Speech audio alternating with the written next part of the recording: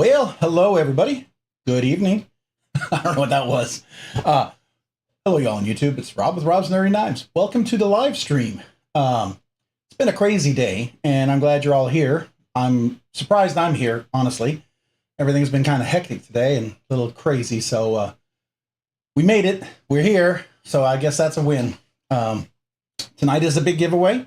We're going to be giving away a pretty cool CJRB Riff knife. I think you'll like that one.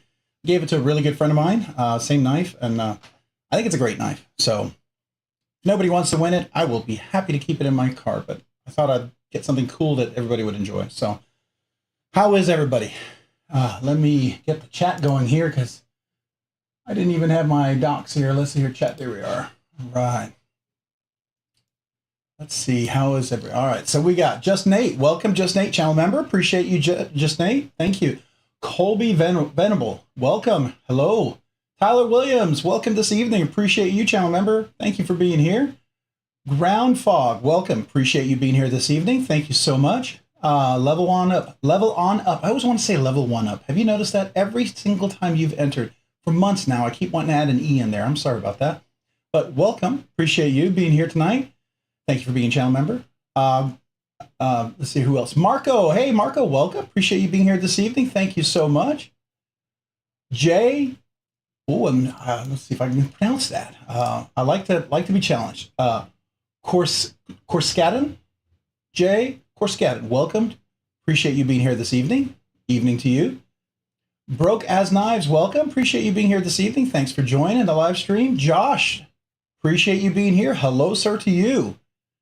Who else do we got? Marco, Paul Aguero. Hey, yo, what's up, Paul? How you doing? Welcome this evening. Homer Feltus, appreciate you being here this evening, channel member. Thank you so much.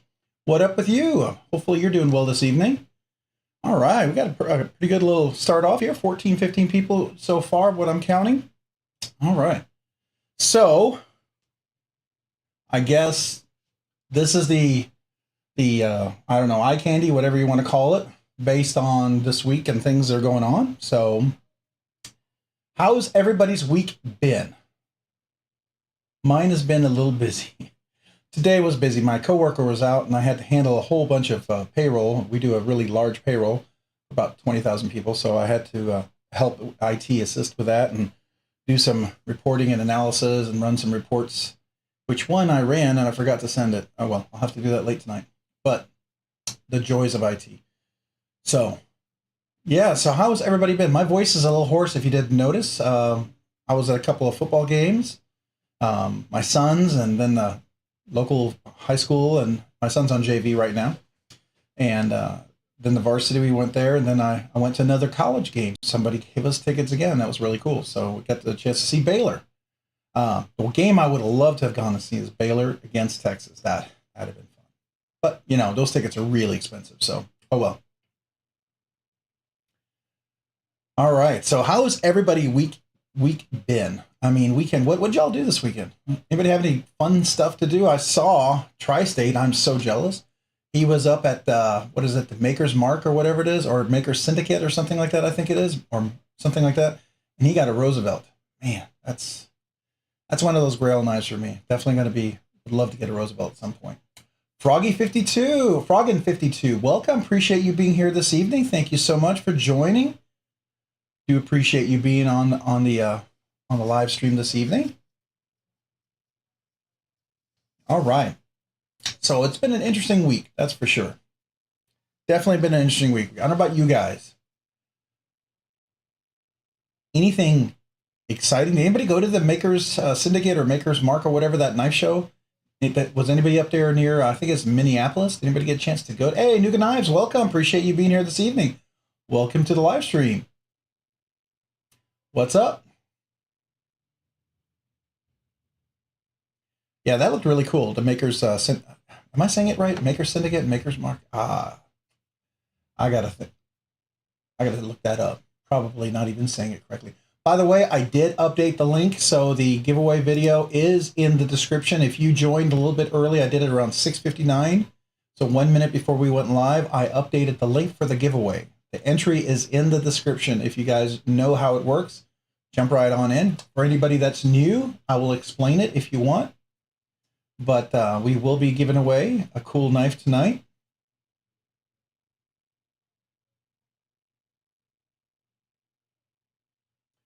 Colby Venerable, welcome. Appreciate you being here this evening. I don't think I said hello to you yet, so I'm going to say hello.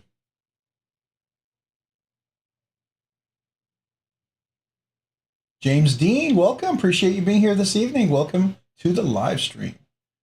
Appreciate you. All right. It was, yeah, it was a fun weekend, I think. I think it was a lot of fun. I would have loved to have gone to that, I think it's called Makers. Oh, man, now I can't even think of it. Is it Makers Syndicate? Syndicate Knife Show? Is that what it's called? Anybody know? I know you guys know.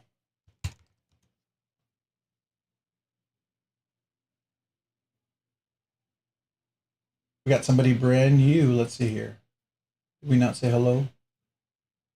Oh yeah, it was brand new. It's the first year, and I think they wanted to do Maker Syndicate. That's what it was. Yeah, Maker Syndicate.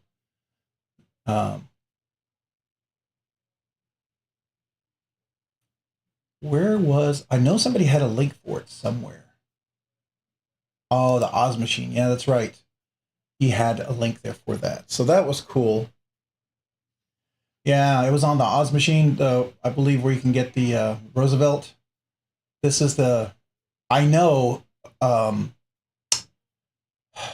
what is the, what's, oh my gosh. There's another knife, really cool one, by the way. I'm gonna have to look it up real quick. There's another really cool knife maker that, man, if I had the money, I'd love to have bought a knife from the guy.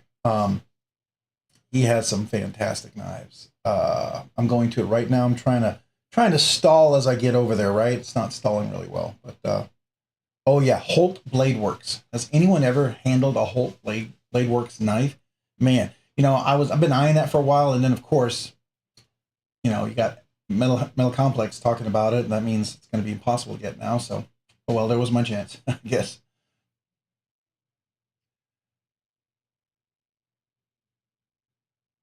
Mind and Milton, appreciate you being here this evening. Thank you, channel member. Appreciate you joining the live stream. You had, Tyler, you had a Holt Blade Works. Is that what I'm seeing? Yeah, Holt was.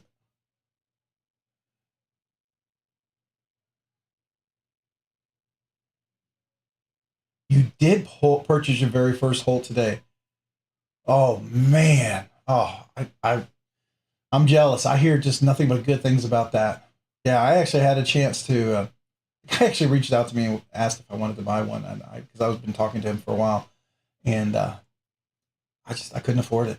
It was just a little too much. So yeah, it's a pipe dream kind of a knife for sure. Absolutely, it's a Grail knife. You know, it's one of those you're going to buy maybe once a year if you buy one. You know what I mean? And I think I've met my limit. You know what? Y'all know that. Hey, Just Nate, thank you so much. I appreciate that. Oh man, that's awesome. Thank you. I'm gonna salute that. Got what is it? Got blacked out cold steel 8015 today from Jason at Knife Dope. Cool. He also gifted me some swag and a free mini tough light. That's cool. Finally, a new knife day. Awesome. So Just Nate, to salute that. Congratulations on the awesome knife and swag, and also congratulations on a whole new knife day for you. That's great, man. That's super awesome. Yeah, hopefully it'll be a super new knife day for somebody here tonight. So we're going to be doing that giveaway. It's coming up, so you guys make sure you enter if you haven't already. I'm going to just check the audio. Oh, you know what? The audio was kind of weak. Let me fix that. I forgot to put my mic on my shirt. Is that a little better? Can you hear me a little better now? I'm wondering if it was sounding a little faint there, a little far off. Hopefully that sounds a little bit better. That's super cool, Just Nate, man. That's a great thing.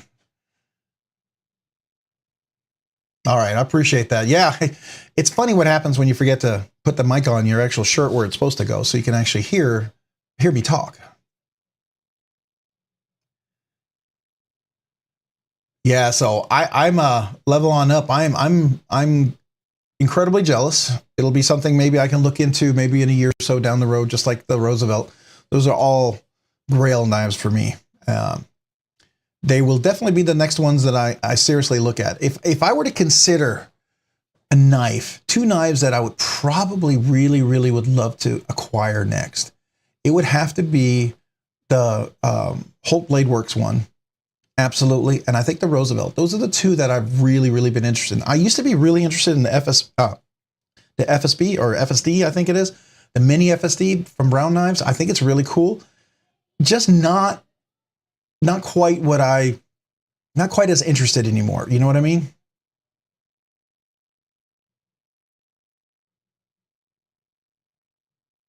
Have you seen Rob Johnson knives?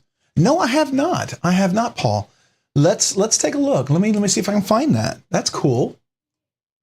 Rob Johnson knives.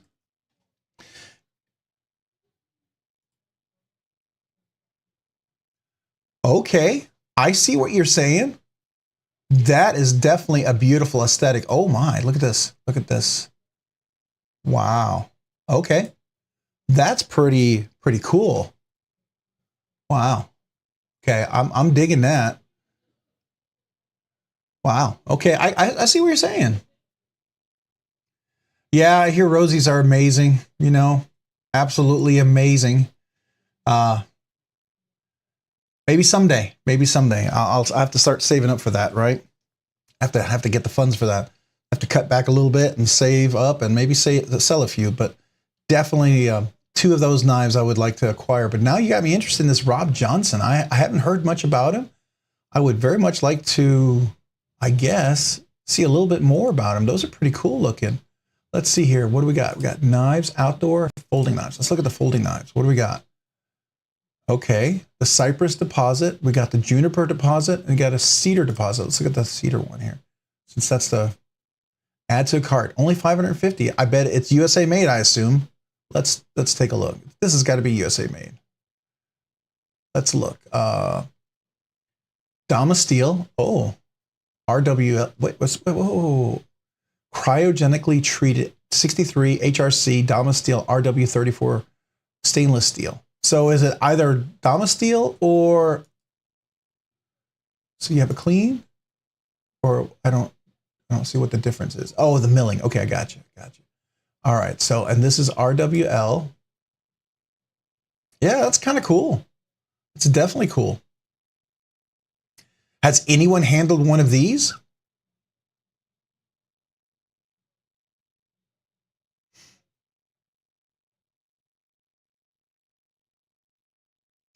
Latvian. Oh, is this a Latvian designer? I don't know anything about it. Yeah, let's take a look. Is there a little about? Let's see, about us. Let's take a look. Okay.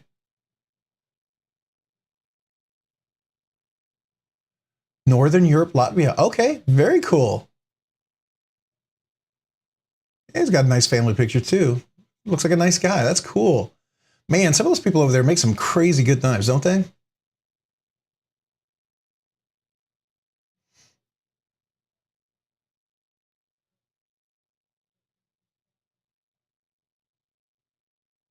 There's going to be an XL Rosie.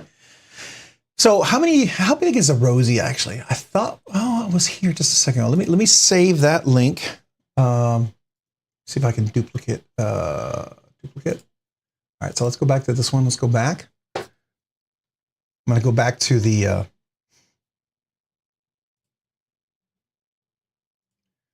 see here. There's got to be, where's the specs on here? Do we get a spec somewhere? There we are, specs. All right, so it is a 6.7, so it's a 7.01 inch knife. Okay, so it's not a full size, but it's in medium size. I would say it's not super small for sure. So that's cool. Hey, Chris Howell, welcome. James Dean, man, appreciate you. Oh, I already said hello to you, James. Well, I'll say hello to you again, but appreciate you being here. Who did I miss? Did I miss anybody? But I saw Chris. So Chris Howell. So welcome. Appreciate you being here. Yeah, I think I got everybody. Everybody else I've said hello to. Yeah, knuckles out to you as well. Absolutely.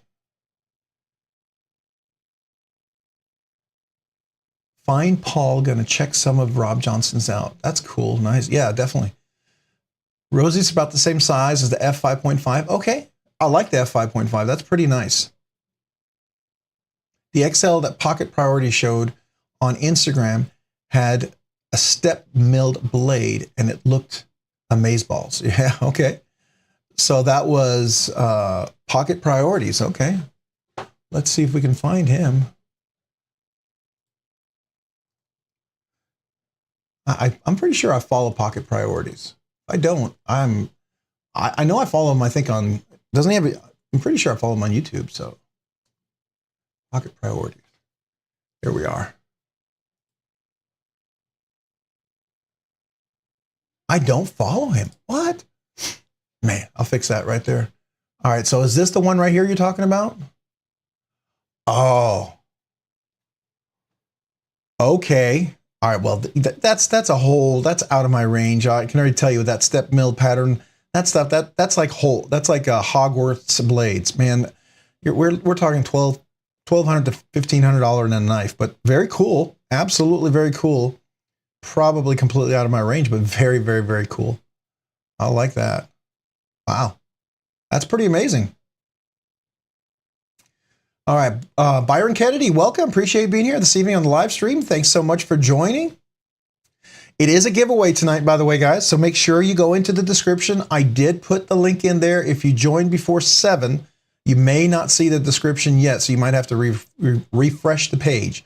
I removed that little brackets where it says this is where the link's going to be, and the link is there. All right, so if anybody is not familiar, let me know. We can go through how to enter through the description. Mark Parks, welcome. Appreciate you being here. I don't think I've said hello to you yet, so appreciate you being on the live stream. Thanks so much for joining. Pertonius Maximus, that is a cool name, I gotta say. That is a pretty cool name. So Pertonius, welcome. Appreciate you being here. Definitely appreciate you being on the live stream. You got a Kunwu Padre. Okay, that's cool. That's cool. Very nice. Very nice.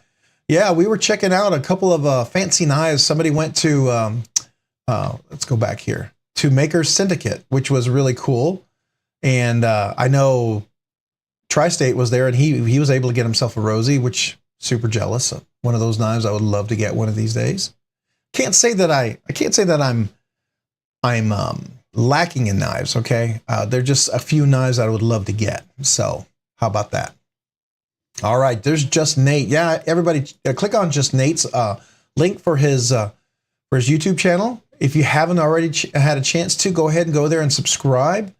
And if you do subscribe, make sure you watch a short or a video. Even if you're here, you know, just watch a quick short so that he can, that subscribe won't go away. YouTube's weird about that. They like to remove that kind of stuff, just so you know. All right. If you haven't had a chance. Yeah. Bertonius, it looks like they were showing us the new full size or XL Rosie, the Roosevelt. That is a pretty sick looking knife. That looks really, really cool. And it's got that step milling and that texture. I can only imagine how much that thing was. I'm going to guess that is at least $1,200 to $1,500 right there. I cannot see that being under $1,000. There's no way. So that's just my thoughts on that.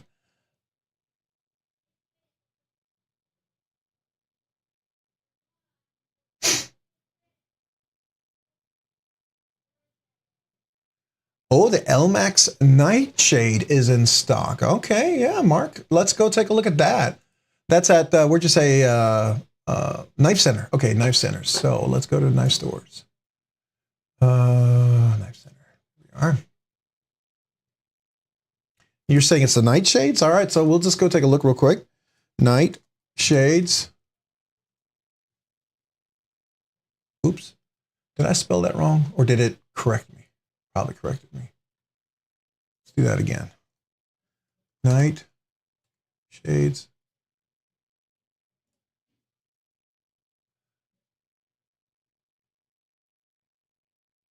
All right. Yeah, that's the one with the brass on there. That's really cool. I like that. I saw that they have a bunch of different ones. So let's do that. Let's do Voss Steed Nightshade.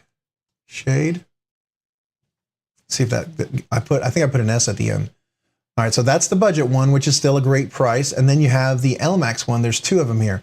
Looks like one comes with black micarta, and I'm going to guess that's copper, and the other one's going to be brass with black micarta as well. Let's see, what do we got down here? These are also the budget ones as well. Oh, wait a second. All right, you know I like this kind of stuff. I like this one. That's kind of cool. Okay. That's not bad looking. That's not bad looking at all. All right. Very cool. Very cool. Hey, thanks. Appreciate you letting us know. Yeah, Cole got a Rosie. I'm totally jealous of it. I saw him post. He goes, "So I did a thing," and I was like, so jealous, so jealous. Yeah, I'm going to guess Bertonius that it is not going to be a cheap knife, but as with anything that's that nice, it's probably going to definitely be worth the money. So I do understand that. All right, so we are doing a giveaway just to let everyone know. I know some people are on here just for the giveaway. I get that, even though we love talking about knives, and I would appreciate everyone talking knives because I want to hear what you have to say about knives. I do so enjoy the knife community and hearing about all sorts of new knives like this one right here. I've got to save this one, by the way, before I'll save this at the end, but I'm going to save this one, Rob Johnston's. That's a really cool looking knife, so I got to do a little research on that for sure. Definitely got a new one. And then we got this one right here. I like this right here. That's really cool, especially in LMAX. Pretty good deal.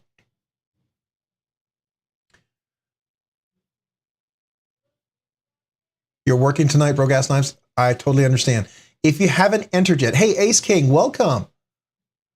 Welcome, welcome.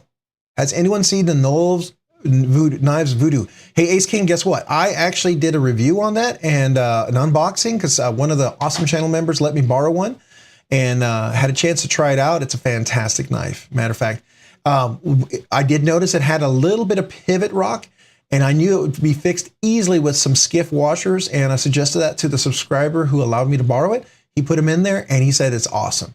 And I mean, it was awesome already, but that happens, right? It happens. If you don't, I mean, Skiff washers are just, it's like Skiff Custom Knife Works. You get a little Skiff Custom Knife Works fairy dust. I don't know what you want to call it, but I call it custom knives fairy dust. That's what Skiff washers are like. It gives your maybe not custom knife a little bit of custom goodness in it. So that's what I want to say. And he did that. It's an amazing knife. And I saw that they're going to be dropping some, I think on Rec, or is it DLT? There's maybe it's American Blade Works somewhere. I got a notice that they're going to be dropping some of those Voodoos. Now, are they going to go fast? Absolutely. They're going to be gone in a second. But there's a chance if you're there and you're one of the first ones, you could get it.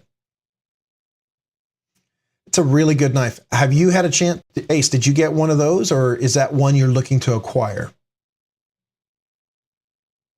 Oh, you got the 9 in Magna Cut. Very cool. What did you get for your inlay? Did you get the carbon fiber? Did you get one of the color, what's it, the Nebula, or the white and black carbon fiber, or did you get the dark matter type of carbon fiber? I'm kind of curious. Mine, which is the one I loved, and by the way, here, we'll go over here real quick. This is the carbon fiber one that when I got a chance to review the knife for them, I was able to get this one right here. And I said, man, you got to sell this. And so Quiet Carrie told me, he says, yeah, finally took your suggestion. And boy, did they make it a nice one with Magna Cut too. And that Rockwell hardness, 62, 63, that's pretty awesome. That's pretty awesome. That's really cool. So how do you like it? How do you like it? So Ace, you're looking to get one. I would definitely recommend it. I think it's an awesome knife. I think on the 24th, we got 6 days to go. They're going to be dropping the Raikou. You can pre-order the Raikou or the Raikou. Noel Knives did respond to me and said that, yeah, he's getting up there. He's ordering more and more quantity. It's kind of like with EMP EDC with the Relative and all the Nimbles. It took him about 3 years to get to the point where he has enough inventory. When he does the pre-order, he'll have some extras, and there'll be enough for a drop when he drops them on a Saturday, that if you get up there within an hour, you have a really good chance to get one of the knives. I mean, they sell out, no doubt. Still great knives. They'll always sell out. But you actually have a chance. It's not like one of those where it's like vapor, right? You log on And in the 2 seconds you reach to click, buy, it's already gone. It's not that kind of feeling. So Vaping Grandpa, hey, appreciate you being here this evening. Thanks for joining the live stream. Hey, Jay, did I say hello to you already? I did, because that was Korskaden. That's right. I remembered. I thought I pronounced it closely. Hopefully not. I didn't butcher it. Dwayne Letterman. Hey, man, appreciate you being here this evening. Howdy back to you. And hey to everyone. Yeah, definitely. Matt D, you got the same one? When you say you got the same one, the Voodoo, are you talking about the Voodoo? Are you talking about the Vasti Nightshade? Or are you talking about the Roosevelt? Because we were talking about several different cool knives.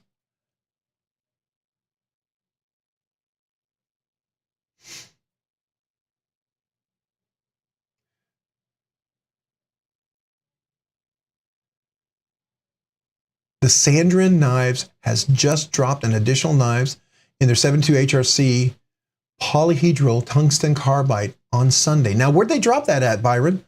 Is that like a lot of times I almost got one at White Mountain Knives, but is that on their link, or are they dropping it like, Knife Center, DLT? Do you know where they are? Because that's a really cool knife, by the way. I was thinking it reminds me of the Super Lock. Their lock seems very close to like the Snex Super Lock on the one that's the titanium scales. That one is really cool. I think I've been tempted to get that one a few times. Really have. On Sanhedrin site. Okay, yeah, we should take a look. Okay, so Blaurock Blades BRB4 is my Grail knife. We'll hopefully score one next month. All right, James Dean, we got to take a look. So we'll look at the Sanhedrin first, all right? Because that was brought up. So I'm going to do Sandrin. Sorry, Sanhedrin. Sandrin blades. Wow, I am just making up knives today. We're just going to make them all up, aren't we? All right, so that is a cool one. I like that. And it has that, that looks a lot like the Super Lock. My only worry is I don't know how comfortable that'll be. That is my only concern. It looks really cool, but I don't know.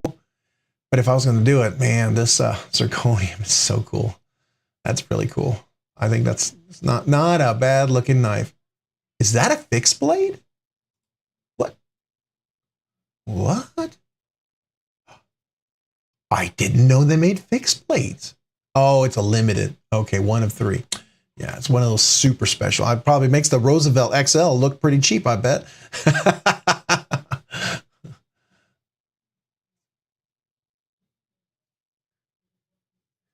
Oh, the drop? Yeah, James, we're talking about the the Burrock?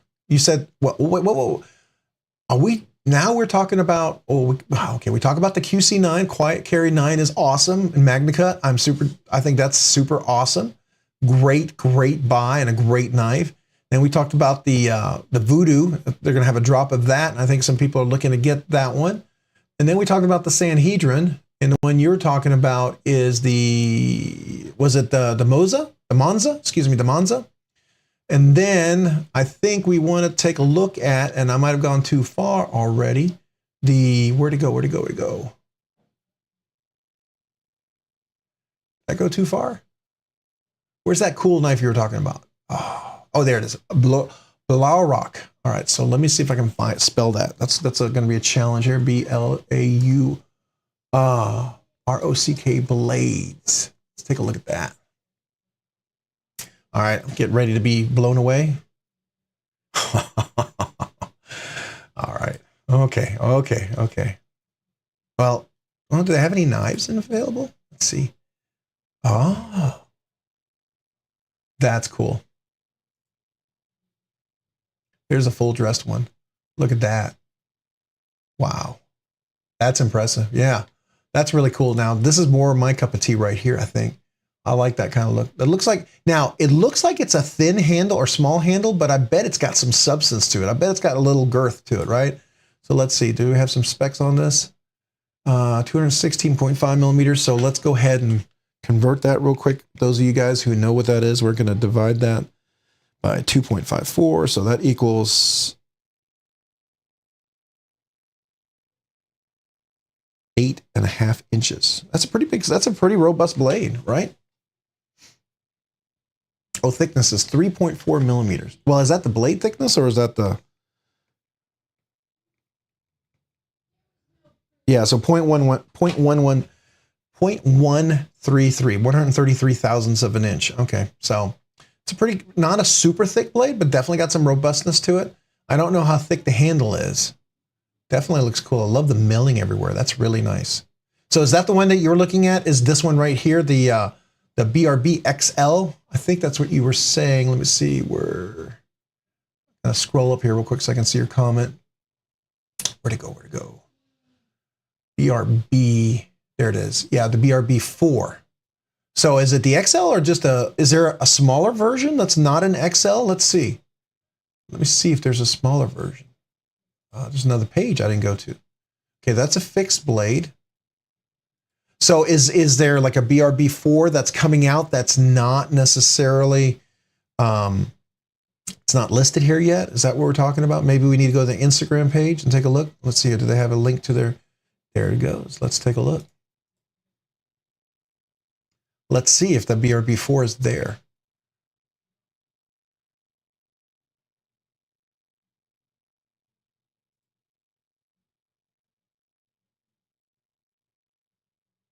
That's pretty cool. All right.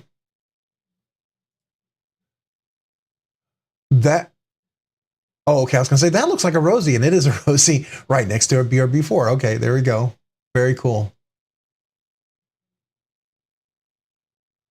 That's neat. All right. Yeah, that's a cool knife. It's called Blaurock.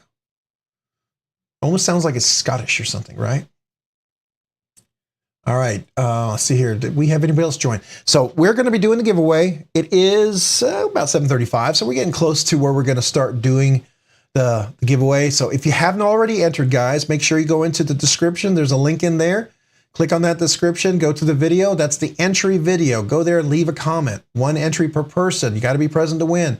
Make sure it's PG so the YouTube filter doesn't filter you out. All right, I want everybody to have a chance to win. If you haven't already entered, go there and enter. If you don't see the link in the description, refresh the page. If you joined before 7 p.m., could mean that you didn't refresh the page. I changed the link to the giveaway video right before we went live, all right? The XL is the new version. There is a smaller version. All right, hit the like button. On this one right here, okay, I will do that.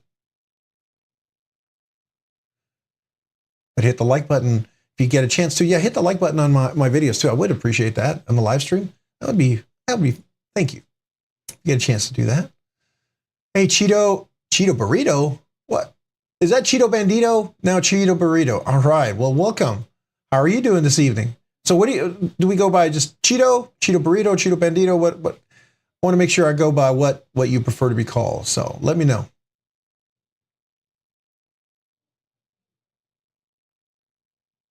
Step milling, yeah, definitely, Paul. Really nice step milling on that. It is a pretty sick looking knife. I love this. This almost looks like, I wonder if this is Chad Nichols Damascus. This doesn't look like Damasteel. That looks like Chad Nichols Damascus. Or maybe it's his own version of it. And I bet that means it's going to be some custom. Yeah, look at that step milling right there. That's sick. That's just sick. I think Holt Blades does it. A couple other people do it. I think, is it Chester Cheeto is his formal name. All right, so Cheeto Burrito, you tell me what you would prefer.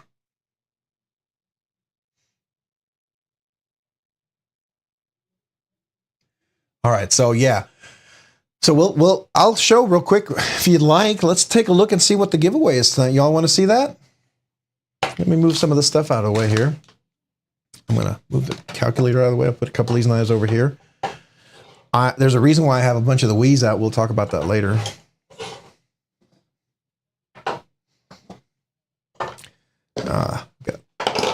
Trying not to drop any knives. See if I can get a little room up here. Can we get that up there? Right. These guys, I want to take a little more careful with those. And we'll just put this over here. All right, so I'll put that up there. All right, so tonight's giveaway, if y'all didn't know, get a sticker, obviously. Always get a sticker. It is the CJRB, and the particular one tonight is going to be the J1928 BK. All right, so that's the giveaway. Everybody ready for it? Just kidding. if you all know CJRB, their naming convention is kind of frustrating because they don't give it a name. They just give it a number. And I don't know. I find it, Cheeto is fine. All right, that's cool. Thank you. We'll go with that. I think it's hilarious. Oh, Tri-State's wife has a regular Blaurock and it looks like an XL in his baby hands. Yeah. I've noticed that, you know, there's some knives like for instance, when I hold this Wii X-Iton, it's not super small in my hands, but it's not, you know, my hand, it looks big, right? But then when I see somebody with giant hands, this looks like a little bitty knife, right? So I find that very fascinating. You know, everyone has different size hands. And if anybody wants to know the story, I'll tell the story about my finger if you want to hear about it later, but I don't want to freak anybody out.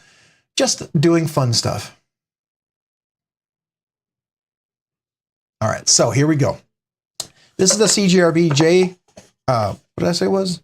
1928. So if you aren't familiar with this knife, I think it's a really good knife. As you all know, I try to get some good giveaways. I really do. I want it. It's catching on something there. All right. So we got the little silicate packets in there.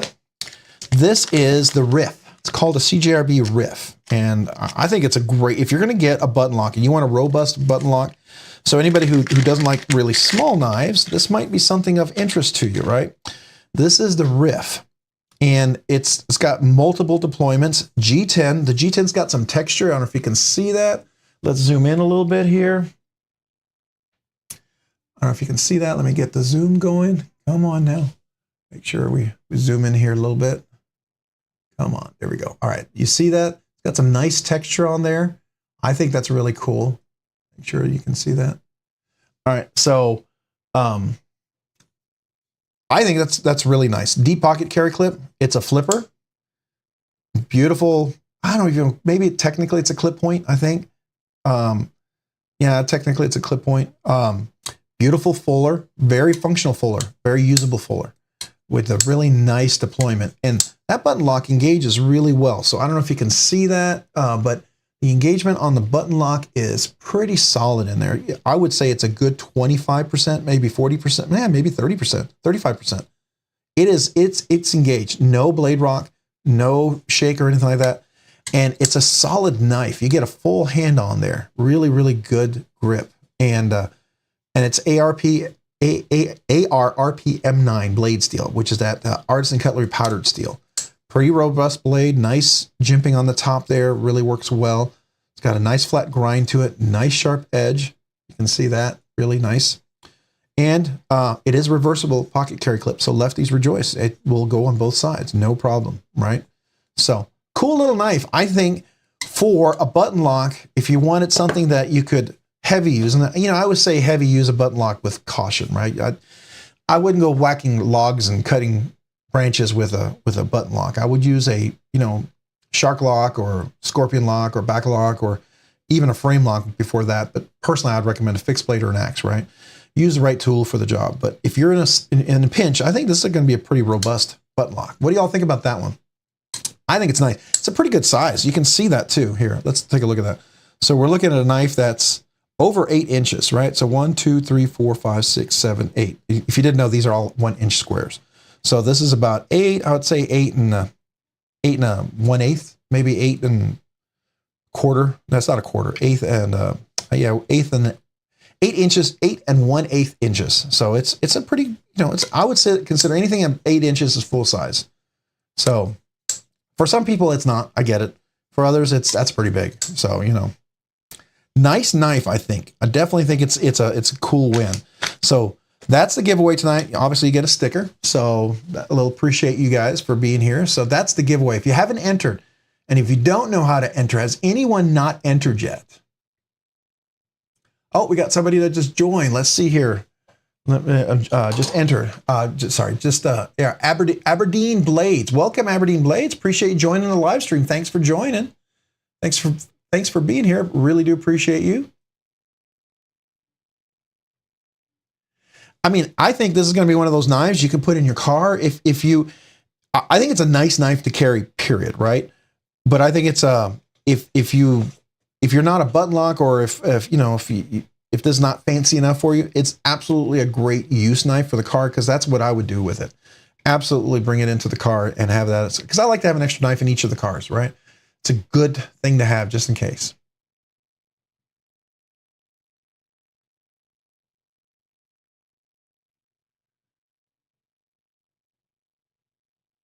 We love blood. I just caught that there, Tyler. Yeah. I think you asked me about what happened to the finger, and it was a Chavez. Chavez got me. Chavez Redemption got me. Yeah. Yeah, larger folders are really nice during the winter, especially if you got gloves on. It's nice to be able to get a good presentation on here. And when you got gloves on, it's good to have a little guard right here so your hand's not going to slip. You can get in there and really do a hard push cut, especially if it's cold, because you're gripping, and sometimes you may not get the feeling. You might be so cold that you just want to grasp as hard as you can. You don't want it to slide, so that's a good knife to have with gloves and cold.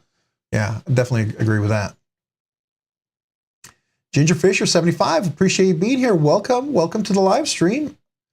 We are just about to do the giveaway, so please, if you haven't had a chance yet, please enter the giveaway. Let me get that. Let me get that. I like that. Let me get that. Okay, I was trying to read it like real serious, and then I was like, okay, let me get that. Looks like a nice beefy knife. It absolutely is. Let me get that. Welcome, by the way. Thanks for being on the live stream. Sure do appreciate you being here. Yeah, it's a really, I think you're going to find it's pretty cool. Neil McKenzie, did I say hello? If I didn't, hello, welcome to the live stream. Appreciate you being here. Yeah, so we're real close to the giveaway. So if you haven't had a chance to enter, for you guys who are new, let me go in. I'll just do it super fast. All right, so here's my iPad. Here's a live stream, right? Kind of seeing what we're delayed a little bit. What you want to do is you want to hit this more button right here. This is the description. You click on that. Over here, it's going to have the description. If you have an iPhone, it's usually at the bottom, right? And over here, you're going to have a bunch of links. If I hit more, you'll see all my links, my discount codes. You get 10% off at White Mountain Knives, or at Skiff, Skiff ceramic ball bearings at Skiff Works. That's a really great deal. NAV's sale, if you haven't gone, check them out, and all these other affiliates. But of course, I'm doing a little plug here. I hope you don't mind. But then right here's the link. This is the link right here. And you can become a channel member, by the way, the link below, another plug. If you want to be a channel member, I sure appreciate you guys. It allows me to do the things that I'm doing. And hey, maybe I get enough channel members. Maybe I can get a Roosevelt.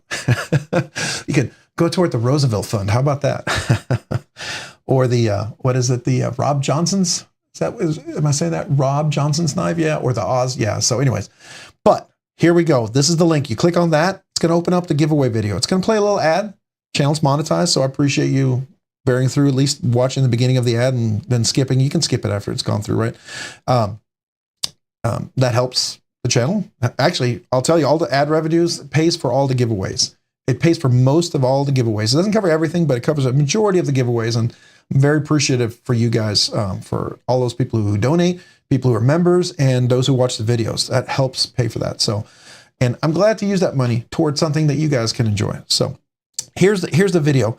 So you're gonna, you don't have to watch it. You can watch it. You can listen to it. It talks about the rules. You got to be 18. You got to have it. Got to ship in the USA. Got to contact me in 7 days, and you got to acknowledge you're following your local state and local knife laws, and then you have to follow some easy steps. But once you're here, just go into the description here, enter a comment. Just make sure it's PG. Don't get crazy, right? Because YouTube filters will filter out certain comments, and I don't want you missing out on this, right? So feel free to comment whatever you want, but I would like you to have a chance. So maybe, if you really feel like you make one comment, I don't know how it works. If you make one comment, does it block both of you? I don't know, but it's up to you. One entry per person, yet must be present to win, right? So that's it. That's all you got to do, and you're entered. And then we're going to do the giveaways. So far, it looks like I've got 35 entries. So, and we've got how many people do we have in the live stream right now? Looks like we got 39 in the live stream right now. As of right now, it's 39. So 35 entries. So I think there's 4 of you guys who haven't entered yet. If you haven't had a chance, go enter. We'll do the drawing here in just a couple of minutes, okay? If you haven't had a chance to enter, please go enter. I would love for one of you guys to win a cool knife tonight. I think somebody would enjoy this. I know I gave this as a present to a really good friend of mine. I gave him one exactly like this because he liked this design, and when I did the research, I bought it. I thought I would do a knife review on it to see if it was going to be a good knife. And it was really nice. It was really good. And so I thought, man, this is such a nice knife. And I got this at White Mountain Knives. So if you don't win tonight, go check them out at White Mountain Knives. Use RNK10, get 10% off. I don't get anything out of it. That's just 10% for you savings, right? And it's not 10% off, so the price is the same as every other place. You'll notice White Mountain Knives, the prices are pretty equivalent to everybody else. Plus, then you'd put the 10% off, and then it's cheaper than everyone else. So I think it's a pretty good deal. I think, you know, if there's a knife you can get at White Mountain Knives, I'd use that. I know a lot of other YouTubers have codes too, and that's cool. Use whatever you'd like, but I just want to offer it to you guys. RNK10, 10% off. All right, so Drizzy, hey, welcome. Appreciate you being here. Thanks for joining the live stream. Appreciate you being here. If you haven't entered yet, we're about to do the giveaway. The entry is in the description. There's a link. There's a giveaway video for you to enter. Just click on that video and go to that video, like, subscribe, right? And then leave a comment. Got to be present to win, but just make sure it's PG, 1 entry per person. If you haven't done it, please do so now. I'm going to go check one more time to see where the status is on that, how many entries we have, and if we're real close here. So I see 39 comments. 39 comments. That's pretty cool. All right, so we are pretty good shape so far. There's 39 people with 39 comments. So looks like everyone who's here is ready for the giveaway. All right. Anybody else hadn't had a chance to enter? Nick Groff's EDC. Hey, appreciate you being here. Thanks for joining. I don't think I said hello to you yet, so I will say hello and welcome. Makuso. Hey, Makuso, welcome. Appreciate you being here. Am I saying that right? Makuso, I like that. That's a cool name. Pretty cool. If Makuso and Drizzy, if you guys haven't, or Neil or anybody else, who else was it here that hasn't entered yet, go to the description and enter. Has everyone entered? If anyone needs a few more minutes, let me know. I want to give you a chance to enter. If you haven't entered. All right, I'm going to start bringing up the giveaway video. So let me do that.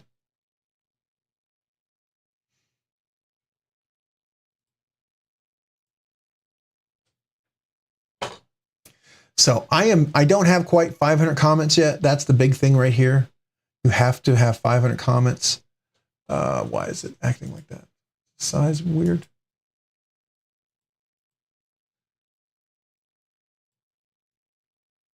There it is.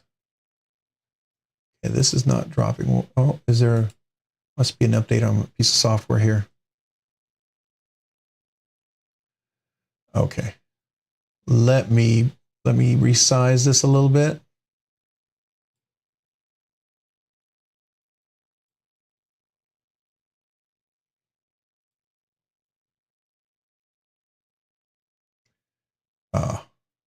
It's trying to resize on my page here, and I want to get the bottom of it because I want to see it keeps auto sizing into the page.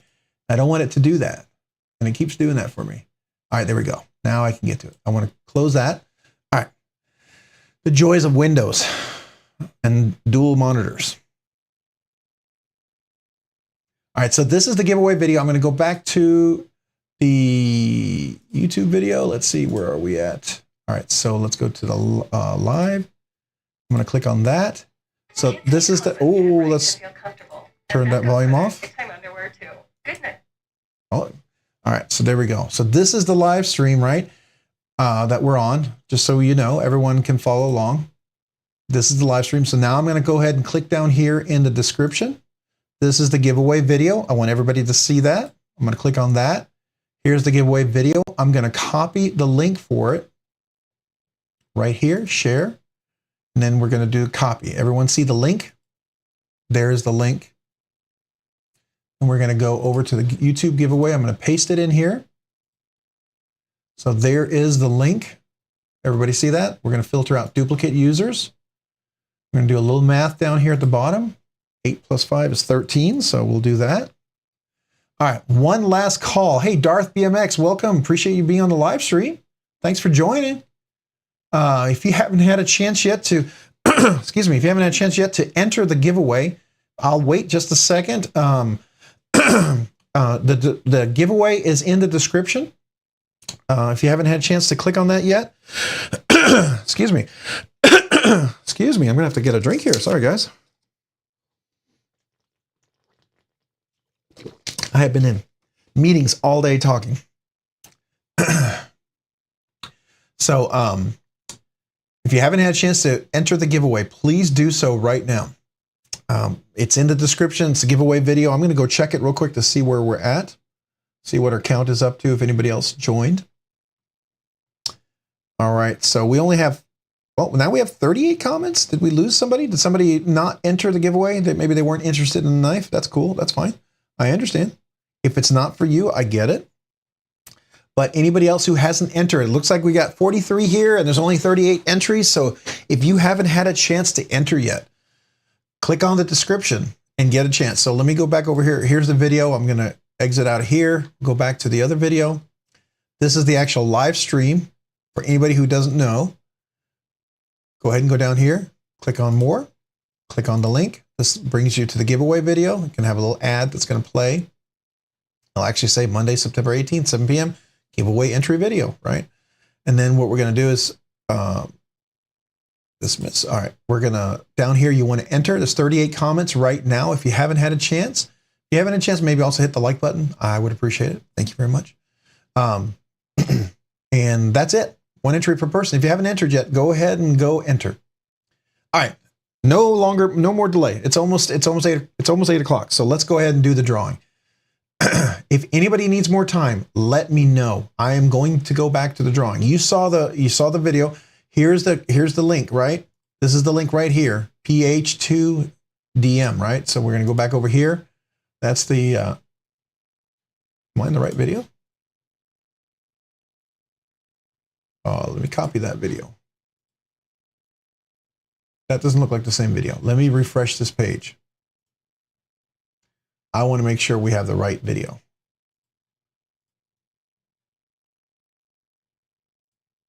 Let me get rid of that. And by the way, I would love to have 500 comments at some point. That would be awesome to have 500 comments and then not have to get the membership, because that would be cool. If there were 500 comments from you guys, I would love that. All right, so I'm going to get the count. Everybody ready? Everybody good? We're ready. Here we go. All right. Last call.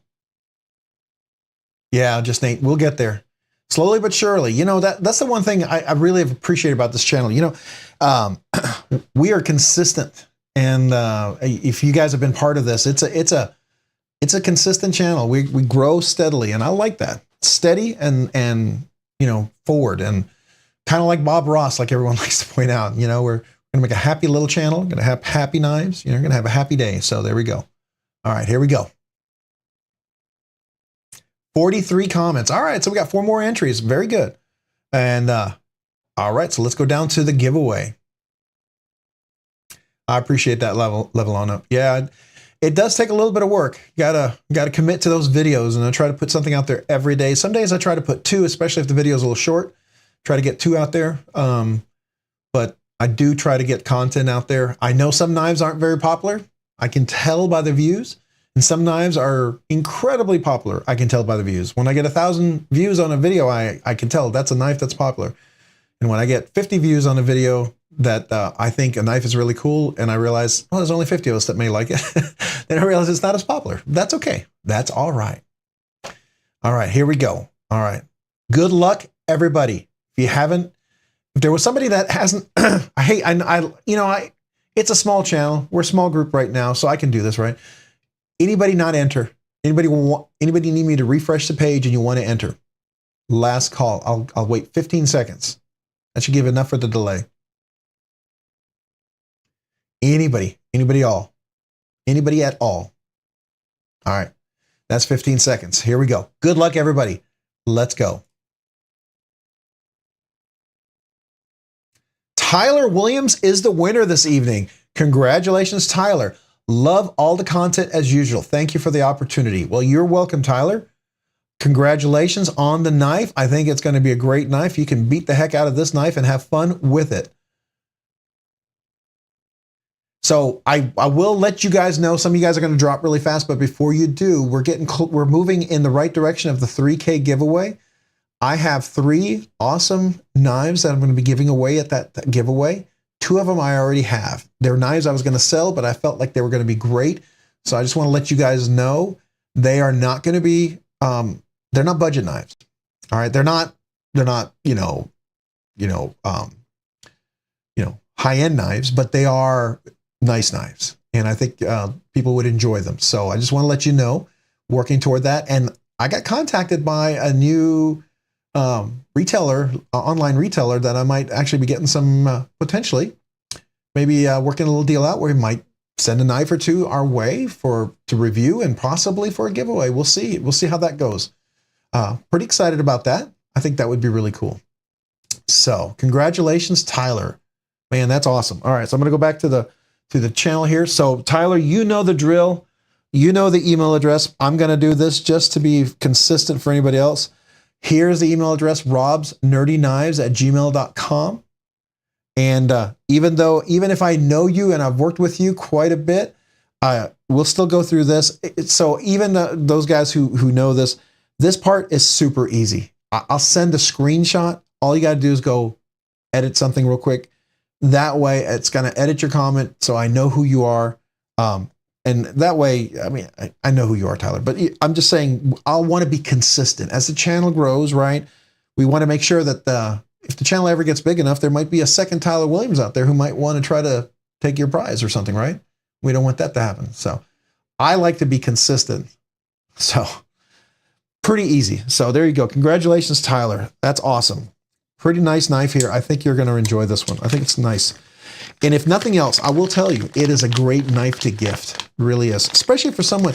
And that's the thing. If you have someone who's new and they don't know how to work a knife, a button lock is really nice, especially if they've got a wrist injury. There's a lot of benefit to that, I think, for people who are new to knives. The flipper works really well because it's like a push button. It works really nicely. And this fuller, they can slow roll it open, because there's going to be those people who like to slow roll open their knives, and they can do it left-handed as well. And then they can do it like a traditional slip joint if they feel more comfortable with that. But the button lock is really nice. And I think that makes a great first knife.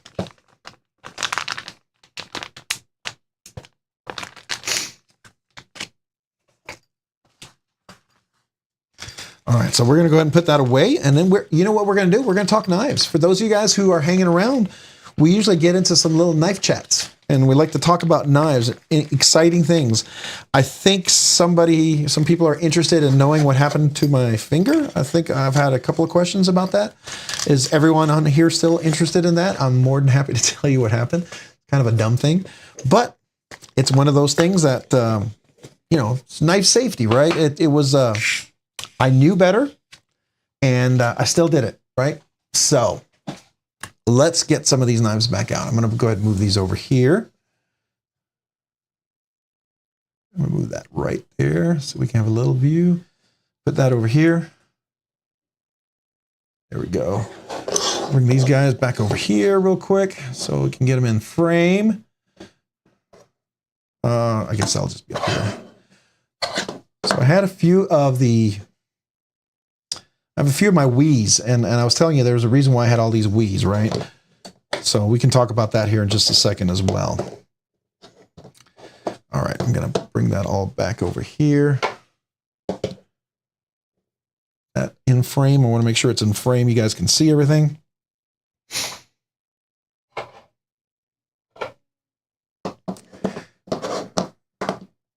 Right, here we go, here we go.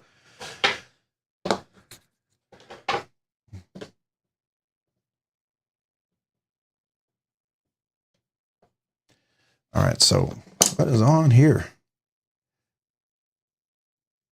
Oh, I was oiling the knife. I got some oil on there. It's a fun thing about oiling your knives. You're going to get oil everywhere sometimes, for better or for worse, right? All right, so so we got a channel member. All right, so let's take a look here. This is Dr. Drew. So let's take a look over there real quick. If you haven't subscribed, and I have, so that's good.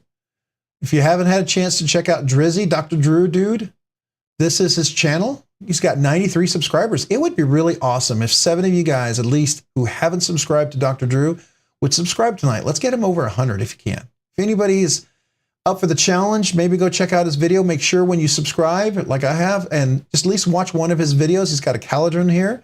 He's got one of the little mini McBees. He's got a Tempest knives, the pinion. Oh, it says right there, pinion. He's got, Pony Stout. That's a great little knife. And this one right here, that's a Tucson. Okay, a Tucson, yeah. The TS-134. Tucson's kind of like CJRB, right? With their numbers. That's interesting. If you haven't had a chance, go definitely, if nothing else, go check one of his shorts, watch it. At least watch the video through. That way, if you do subscribe, he'll get the subscription, okay? So he's up to 95 now. Let's refresh that page, see where we're at. 95. Is there a chance there's 5 of you guys who could go and subscribe if you haven't already?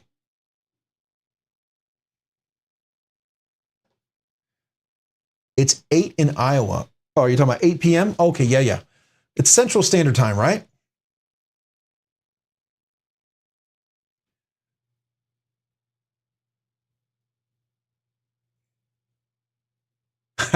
So Just Nate's a little late. Hey, my brother, Just Nate, just so you know, my brother, he goes to bed around 8 o'clock, and that's Eastern Standard Time. So he goes to bed pretty early. But he also gets up about 4 a.m. in the morning. So, I don't know about you. I don't know how early you get up, Just Nate. Maybe you get up a little bit early as well. So let's see where we're at with Dr. 95 subscribers. If 5 of you guys can get a chance to subscribe, that would be super cool. I would love to see that.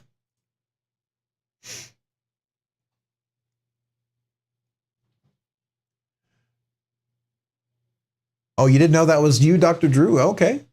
Very cool. You have the Stivian ST-129 and the CMP Predator. All right, Neil. Have you ever seen the CMB Spear? That's a pretty cool knife too. I like that one. It's a good utility knife for like opening letters and boxes. Really nice knife. It's got a nice thumb hole, fuller hole for great reverse flicking. That's a pretty cool one.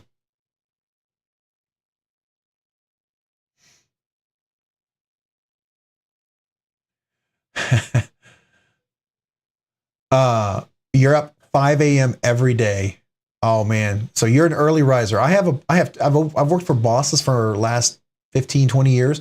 Almost every one of them get up at 3:30 a.m. They're early risers. And I mean 3:30 a.m. they're up. They also go to bed they're the kind of people that sleep 5 hours, and that's almost too much for them. So they go to bed about 10:30 and get up at 3:30. So, I need 6, 7, 8 hours of sleep. 8 hours of sleep is almost too much for me. 6 or 7, I'm good.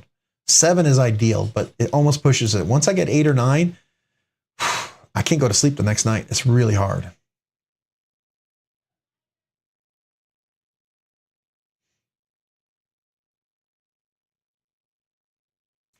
Oh, Frogin52, you have to get up at 5 a.m. every morning for your kid and for football. Man, you're a super awesome parent. That's great. You are one of those super parents. That's really cool. I bet your kid really appreciates it. Well, if he doesn't, if he's a teenager, probably not, but he should. Oh, hey, Tracy. Welcome. Appreciate you being here. We love reverse flicky flicky. Reverse flicky flicky. That's cool. Yeah, definitely.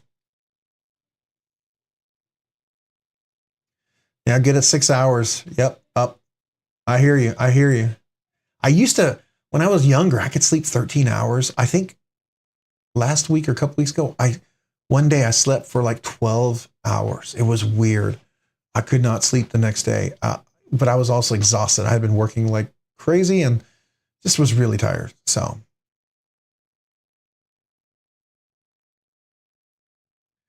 So, hey, no problem, Drizzy. Appreciate you being here. Thanks so much for joining the live stream.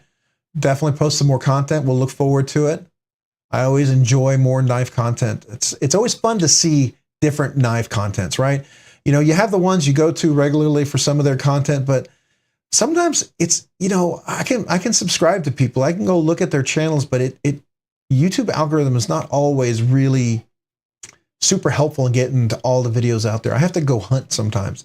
And it's always nice to find some good content. So I appreciate you doing that, Drizzy. Just stick at it. I don't know how many videos you have. I didn't look. Let's see. Let's look at your channel. And right here, it'll tell you usually. All right, so you've got 15,000 views. That's awesome. That's awesome. And, you know, one thing I recommend, if you can, do like 2 to 3 videos every week. If you aren't already doing it, you may already be doing it. So I may be preaching to the choir, right? So just ignore me. But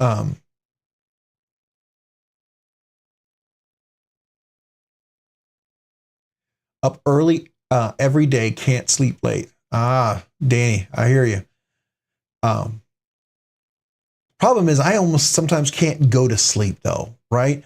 My brain starts to get a second wind right before I go to bed, and it just starts to race about all the things that I should have.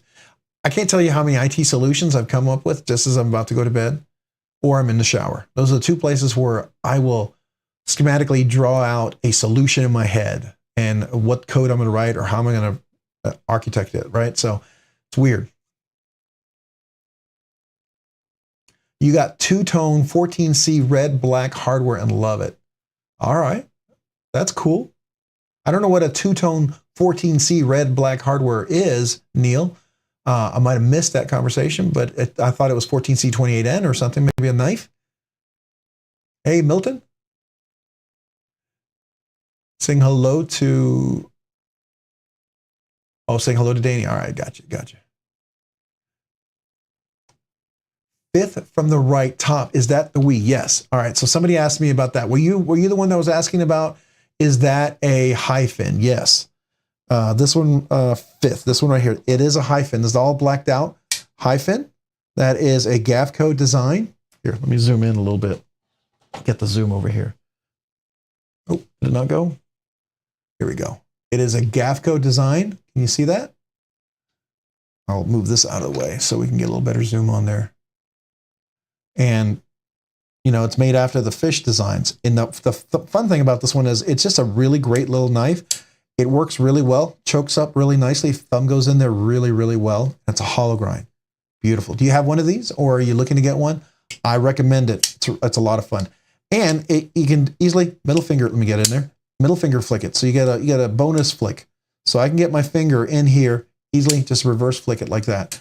And because the clip is so nicely, it works really well over here. And this is a mill clip. It looks like a bent kind of titanium clip, but if you see that, it's actually milled and it's really nice, beautifully done. Like the perfect clip right there. So comfortable, no hot spots. You can squeeze the snot out of this thing and it doesn't hurt. Yeah, it's a hyphen. I enjoy this knife a lot. So a couple of times I almost sold it and then I was like, I don't know. And then here's my Fair and Forge. I call this my my consolidation. This is my consolation. Sorry, my consolation Fair and Forge knife. You know, I had a ProTech Mordax that I got on a drop, and I sold it to my neighbor when he moved. He really liked it, and I found out, you know, ProTech was going to be releasing a new one, so I thought, I'll get the new one. I've never gotten it to this day, and every time I look for it, I know people sell the 20CV version, but I really want the newer MagnaCut version. I would prefer the one with the texture on there. I would love one with the Abalonian button, but you know, beggars can't be choosy. But that is that's cool. But this is my consolation knife for the Mordax, if you will. You often wake up at 2 a.m., get up for 45 minutes before I can go back to sleep. Yeah, I hear you. I normally can go to sleep pretty immediately, and because I'm usually tired enough. So if I'm tired enough, I can usually go to sleep pretty quick, right? Unfortunately, oops, you know, I know some people want to see the face there. Don't know why, but I guess. But sometimes, you know, yeah, I can go to sleep pretty quick.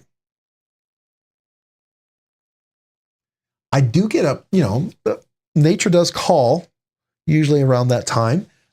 And that's more of a biological thing, right? Than waking up. But sometimes that can cause you to wake up more if you're not quite asleep, right? So I can definitely relate to that. Yeah, the hyphen's a really cool knife. I like that one a lot. It's got a great ergos on it. just like the baby banter, I like my baby banter. The one thing I'm waiting for is I want Unlock Composite Scales to come out with their scales for this. I really would like to see that. If not, I'm tempted. I'm very much tempted to modify this and to round all the corners with my Dremel. You know, I'm very tempted to do that. That's going to be kind of a big attempt, because if it doesn't go well, I will have screwed it up, but tempted to try that. Dwayne Letterman, hey. I think I said hello to you earlier. I think you were here. So I want to say hello because I haven't talked to you in a while, but I want to just make sure. Hey, no problem, Tyler Williams. Appreciate you being here. Thanks for joining. Congratulations again. We'll get that out to you. We'll talk and email and get all that sorted away. Right? We'll do all the verification, all that stuff that we got to do, just like everybody else. So we'll make sure that's taken care of. So for sure, just so everybody knows that, you know, we're going to be consistent, right? But we'll talk to you soon, Tyler. And if you happen to jump back in and you're free, feel free to do so. So, yeah, level on up. I really do like We Designs, and they've been coming out with some really crazy banger designs lately. They've been really pushing the edge, kind of like when they were in the beginning, when they were really kind of cutting edge with some of their over-the-top designs. But the thing about it is their designs are over the top, but the quality is really good. It's really, really good. And that to me is what makes them really interesting. Like, I really, really would like to have gotten the cybernetic. I would love to have gotten the all titanium cybernetic. That would have been the knife to get. I almost wonder if everyone says it competes with, like, you know, Shirgorov. So I'm kind of curious, right? Kind of curious if that's the case. Yeah, definitely make that money so you can get some more knives. By all means, don't, you know, get that job done. You need more knives. Off to work I go, so I can, the more knives I know, or I don't know. I used to have a phrase like that, but for some reason it's not flowing in the brain really fast here tonight. I think my brain's kind of tuckered out from work today. I don't know, you guys ever have one of those days where you're kind of tuckered out from work? Your brain gets a little drained. So I'm going pretty well because it's knives. I love knives. I'll still keep going with knives, right? So to me, it's like I could be tired and still enjoy talking about knives. The Warncliffe baby. Oh yeah. I saw that, the Warncliffe baby banter. Yeah, Danny, I got the email from Ben Peterson from NAFS, and I was super excited to see that. That's going to be really cool. I can't wait for that. So if you're a Warncliffe fan, and if you guys haven't checked it out, let's go there. Let me go to, I think it's still on their site, nafs.com. Is it nafs.com? Yeah, here we go.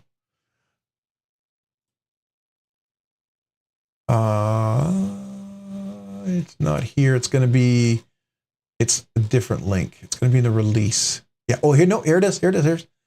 All right. So now it's sold out because it hasn't come out yet. I don't believe it's out yet. Yeah, November. So this is the Warncliffe baby banter, if you guys haven't seen that. And I like my baby banter. I have a baby banter, by the way. Great little knife. I'm going to pull mine out here.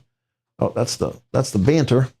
All right, so here's the baby banter. Now I got a little oil on the knife. I put the Unlock, oh, you can't see this. Here's the Unlock composite scales, right? And I recommend, and I'm pretty sure they fit on those as well, because they're going to keep everything internals the same. But this is a great knife if you're looking for a small carry that you can get a full grip on, even for big hands. I got large hands, right? Medium length fingers, but large hands, they're big old meaty paws here. And I can get a full grip on this because of that finger choil. Works really, really nicely. But with the Warncliffe, I mean, that's going to be a great work knife. I think if you are going to be opening boxes, if you're going to be taking care of stuff, if you're breaking things down, if you're, you know, that's like, I mean, that's a Christmas knife, right? To open up all the Christmas presents, whatever. I think it's just a good, you know, design.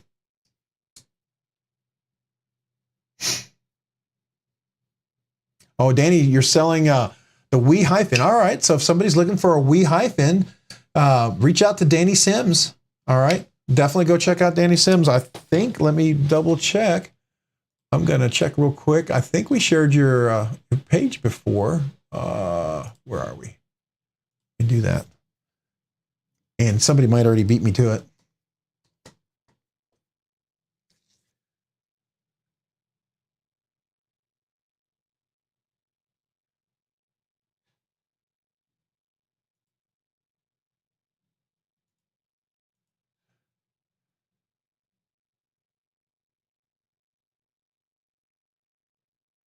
Okay, no.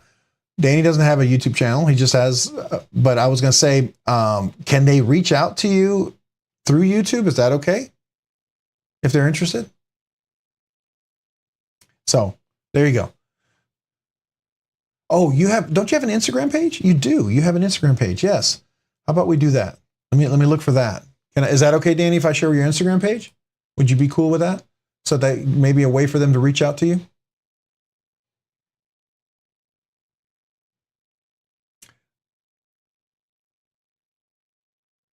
Okay, there you go. Danny Sims. All right, there we go. So everyone, there's his link right there. So I'm going to go ahead and I'm subscribed to Danny over there, but I'm going to.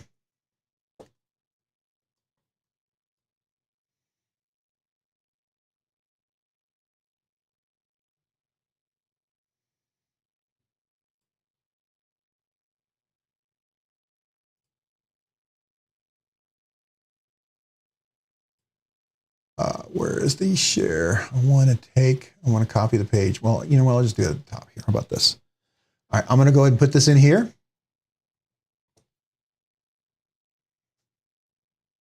NFK20, welcome. Appreciate being on a live stream. Thank you for being a channel member. I really appreciate that. Thank you for joining. We are talking knives. We were talking about WE knives, and I was bringing up the point of the WE knives for kind of a reason, because there is something that I think is pretty interesting out there. And I just noted, I just gave Danny's Sims Instagram page, because he does have a WE knives high fin. This one right here that he is selling. So if anybody likes this design, I highly recommend it. It's a great knife. By the way, it also takes skiff washers and makes this even better. So how are you doing this evening, NFK20? I hope you're doing well.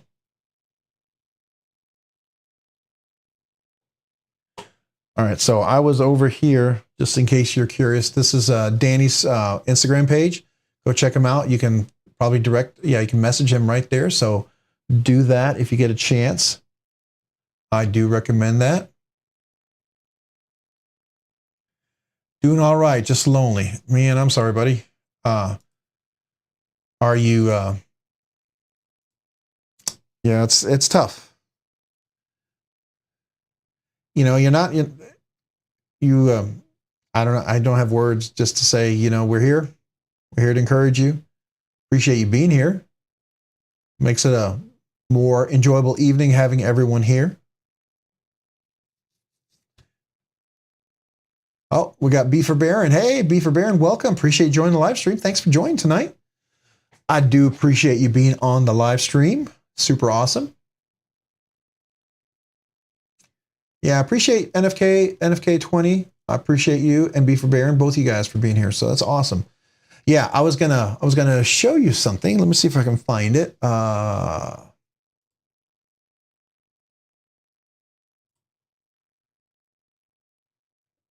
me see if I can find it.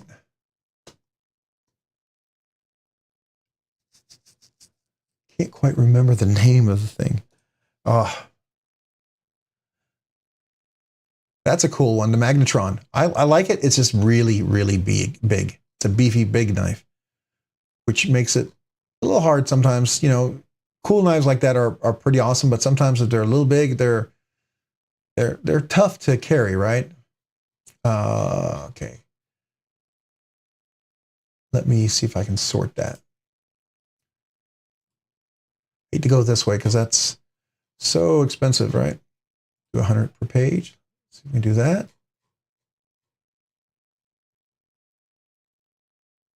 I'm trying to get to a particular knife I want to show you guys. that I think is pretty stinking cool. And matter of fact, Neves Knives thinks, of course, I don't know. You see as many knives as Neves Knives and MC. I'm sure every knife is going to be a candidate for Knife of the Year because you get to see all the best, right? Absolutely phenomenal. But here we are.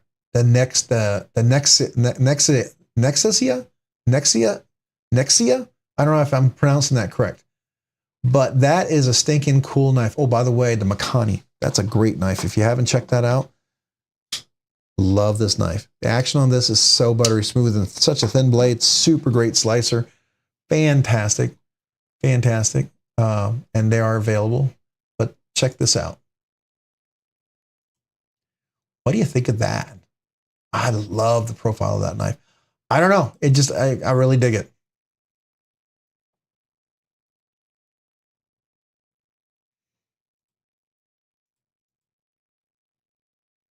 See if we can zoom in on this. Oh. I don't know. Yeah, that's a limited edition. So it's one of those that definitely would be cool to check out. And gonna see if maybe I could get a chance to take a look at that. I was gonna ask Justin if I could. So we'll see. Maybe we might see it on an unboxing. At least get a check out. That would be cool.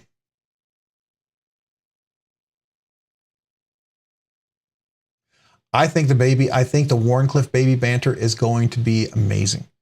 I think there's just such a, if you look at the design, where'd I go? Oh, was that the page? Was I on the same page? All right, so I'm going to go ahead and take this off. So let's do this. NAFs. Oops. NAFs.com. Knives. All knives. It's going to be at the bottom. Here we are. I think this has such a utilitarian kind of perspective. It's like you almost don't need a box cutter if you have one of these. And the fact that I think it's Nitro V. Now, I hope they consider doing something like this.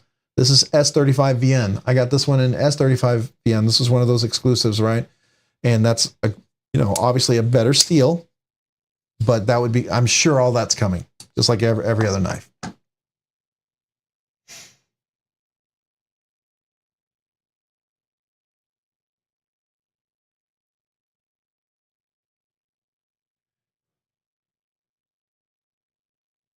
You saw that one too, NFK? Yeah, it is. Isn't it beautiful? It's absolutely gorgeous. Absolutely gorgeous. Definitely one of those knives. There's a lot of cool designs out there, and they appeal to me. They do.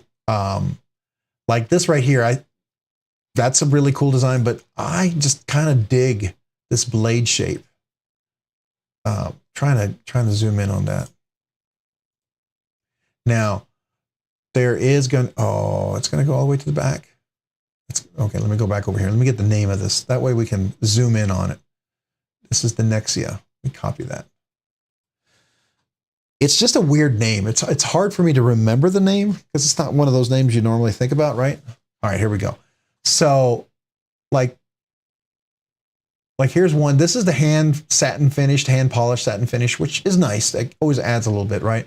And then you can get this one with the fire, the titanium. It's got the flame anodization or flame stripe. And then you have this all blacked out version with the bronze hardware. That's really cool. That's really nice. And then you have, oh wow, and that's even cheaper. And then of course you have the Dama steel. I mean, that is just insane. Just look at that steel. Just yeah. Somebody want to throw me $600?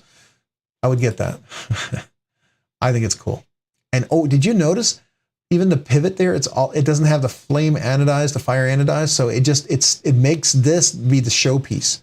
I don't know if you can see that. Where on these guys, they have a little accent, which is nice because that draws you to the knife. It's kind of a little accent piece on those. But here, there's no accent piece because you have this as the major accent. All the attention is there where I think it should be.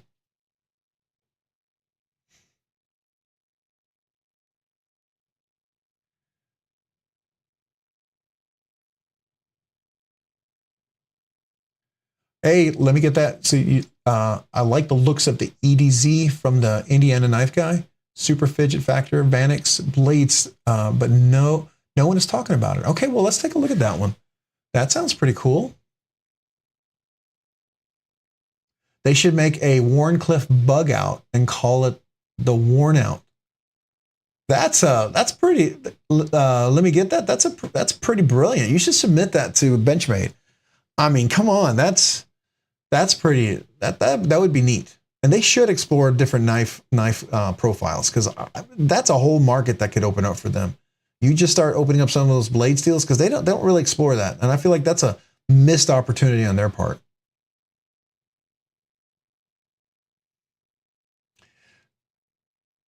Yeah, I agree, Mark Parks. A lot of the holes, and the reason why I like these holes more than any of the other holes, they're small.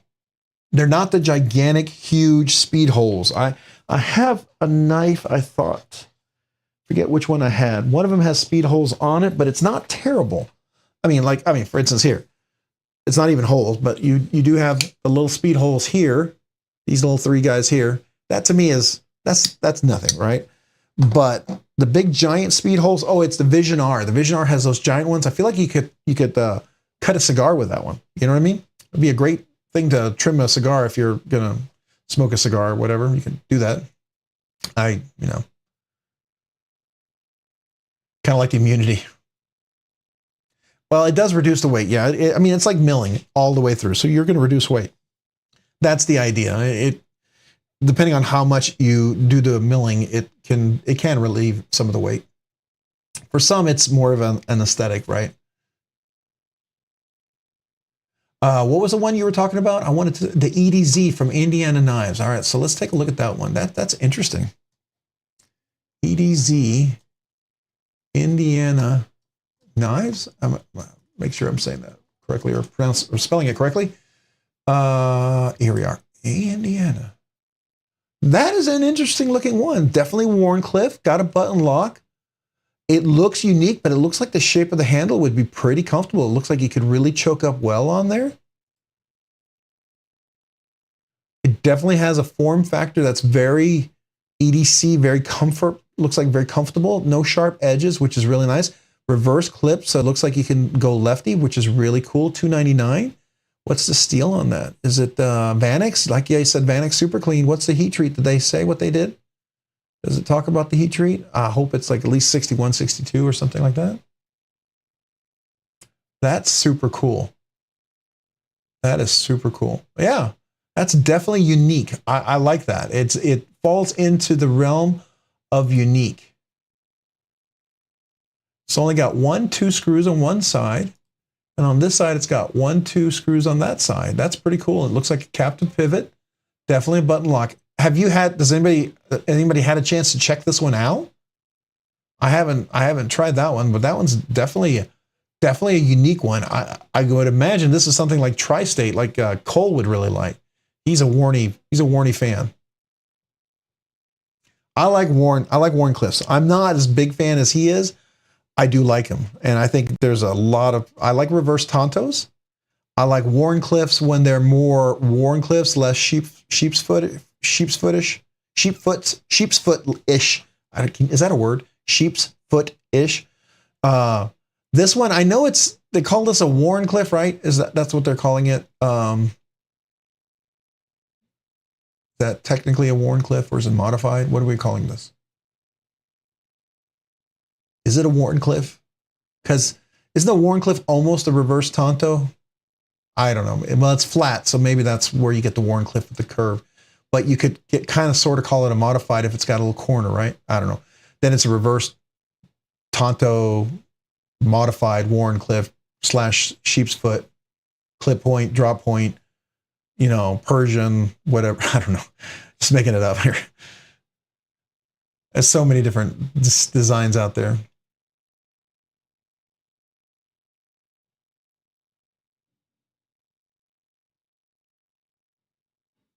Of the fidget? Okay.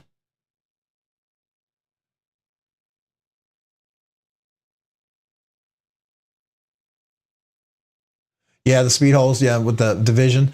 Now, I tell you, the Vision FG is, I really hope they redo the Vision R with the design of the Vision FG. That Vision FG is so much better than the Vision R. And all due respect, if you love the Vision R, love it. Don't let this sway you. But if they did a Vision FG, like a Wii version with all the accoutrements, if you will, of a Wii knife, I would be very tempting. That would be very tempting. I really like how they do the super lock on there, and I like the jimping on the super lock. And I really like where they have the clip. I really enjoy all of that. That knife made me appreciate the SNEX design and the super lock a lot. And it was one of those knives we gave away, but it was one of those knives I wish I had kept, right? Maybe I'll get one again. So that would be cool, level on up, making scales for that. I can see the Vision FG getting that, Elementum sort of status. It has that potential, especially the FG version variant. That one is that's good. I'll just say that. So let me get that. You're talking about the fidget, which when you talk about, is that the Indiana Knives ones you're talking about? There's a video on. Oh yeah. That you're right, Matt. That the Evo Typhoon has those holes. I saw that. It looked very tempting. Doesn't the Void, the Sharp by Design Void, also has a huge hole in there as well, which was kind of cool. Just wish it wasn't. I didn't like the colors. I wish there was a different color option. That's my only bummer about that one. I really liked that knife. Just didn't care for the color options. The colors just didn't do it for me. The red and black and the blue and just, I like a little blue accent, maybe a little red, but I just don't like it to be that bold, right? It's just me. It's not for everybody, right? I do have exceptions, right? There's my MSI, right? That's my one exception because I like the orange.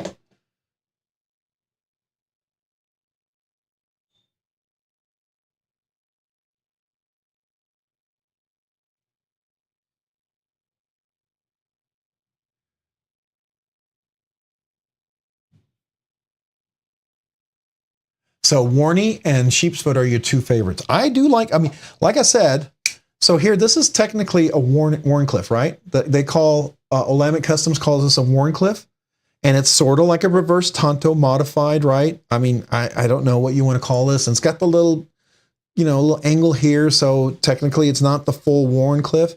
Doesn't have a belly, but it's not perfectly straight. So, is this a modified? It's called a Warncliffe, and that's called a Warncliffe. So, some people call this a reverse Tonto modified Warncliffe, right? So, but I do like this design. I love this shape. Now there's a Sheepsfoot version, much bigger blade, which is great if you want a big slicer. And that, to me, I can see if you want like big blades, big slicer, that's a really nice one too. So yeah, scroll down. Okay. I will do that. Excuse me.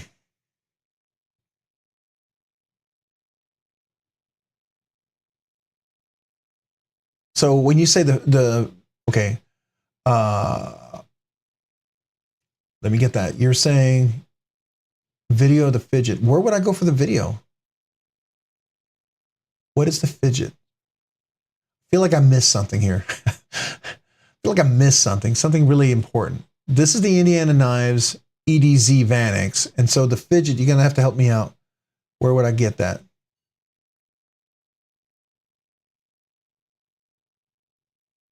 Oh, the squarish holes in the Evo. Yeah, that was kind of cool. A little below the pics. Oh, this one right here. This link. Didn't see the link. I didn't know it was a link. You got to do a YouTube video. You should embed the YouTube thumbnail in there. That really helps out for people like me. Okay. Oh, it's got the jimping on that. You can top flip that too. Bonus. It's not just a thumb hole flipper. It's a top flipper. I just saw that. Oh, I got to see him do it. I bet it's super. I bet it's like the buzz. Yep, just like the buzz. Oh man, I love that. Okay, that just completely changed the game right there. I didn't catch that. Okay, thank you for pointing that out. All right. You might have Warncliffed me in there, just Nate. I don't know, man. You know me and fidget knives. That that right there makes it a fun knife. I like that. And yeah, you can front flip it, top flip it. You can reach around, flip it. You can thumb hole flip. And I bet it's a full, looks like a full flat grind. And I bet I could middle finger flick it too, in spite of the thumb hole. I could use just the blade itself because that's a beautiful flat grind. I wonder what the thickness on that is. Oh, it's a Vosteed lock too? So it's that Trek lock, the Vosteed Trek button lock that they call.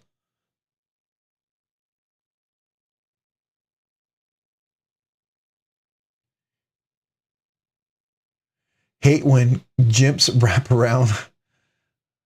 So you're not a fan of the jimp wrapping around. I got you. Funny, I don't like holes, but I just ordered the Vision FG Mark Parks. I understand. There are knives I've ordered and I've gotten that I'm not a fan of. And next thing you know, I'm like, what am I doing? Why would I get that?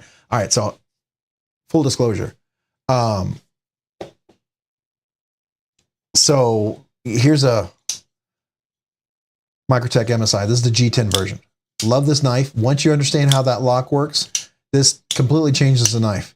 This ram lock is not meant to be always 2-finger action. It's meant so you can use it just one hand, right? Which I think makes it really cool because it makes a big old knife like this very usable for smaller hands. And it's kind of like, it's everything I want the Axis lock to be, because on my Axis lock, right, when I do this, it's hard for me just to use one. I have to use 2 fingers for that really to work, right? For me to really make that work, I need 2 fingers, which is fine. It's a very thin, small knife. I'm okay with that. Works perfect. My bug out's classic. I love this bug out. Had it forever. Love that design, right? And so I like this. So there was a knife that has a ram lock, the Stitch. Now they made it automatic, but they have a ram lock version of it, and it was less than this. And I thought, okay, and it was available at American Blade Works, and I might be coming in. So, anyways, that looked really cool. And in black G10 at that. And it has that weird finger choil shape. And, you know, I was not a big fan of Spyderco's for the longest time because of the thumb choil, the finger choil, excuse me. And I thought, man, that's just kind of weird and goofy. And next thing you know, I love Spyderco's. I love knives with a finger choil. Like even my non-flipper, you know, Hinderer has a beautiful finger choil. I like choking up on this. It's really nice. Matter of fact, I was using this cut cardboard just recently, and amazing how great of a utility knife this one is. It's a thick blade. It's definitely a hard working blade, but man, really nice. Dang Ross, hey, welcome. Appreciate you being here. Thanks for joining. Incoming. What? Incoming? What we got?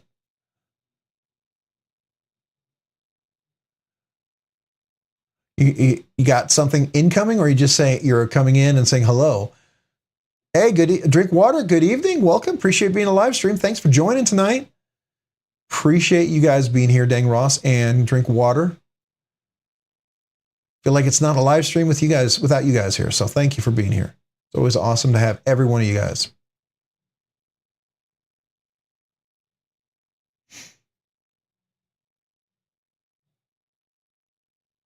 So yeah. So it's interesting, right? Every knife, some people are going to love and some people are going to hate. There's very few that I think most people love every knife. I don't think it's possible to have one knife that everyone's going to love. But I think anybody who likes and loves knives and collects knives, I think anybody who's honest, they can appreciate a lot of the good quality knives, even if they don't love them, right?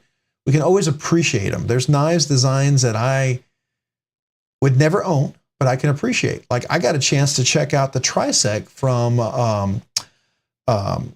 Serge Pinchenko. I mean, Serge Knives. Oh my gosh. You know, it was described to me as a knife that I would never buy and I probably never own, but I would love. And absolutely true. Really is amazing. And it makes me appreciate quality stuff like that. So I dig that kind of stuff. That's why I really like the fact that you shared this Indiana knives with me. You know, I think I've seen videos on it. Now, my question is real quick on the Indiana knives. Is it It's not USA made, is it? Oh, it's Bestech. Bestech, yeah. Oh, stainless steel with T8 heads, the hardware. Stainless steel T8. That's awesome, by the way.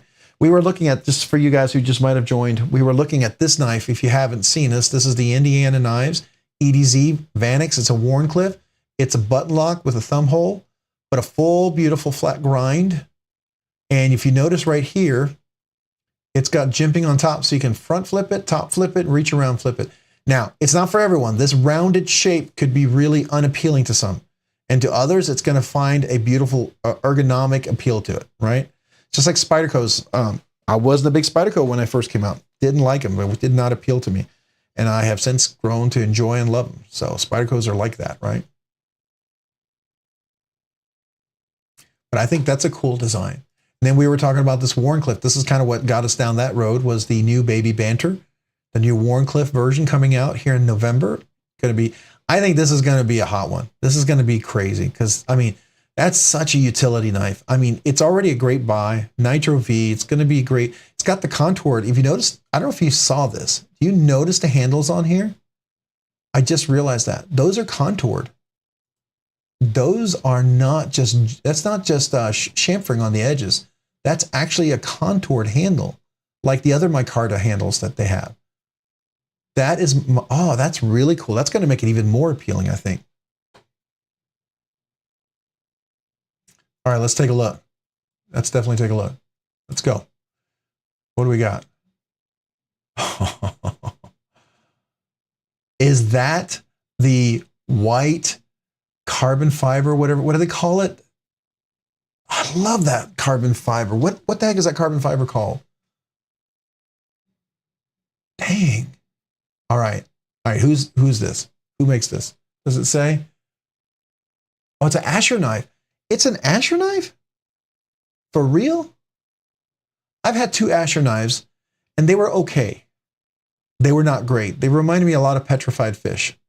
And they were okay. I mean, the bigger versions of petrified fish I like. The little, I don't know if that sounds correct. Uh-oh.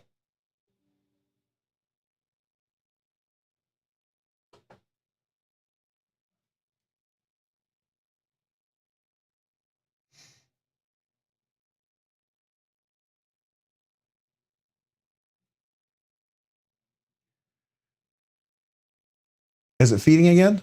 Am I back?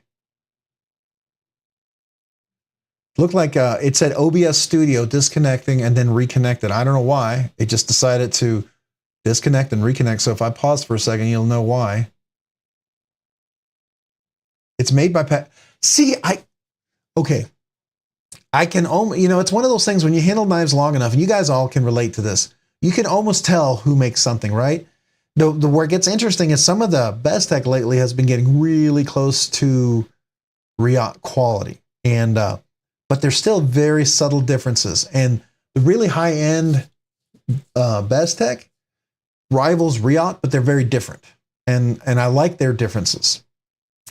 But some of the Riot stuff in certain designs is not. I don't like it as much as I do like some of the high end Bestech stuff, right? But yeah, I could definitely tell that there's a petrified fish version there, and that's like when I had the Asher ones. They were okay. I got them and then I sold them. I believe I sold them or gave them away as a gift or something like that. It's an okay knife. It wasn't my absolute favorite. And what bugged me was the action, the milling on the blade where the washers go in. It wasn't very smooth, and it's something I couldn't fix, right? If you've got milling lines and the milling where the mill blade itself goes in to do the cutout and it leaves a line, those washers are going to ride over that. And it's always going to be bumpy. And that's what really frustrated me on that. And I didn't know if that was just normal, but I had 2 of them. They were very similar. So at that point, when I get 2 in a row and they're like that, I'm like, I'm like, eh. So I don't know if that is normal. And you guys can tell me. Because then I did get that, somebody let me borrow a petrified fish beluga. I think it's called a beluga, I think it is. And that was really good. And that made me go, that was nice. That was done really, really well. So it makes me wonder if was that maybe a one that was just a two off? You know, I got a couple of bad ones and some of the other ones are better.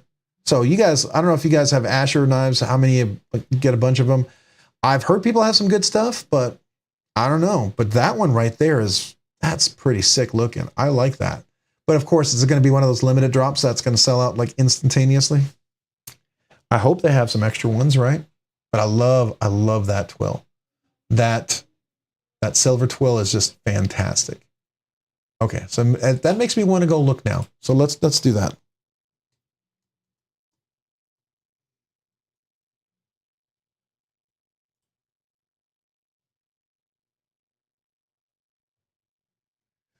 Yeah, the Beluga was a good size for sure. Yes, I'm 18. I'm 18 three times over probably. No, not three times. I'm at least two times over, but not three times. I think three is 30. No, I'm 18 three times over. I'm over 54. Oh man, that's kind of depressing when you think about it, I guess. A titanium one looks pretty nice too. That's pretty impressive.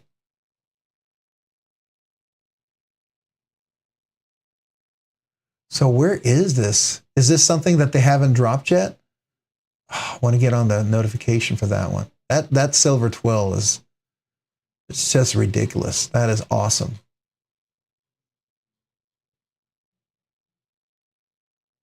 Yeah, so I got the Asher. I got a drop. I bought it, and then I had it replaced because it was something weird, and it was okay the second one, but it was still very. It just didn't have that smooth action, and to me, that's like if you can get the action down, or if I can put skiffs in there and the action is just phenomenal with that, I'm okay with that. Like I put skiffs in my Devo Stout or Pony Stout, made it so nice. By the way, I mean it's like would you put $15 worth of washers in a $60, $70 knife? Yeah, I would, because it's just that good, I think. So yeah. Hey, Javon, welcome. Appreciate you being here. Welcome to the live stream. Every Asher was perfect. That gives me hope, Javon, because the two Ashers that I got twice in a row, I got one that was off, and so I got a replacement from them, and that one was better as far as the liner lock and everything was locking up, but man, the milling on the blade was just, you could see the mill lines, and it was just really bumpy for the action, and it just wasn't what I was hoping it to be. But then I got a petrified fish Beluga, and that was just really amazing. And I really thought Asher sure seems like it had that look and feel of a petrified kind of design or manufacturing, and somebody just confirmed that it, and so I was pretty excited to see that. So that was cool. All right, so what do we got here? Let's go look. Is this the Javon's Knife Licks? Yeah, if you guys haven't had a chance to check out Javon's link, here's his site. If you guys haven't subscribed, I highly recommend that you subscribe to his channel. Definitely a very entertaining, informative, cool channel. He's a really nice guy. I just really definitely recommend it. And Metal Mondays are awesome. Is that happening later on tonight, Javon? Are you going to have Metal Mondays? Are we going to have is that, or are you going to be hosting it on your channel tonight? Let us know. And if you have a link for it, we'd like to publish that. So that'd be cool.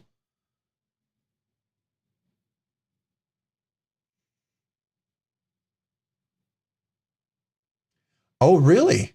So level on up. Now, is there a notification so that you can get notified of those Asher ones? Because that silver twill, man, I will give Asher another try. That's just so beautiful. And I bet it's a great value. It'll be Pocket Metals Monday. Link coming. Awesome. Thank you. Appreciate it. As soon as we get it, we're going to post it for everybody to go to. All right. So you know what? Let's go ahead and do it. We'll post in Rob's Nerdy Knives at gmail.com. If you haven't, I'll go ahead and be notified. So I'd like to see that silver twill. That was just simply gorgeous. And Javon and everybody else telling me that those who've had them have had good experiences. And I know the petrified fishes were phenomenal. So I think it's definitely worth taking a look at.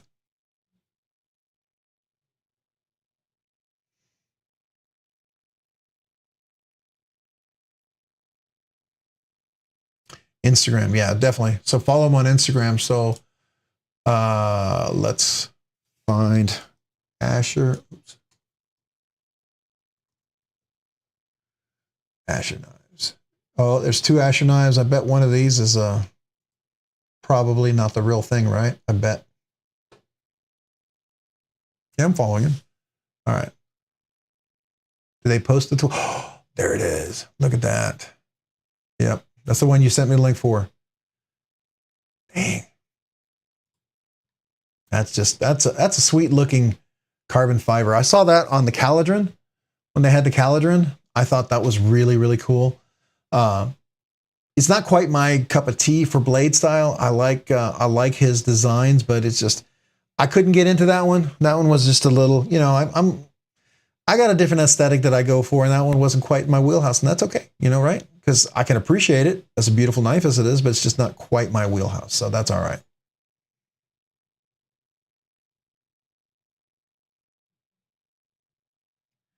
Oh, let's take a look what we got here. Oh. Yeah, okay, that's the one I was at. Yep, okay, good. Same link, very good. That's good, so everybody else can have the link for Asher knives if you want to go get a chance. Definitely that right there.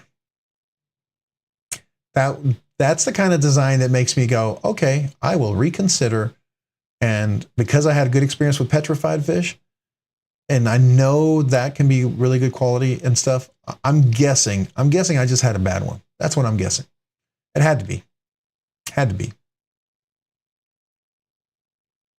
All right, so we were talking about that, and I'll look at that.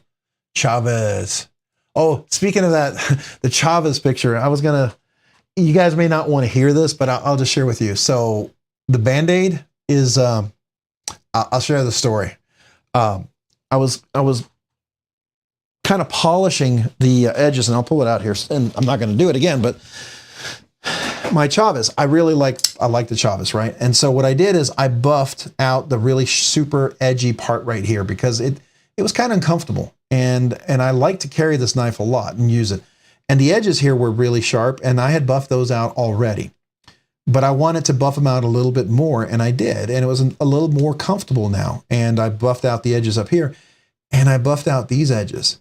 And I was doing this like that, looked away as I was rolling my finger forward, not realizing that I wasn't down here, but I was up here. And because I have this so crazy sharp right now that I can literally just shave my forearm, I just started going into my finger and didn't realize it until it hit my nail on the underside. And I said, oh, and then it started to sting. I pulled it back. I immediately put pressure on there. And I will just tell you that I've had the, a couple of Band-Aids on here with the pressure, the what do you call those Band-Aids? The ones that, butterfly Band-Aids. I had the butterfly Band-Aids, a couple of them holding it together, and it's starting to heal now. But always look at your knives when you're touching them. Don't look away.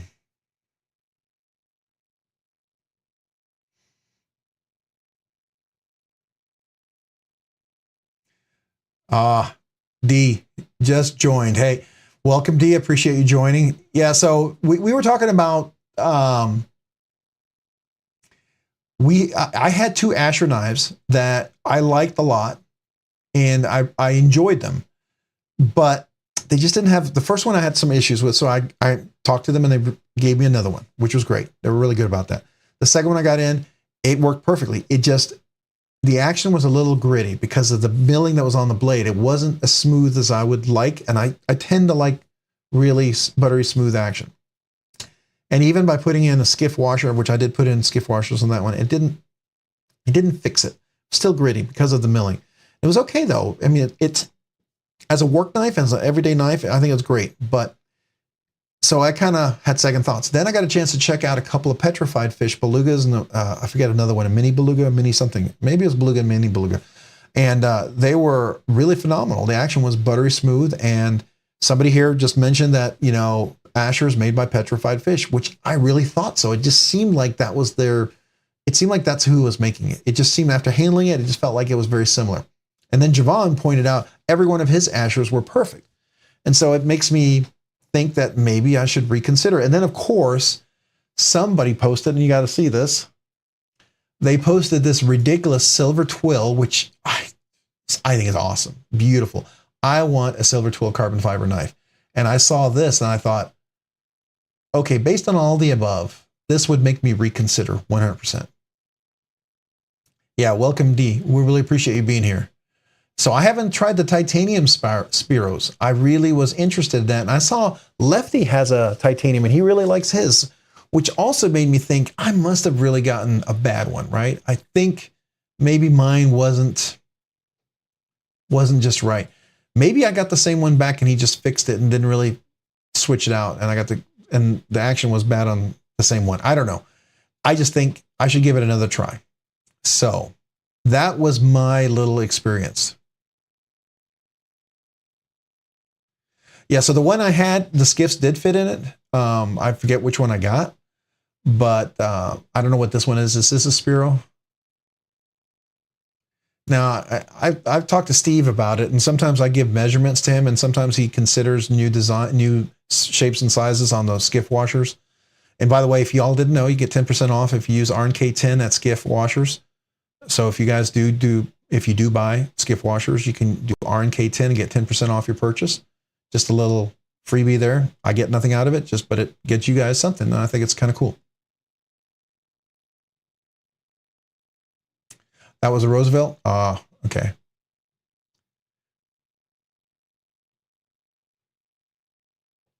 You're going to try to get one. If I do, I'll send it to you and check it out. Oh, man, that would be so awesome. I would love that. Thank you very much, Level On Up. That would be amazing. I would love to try that. That would be super cool. Yeah. I can appreciate a really wonderfully made knife. So, and I think this would be really cool. So I know they're popular. I know people love them. So I gotta believe that popularity is not, I mean, you don't get that popular just by accident, right? So I wonder, does he publish? Does he have anything? Does that knife, the one that's the one we're looking at here, does it say what it is? Does it have the name of this? Where's the name of this? Okay, so I normally only look on Instagram on my phone. I don't normally do it on my computer. So I got to be honest with you. I'm not really sure where's the description of this? Like, how do I know? I feel like an idiot because I normally don't go to Instagram on a computer. It's just one of those things. I only use Instagram, just like I only use Twitter and things like that, only on my phone. That's the Spiro liner lock, I guess. Okay, that's cool. All right, so let me go look at that. So that would be, there's the Asher Spiro. That's a 20 CV. 20 CV? Wow, okay, that's impressive. All right, Asher Nomad, Asher Centauri. Oh, there's the Asher Thumb Stud. Okay. Oh, so there's a Spiro micarta. I think that's the one I got. Yeah, this is the one I bought. And it wasn't, I got the black micarta and it was not a good experience. And I think from everything that you all are saying, that was probably unique. It was probably, my bad experience was very unusual. So that's good to hear. That is good to hear. Definitely worth a second try because of that. I do like that carbon fiber look. Like here's a Spiro CF carbon fiber. So it'd probably be something similar to this, but with that silver twill, which I think is just amazing. All right. So there we go. Wasn't there another knife that we were going to look at too? Somebody mentioned. Yeah, Mark, I put skiffs in almost everything myself. I do skiffs in almost everything. And as a result of doing skiffs for so long and putting skiffs in all the new knives I get and letting Steve Skiff know about it. And so a lot of the entries on his spreadsheet that he has, if you didn't know that, by the way, oops, wrong one. If you go here, if you all haven't been to Skiffs, so Skiff made blades. He does a lot of custom knives, but then he does bearings. So his custom knives are crazy, ridiculously beautiful, great. But his cage bearings, it's like you get a little bit of that custom goodness in your knife. And he has a spreadsheet. If you guys, some of you guys already know about this, the spreadsheet right here, and it lists all the knives in here. And I've probably put about maybe 20, 25 entries of these are mine. Probably not as many as Lefty for sure. Lefty's probably done way more. But I've got quite a few in there. I feel like I've helped contribute, which makes me feel nice about it. Like the Alacran, that one's one I mentioned to him, you know. I did, I did the Penguin. We talked about that, the Penguin and the Mini. A lot of these all fit the same one, so I confirmed that. By the way, putting in your drift and your IQ and your 9, got to tell you, it doesn't need the skiffs. Man, it just makes it so much nicer if you haven't tried it. So, yeah, rule number 11: if it ain't broke, skiff it. That's right. That's right. You know, I'll take them out. I'll put skiffs in. I've only had 2 knives. Only 2 knives I've ever put skiffs in that didn't change anything, right? It was 3 for a while. And then one of them, it started getting a little dirty, and I took it apart, and it was kind of gritty and stuff. And the washers didn't feel, I mean, I was rubbing them and cleaning them, and it didn't feel as like smooth as they normally would. So I put skiffs in there, and wow, at that point it made a big difference. So, you know, it's like, you know, maybe over time it just wore out, and you know, skiffs just their tolerances are a lot tighter, and so you tend to get a better style control, I think.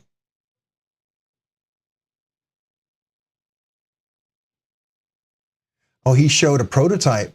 Skiff did? Is it one of his custom blades up here? Let's go back up. Talking about one of his customs here? One of these things? Is that what you're talking about there, D?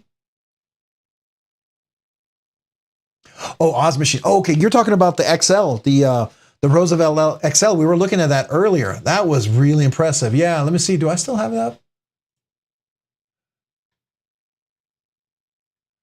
Might still have. Nope, it wasn't here. Oh, who was it? Somebody posted that. It was a Maker Syndicate. Somebody sent the link. Let me see. Do I have the link way back here? Let me see if I'm going to scroll up if I can find it. It's the only good thing about when you have the OBS Studio. I can kind of go pretty far back to find. No, I guess I can't go back that far.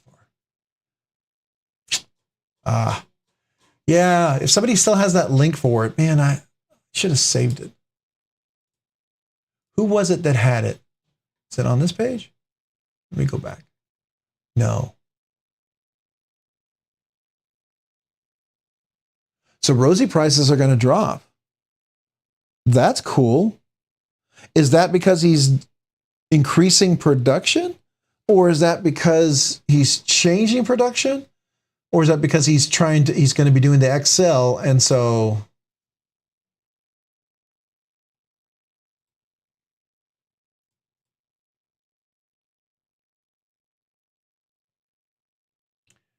oh yeah. So somebody had a link. It was the XL version that they were showing us. Remember somebody earlier shared that link for the XL version? Somebody actually got the handle there. They actually posted the video.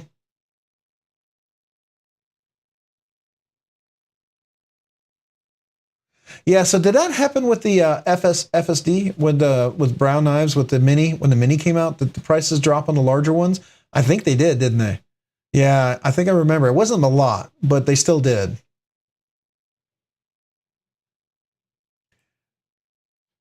Is this the one? Is this the one? All right, so here it is. I don't know if you saw this, D. And this is probably, if you were at the Maker's Mark, sorry, I'm not saying that correctly, the Maker Syndicate, this is the knife that we were talking about earlier. That looks sick. That looks just amazing. And I'm wondering, is that a full 8 inches or an 8.25 or 8.5? But that looks amazing. Yes, pocket priorities. That's right. You were mentioning that. That looks really amazing. I don't know if you saw that one, but I love this mill step kind of blade. It's cool. I mean, it's definitely gives it a very much of a kind of like a file sort of look to it. I think doesn't Hog Knives do something like this? And I think Holt Blade Works also does something like this too.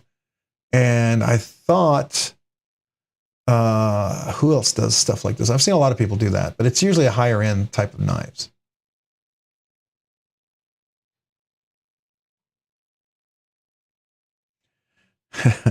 That guy's pockets are next level. I agree. I mean, yeah, I mean, I would love to get one, just one. I mean, I'm pretty excited about, I gotta be honest with you. I mean, I'm excited about what I have here. You know, these are Grail knives I've wanted for years. My Custom Berg Urban XL. I mean, this is a beautiful custom knife. I love this one. You know, is it up in that quality? Absolutely. But it was something I could acquire because I found it when no one knew about it and I was able to purchase it. It's always nice when you can find that. The problem with Roosevelt's though, it's hard to run across those and no one knows about it, right? The same thing with this. When they first announced these guys and they made quite a few of these, this was really cool too. And I mean, it's the Ursus line, so it's a cheaper version. I get it, but it was nice to get a hold of it. And this one too, this was one of those that was sticking around, no one got.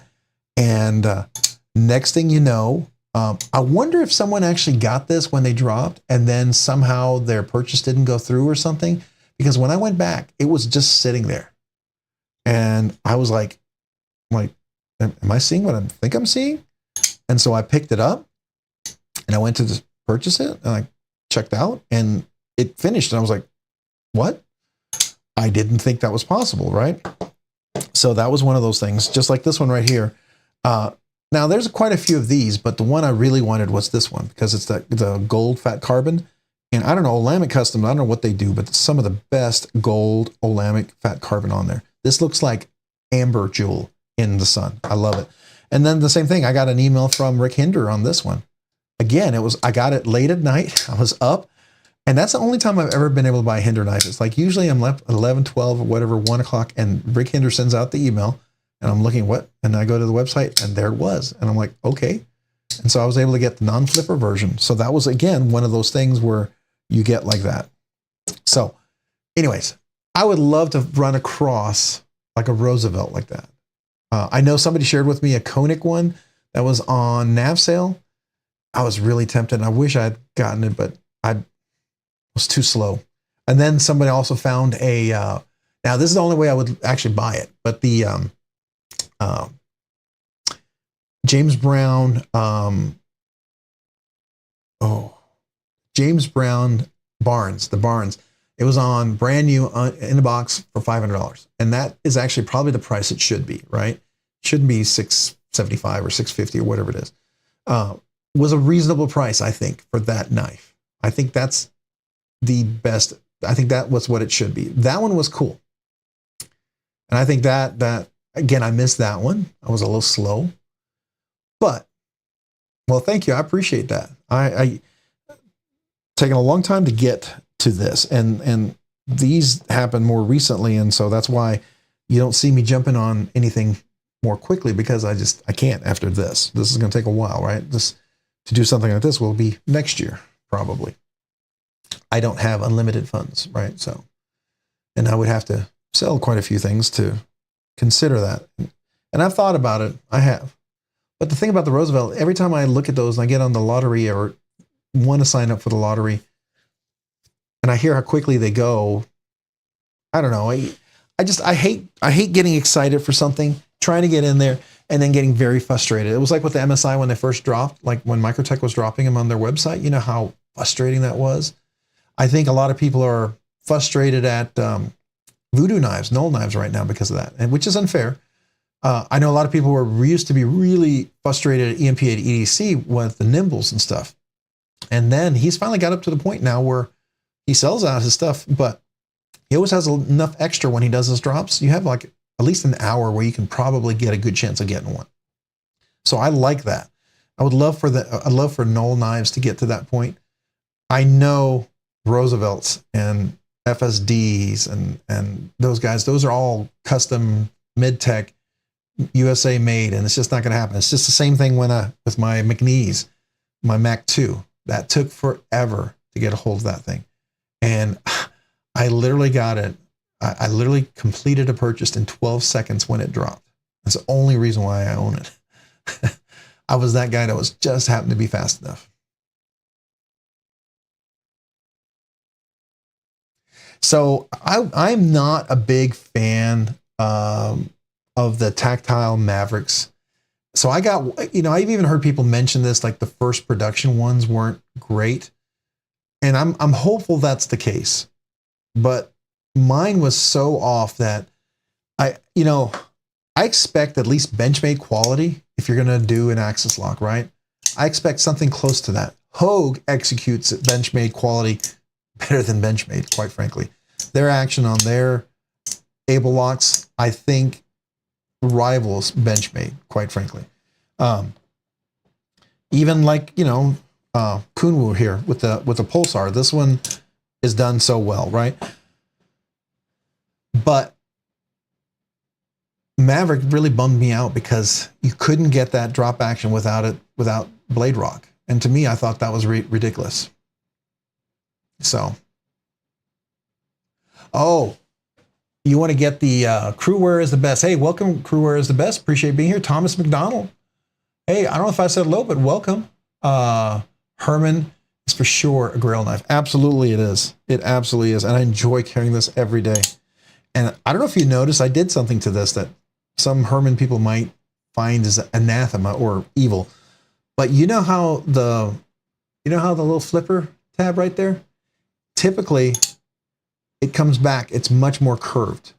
And I found that to be, and everyone who has a Sting says that it's uncomfortable there after a while. And so I took I taped everything up with masking tape, and I buffed that out so that it's more parallel. It doesn't hook up as much with the tip, because that was really getting uncomfortable. I gotta tell you, it's made the world of difference. I haven't lost anything. It's still the exact same knife, and it's much more comfortable. So yeah, I wanted to enjoy it. I don't want to feel like I'm not going to be able to enjoy it. So I was willing to do that. Now, I've been doing a lot of modifying lately, and I felt more comfortable doing that, just so you know. So, and I also knew that they had already polished this, and I saw how they done it. I knew that I wasn't going to change the look and feel of it. So I felt like it was a low risk mod.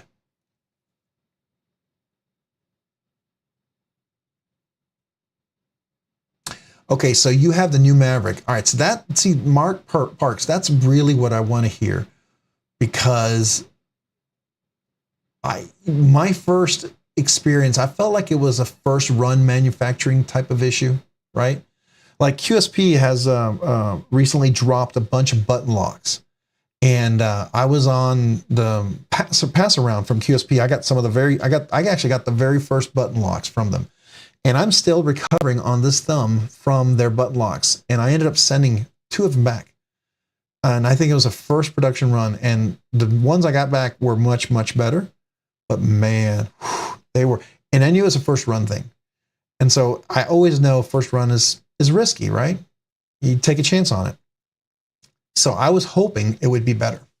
So the Lamina, the Lamina, I have heard, we've talked about that one before. I feel like we need to look that up again.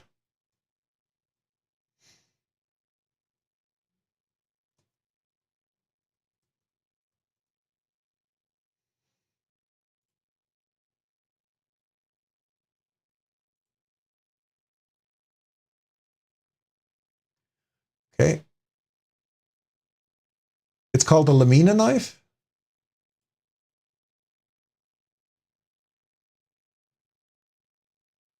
All right, so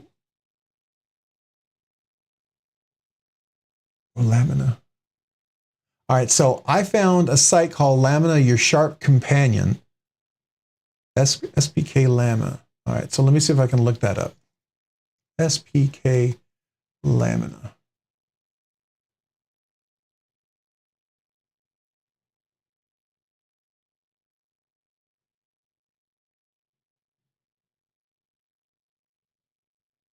All right, I'm not finding. Oh wait, is it Spyderco? Oh, okay. Yeah. I know which one you're talking about. Is that, well, okay. I don't know if it's the same one. Is that the one that's like, it's 14C28N with titanium handles, or is that because there's a version that looks very similar to that, but it's more of a budget knife. Is that the one you're talking about? Or are you talking about one that's more of a custom knife?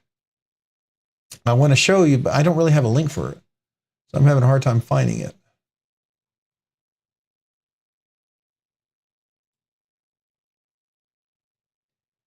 See, okay. So there's, hey, welcome, Mark Parks. I appreciate you being a knife nerd enthusiast. Thank you so much. You absolutely get a celebration. So I like to, we have the kazoo, and that's what we do. We honor the knife nerd enthusiast. So in honor of you, so this is my salute to you. Thank you. So thank you, sir. Appreciate you, Mark.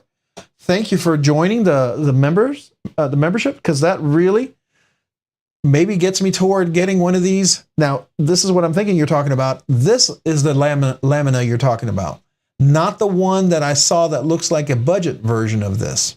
Because there's something I saw that looks like a budget knife that looks very similar to this. But this is what every time I hear, I get the two mixed up. It's because I've never handled either. Okay, so forgive me for if that's an insult to lamina, but yeah, I bet that's the one you're sharing with me right there. I bet you that's the same link. Let's see. Is it the same link? Yeah. Okay. It's the same one. Yeah. So that is the one, the SPK Unlimited. That's a cool knife for sure. Oh, look at the milling on there. That's real. Oh, and it's got that step milling on there too. That's really nice. That's really cool. All right. So would you say the Lamina SPK Unlimited, is that up there with, is that up there like with the Evo 2.0? You know, not the Evo, what is the one? Gosh. Man, trying to keep all the knives in my head straight. There's another one. These are all knives I've never handled or touched. I've just looked at and wished about, right? So, yeah, it's definitely a custom, right? Definitely a custom knife. You can tell that for sure. All right, so let's see if we can find it. So SPK Unlimited Lamina. See, do they actually have a site? Do they actually have a site? Is there an SPK? Oh, is this it?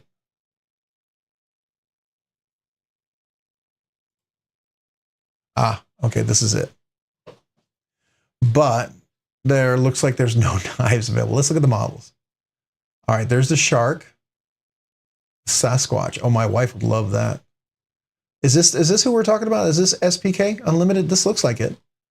But I don't see any of their folding knives.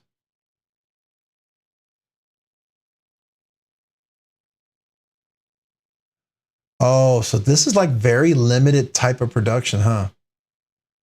All right. Wow. That's cool.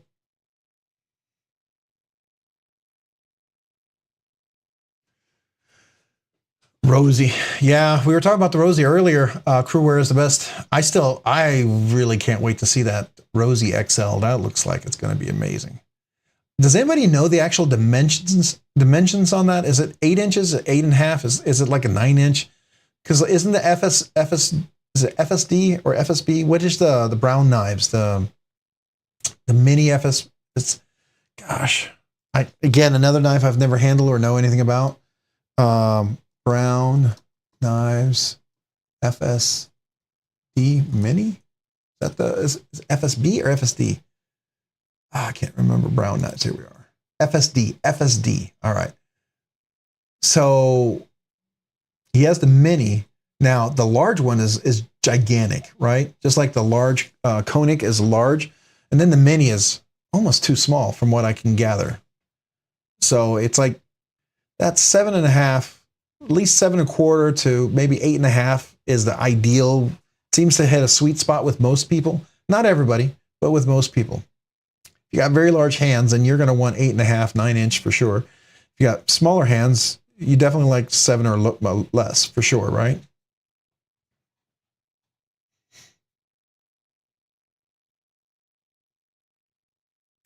Yeah, I appreciate you, Mark. I do appreciate that. I jokingly said earlier, I said, the memberships is what's going to get me toward that Rosie. Because that's one of those Grail dream knives, right? The Rosie or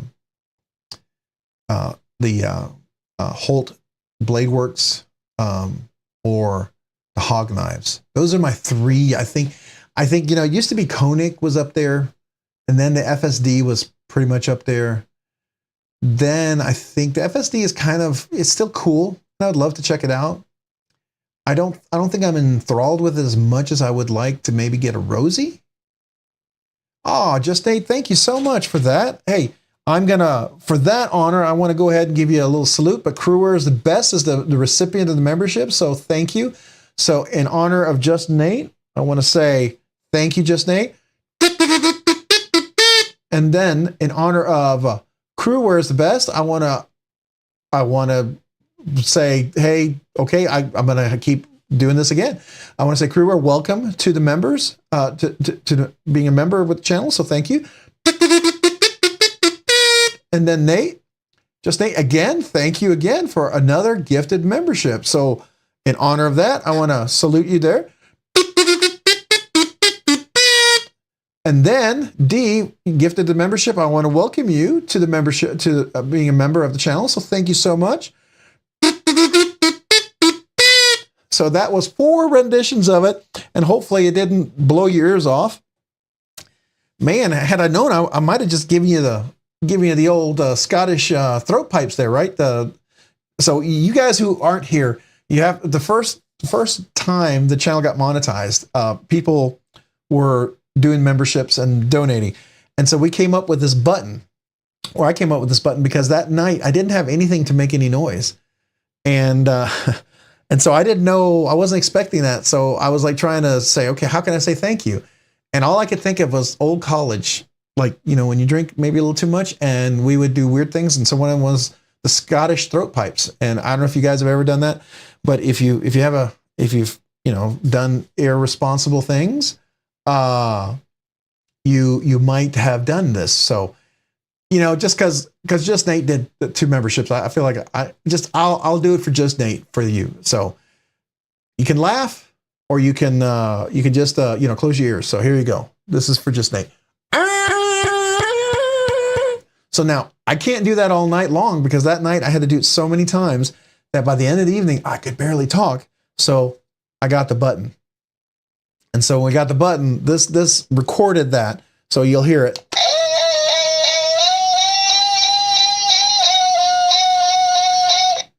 And so when I did it, I recorded it. Everyone's like, "That's so bad." And then everyone goes, "Wait, it's so bad, you got to keep it."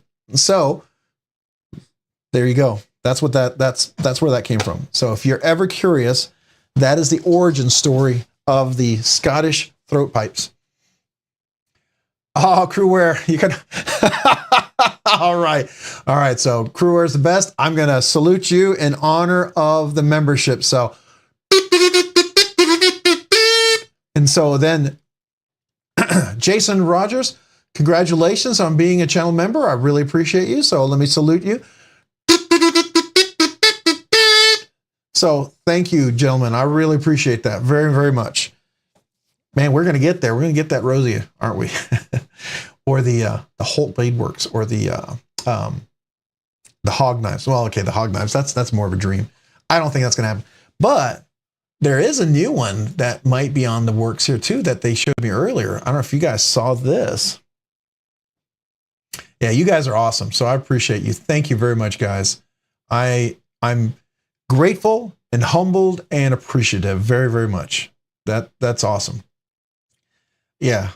And I don't know if you guys know, but any income I make off of this channel for the monetization, it has all gone back and paid toward all the giveaways. It doesn't cover everything, but it covers a good amount of the giveaways, at least the smaller ones I give away. So I do that with that. So I'm very much appreciative. So, I give right back to you guys. So thank you very much. I don't know. I don't have words for it. So just thank you. Thank you. But switch. Can you not hear me? Or do you have a question? You said Rob?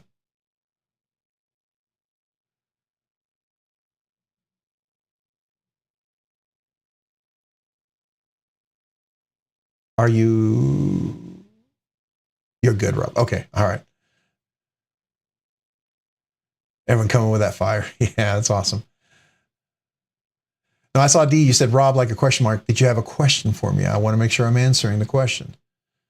So I was saying, so I don't know about you guys, but I've always had a few, one of those. Yeah. Rob Johnson's. Oh yes, that's exactly who it was. Yes.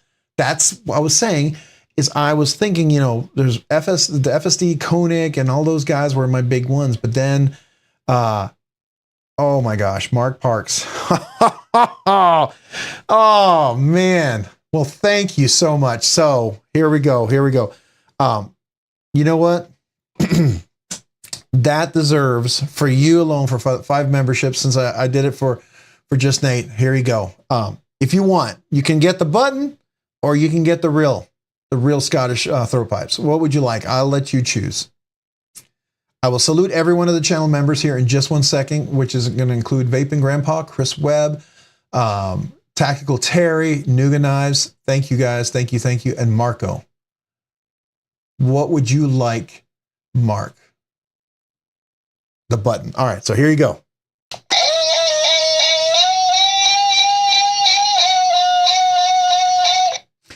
All right. Thank you. It makes me save my throat. But now let me honor each one of the members. So thank you so much for becoming a member. Vaping Grandpa. Chris Webb, welcome. Sorry, I was supposed to be a little up closer here. Let's see. Chris Webb, we got Tactical Terry 79. Welcome. Thank you. Appreciate you. Nuga Knives, welcome. Members. And Marco, welcome to the channel membership. So thank you so much. Every one of you guys, man, we're going to get there. The road to the Rosie or to the Rob Johnson or to the Whole Blade Works or to the, Hog Knives. That's a dream, that one. But, something like that. Yeah, welcome to you guys. I really appreciate it. I really, really appreciate it. As I said, like already with anything that has happened with this channel so far, it's gone back to all the giveaways. And so I appreciate that because that allows me to cover those costs and at least not be able to continue to get some nice things, And at some point I do know, we'll maybe we'll get some free things and we'll just pass them right along to you guys. So I'm excited about that, but you guys are awesome. Thank you very much. Yeah, Mark is awesome. That was really awesome. So on that note, we were talking about the Rob Johnson. So it sounds to me like Mark, you or D, you actually know about Rob Johnson's knives. Have you handled one of his knives?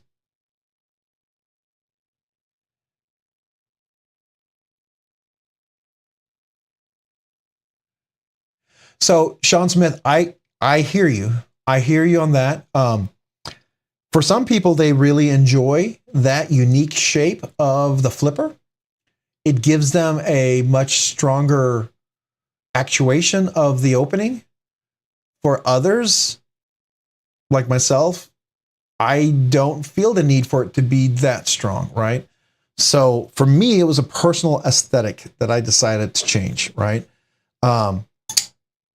Everything else about this knife is phenomenal, and I will say is pretty darn amazing. It's right up there with like with my Urban XL, right? I really feel like it definitely has a different level to it. Do I wish it wasn't quite as pokey? Yeah, I do. But I think think now I do know one thing. I have talked to some folks with, and Sean, I will say, if you ever get one, I have heard this, you can get a hold of those guys and you can tell them, like, I don't like the D10. It's too strong. It's too weak. Or this is a little pokey. Is there any way you can make this not as come up as loopy as much? Can it kind of level off a little bit? They would do that for you. You send it back to them and they will do any of those things for you. So they are amazing as far as that is concerned. Or if you order directly from them, you could ask that ahead of time. So, I ordered one from DLT and it wasn't directly from Herman Knives. And I'm pretty sure if I asked them, they would have done something a little bit differently. So there's that. I can't speak to the fact that, the value in a knife is what you feel the value of a knife is. So if you feel like that knife has value enough for you to justify cost, then it's going to justify the cost for you. But if you don't, then you are 100% right. It may not be that value. Have I bought some things that I probably paid a little bit too much for? Yeah. Did I want to buy it in any way? Yeah. Does that mean that I felt it was worth that? I guess. Yeah. So I don't know. Right.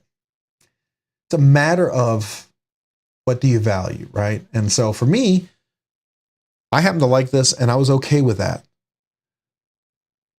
It did make me think that if I ever buy another Herman, like a bigger one, I would probably order directly from them and I would talk to them about some things I would like to see on it. And so if I saw the picture of what they were selling and it had a little loop on there, it was a little too loopy, I would say, hey, can you, instead of going up, could you kind of level that out a little bit for me? And I'm pretty sure they would. So at least from what I hear, other people who've talked to them and worked with them. So there's that. So I don't know if that helps, Sean. I mean, just like some people they're not fans of the Skiff, and I get that because it's just not for everybody, right? You may not like the Skiff design, and I'm not doing this correctly, right? So that may not be for you as well, right? There are some, like, for instance, I am not a fan of the Norseman grip. What is that? Grismo Norseman or whatever. What the heck is that thing called? I don't like the design of that knife. It's just not for me. It's not my cup of tea. So, but some people love it. I know they really, really love that knife. And we were looking at some other knives earlier that were really cool, but they're not my cup of tea. This one right here, it's almost on the edge of my cup of tea. This version that I'm looking at right here. And then we were looking at the knives here. Let's look at the folding knives. So this one is on the edge of what I like. This one's on the edge, but something like this is cool, right? I kind of dig that a little bit more with the flipper, right? So I don't know. I just say that because now there are some of those Hermans that the Timascus and all the fancy stuff. Yeah, they're probably outside of what I'm willing to pay for, at least, or willing to spend, and also what my budget would allow, right? So at least this point in my life, I don't have that kind of liquidity to be able to acquire some things. Wow, that almost sounds like a little alliterism there? Oh, I don't know. My brain is my brain, I've been working so hard. Today I was so busy at work that when we started the live stream, my brain was a little tired. And I'm surprised we're doing so well getting through this evening, because it was a rough day at work today. It was a brain draining type of day. I don't know if you guys have ever had one of those. So I'm pretty surprised. I'm still going. I'm still, here with everybody. Don't sound like I'm like checking out or something. So I appreciate y'all's patience with that. Vaping Grandpa, you ordered your father-in-law an S90V Flutter Carbon Fiber Native 5 for Christmas, but it's too nice. Might just have to keep it myself. can understand that. I can understand that. I definitely can understand that. Yeah.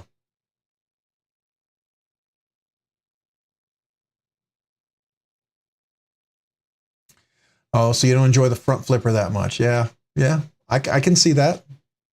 Is that the now when you were talking about Neves posted a Herman Ishtar unboxing? Yeah. So the Ishtar is it again. The thing about the Ishtar is, if I'm not mistaken, that's like an 8.5-inch knife. It's much bigger, and I really didn't want. Some of their knives were almost 9 inches, and I didn't want a gigantic knife. And the reason why the Sting appealed to me because it's the size, right? It looked like it would be a good size, and it had a shape that I enjoyed, right? I enjoy this shape a lot. And so this to me appealed to me more so because of that. But some of the other shapes didn't appeal to me. But that was why I went with that one. And so all right, so what's so you're asking me what's your most carried knife right now? Yeah, I should probably be doing one of those videos. What's my most carried knife right now? Man. For a long time, it was a Relative. The EMP EDC Relative is probably, I think, the best EMP EDC knife they make is a Relative. I really think everything they do with the nimble, they should do a Relative version, one without the flipper, because it allows for me to use the knife in a way where I'm not cutting my thumb all the time. So I really enjoy that. This is my personal preference, right? But since then, it's, I'm looking at the knives thinking. So I've been carrying my Mac 2. So I've been carrying this a lot. My McNeese Mac 2 3.5. This is a really great knife. And I put the little lynch clip on there, and an awesome subscriber gave this as a gift, which I thought was really awesome. A little titanium backspacer. It just had the standoffs. The action on this was a Grail knife for 3 years. Once I saw it I was in a gun show, and a knife retailer was there, and he was selling one of these, the 3-inch ones back then when they first came out. And the action on these were phenomenal. So this has been one that I carry a lot, and I use this a lot, hard use. Now it's MagnaCut 63 HRC, and it sharpens up really nice. So that's a big one. The other one that I have been carrying a lot right now is also been my, it's probably going to be these two guys, just because I've really enjoyed them a lot.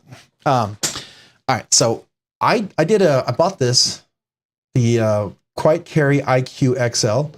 I bought this, really liked it when I first ordered it, because I used to have a small one.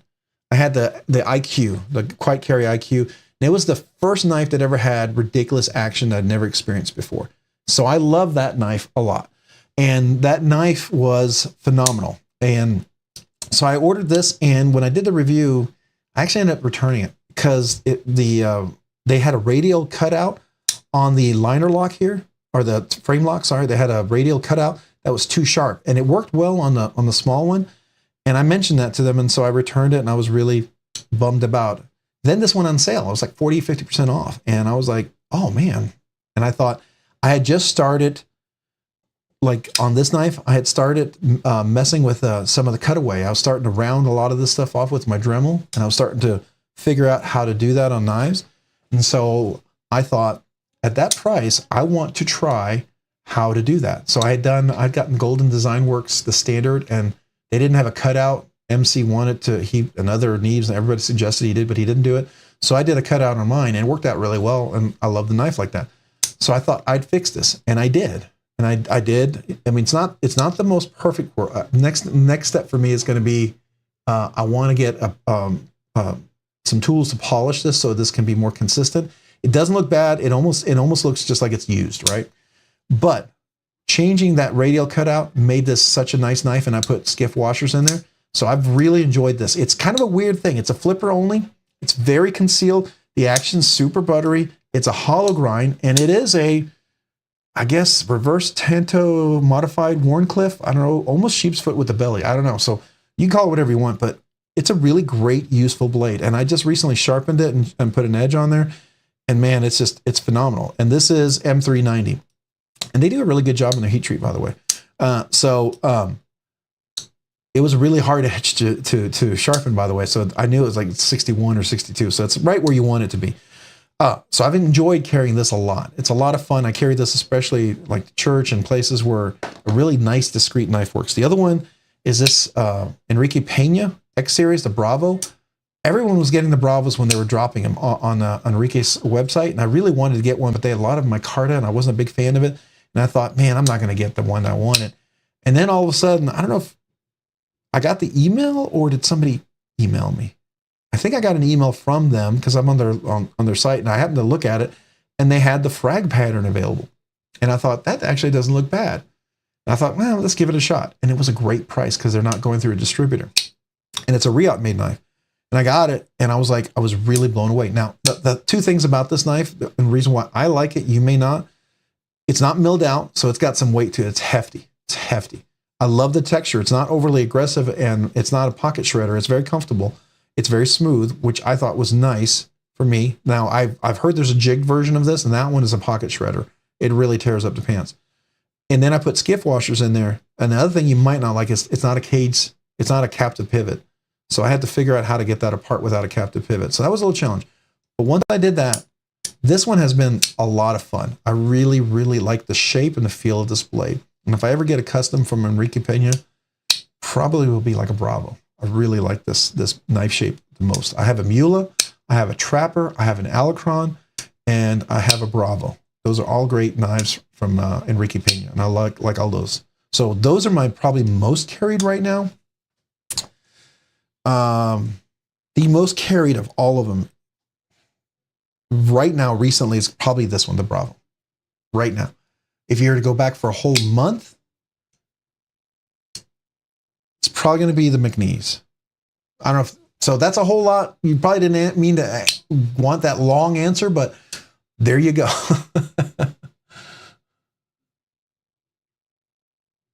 The Herman Slim is nice. Yeah, that was a really nice one too.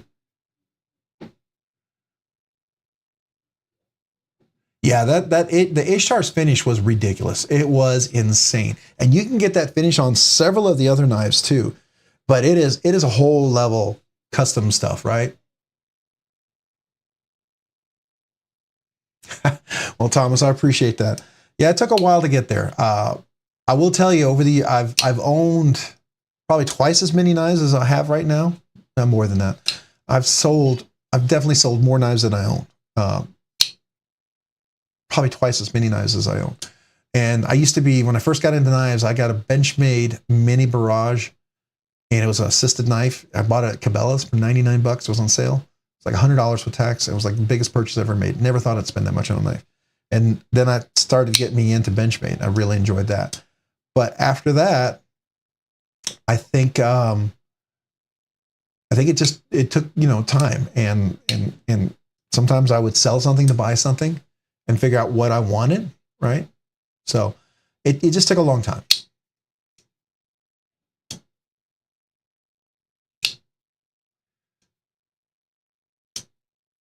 All right, so throw me off topic. All right, throw me off topic right now. But if you get to do whatever you can, what's your very first real knife? Like, what was the one that got you into the whole thing? Do you still have it? All right, so I just kind of mentioned that, which I didn't even realize I was answering your question a little on them. So the first knife I bought, I still actually have it, is my Gerber Easy Out. I bought it when I was 18 in college. I still have that knife. USA made knife. I thought it was made overseas. It's still made USA. A little $35 knife. Then I got a CRKT, Columbia Knife and Tool. And that knife I ended up giving to my son, who he still has it, because then after that, I actually bought at Cabela's, I bought the Benchmade Mini Barrage, the orange one. And I actually gave him that knife. So he has both of those knives in his collection right now. I don't have those knives anymore, but he has them. I gave them to my son. After that, I think after I bought that, I got the Bug Out. And then after that, I got several other Benchmades. And then I got into ZT. Somebody said, oh, you should check out ZT. And I did. And I got the 562, the carbon fiber one. Really like that. It's kind of a Rick Hinder design, which obviously Get you into the Rick Hendrick kind of whirl.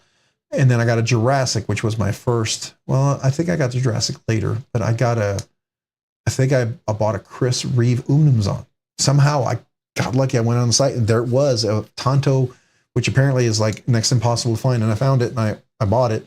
I ended up selling that knife for the exact amount of money I paid for it, including tax and shipping. So, because it was just a very desired knife, and it's just a knife I just decided I wasn't carrying. And every knife I own, I want to carry. Even knives that you can consider safe queens, I carry. Now, am I going to go out and chop wood? No, but I will carry it. So that's what got me into it. It would probably be the Benchmade orange on sale Cabela special knife. And so that's one of the reasons why I like this orange right here, because this reminds me of that first knife, right? It's a very fond memory of a knife, and I enjoyed that knife a lot. That's what started it. And I went Benchmade crazy. Then I went a little ZT crazy. And then I realized, wait a second, there's other knives out there. And so since then, I've kind of experienced a little bit of everything.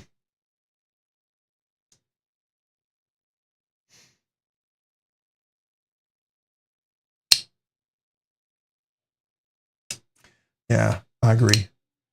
What is it about micarta that you don't like? So Matt, it's not that I don't like micarta.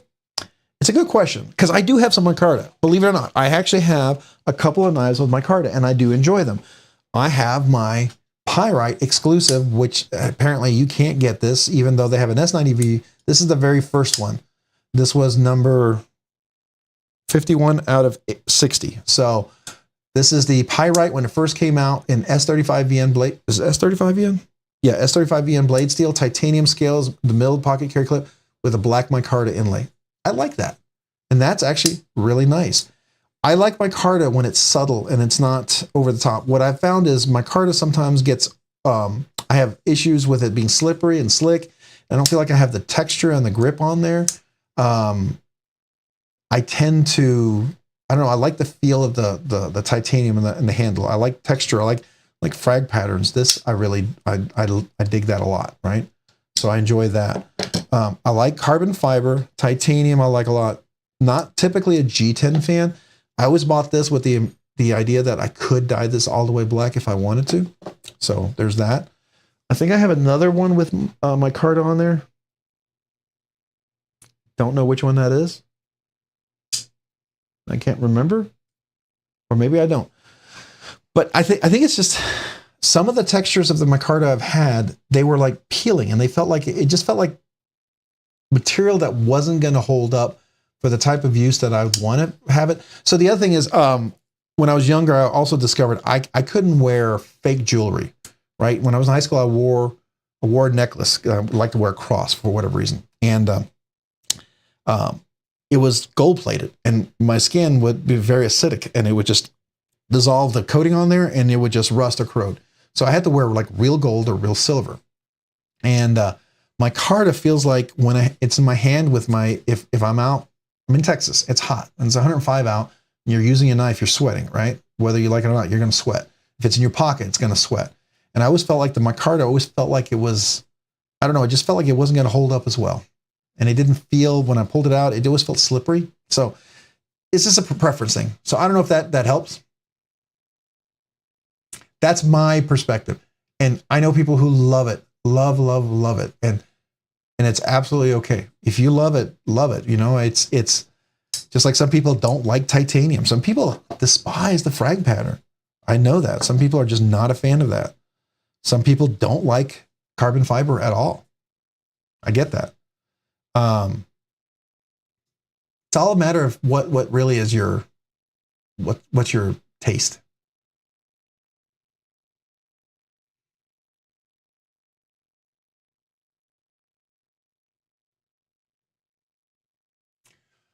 Tom.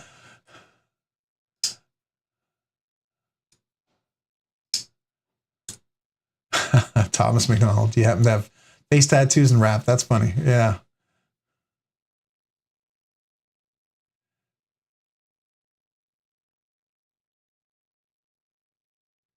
Yeah, you know, it's funny because I think it's Neves Knives. He's met quite a few people, and several other of the folks, like over on Instagram, there's couple of big movie stars. You know, Jason Momoa, he's a big knife collector, matter of fact.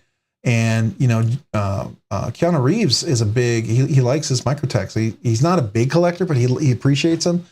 I mean, he's not hardcore. I get it. But there's several other people who are really, really big time collectors.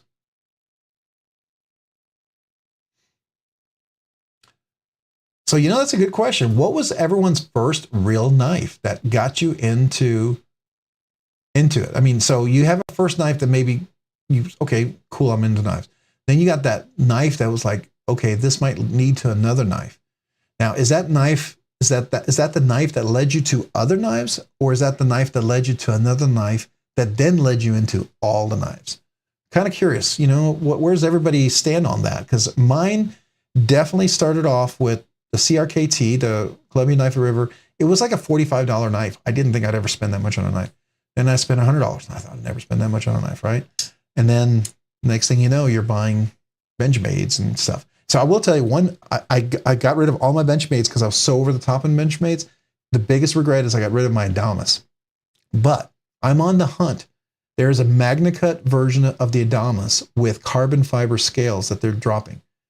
I want to get that one. Carbon fiber scales, mini Adamas with MagnaCut. Now, I don't know if their MagnaCut's going to be any good. I hope it is. But I would take a crew wear. There's supposed to be a crew wear version that's a naked blade. It's not supposed to have that, what is it? Whatever the coating that they put on there. I forget, it's that special coating. New knives. I think everyone is good. Hopefully you are good. How is everyone? That's a good question. How is everyone? Benchmade bug out. That was your start? Yeah, after the mini barrage, I did go to the Benchmade bug out. That would definitely be my second jump. That's once I realized that the mini barrage was good, and then the Benchmade bug out, I thought, that's really good. You know, if you don't know anything and you get a Benchmade bug out, it is amazing, right? Now, if you compare the price of a Benchmade bug out today, you can get a Hogue Deca, two different ones, right? Like the one that I would love to get is that, what is that one that Riot made? It's supposed to be an Axis lock, Able lock, by Olin Knives or something like that. That looks like a really cool one. The Buck 112 in 1981, still have it. Yeah, I still have my, matter of fact, you know what? Hold on a second. I'm gonna see if I can find it real quick. I'm gonna look for it. I might still have it up here. All right, so here's this is where I used to keep all my knives when I first started collecting, right? And yeah, I still have it. Here it is. My Gerber Easy Out. 425 blade steel. Easy Out USA. I bought this. I don't know if it looks like it, but this knife is probably 37 years old. I actually took it apart, cleaned it up. It was not moving, but very stainless steel. Still can use it. So that is my oldest knife, still in my collection. Of course, you have a little. And then this is one of my son's knives. I have that. I'm keeping it for him, just holding it. So there you go. That's my first knife. I still have that one.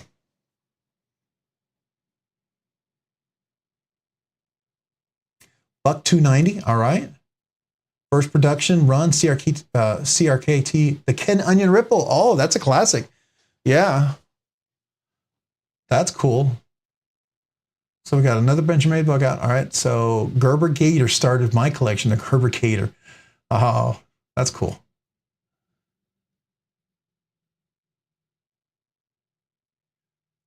See that, hey, oh, the Kaiser win. Yeah, hey, somebody won a Kaiser? Congratulations. That's awesome. You won a Kaiser B EDC? That's cool. Congrats.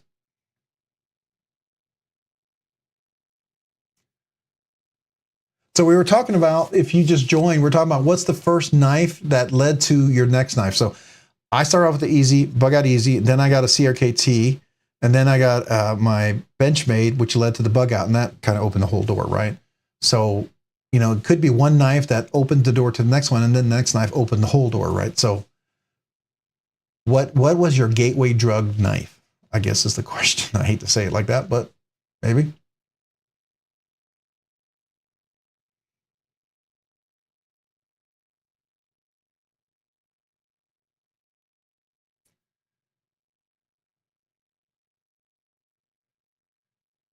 Oh, okay. So Nougat Knives, you're actually drawing some designs and specs for new knives that you're coming up with. That's cool, man.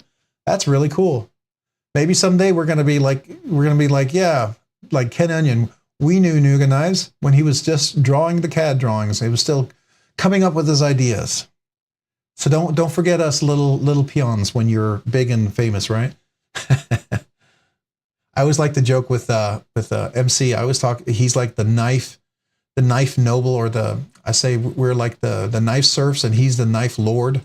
You know, because his collections, I can't even think of his collection. It's just beyond anything I could even imagine.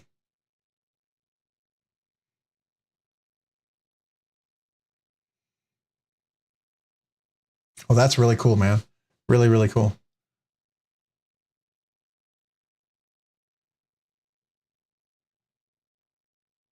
The arc form slim foot.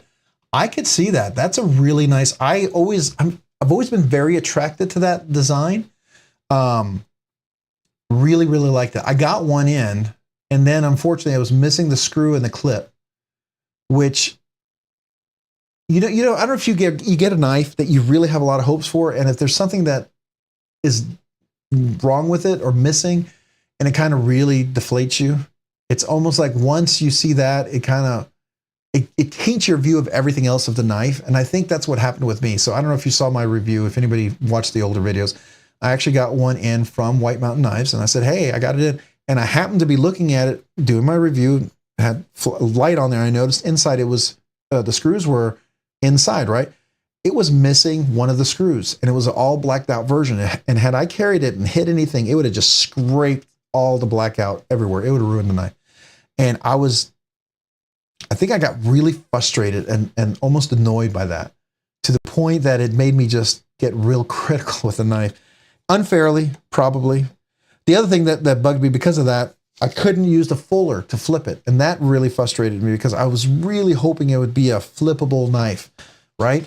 You could use that fuller. It's just like a tease. It's more an aesthetic design. It's not necessarily a functional design. But I liked it. I still like the design of it. It's the reason why I think I like this. There's that pill shape version, if you will, that, when it hides everything, it's just, there's some aesthetic, I don't know, beauty to it, functionality to it, that just makes it look really, really nice, I think that's why I kind of like this, and I like the arc form slim foot. I think that's just really cool. Arc form, dark form, excuse me. The Kaiser Hunter blade looks cool, like the Norseman. Okay.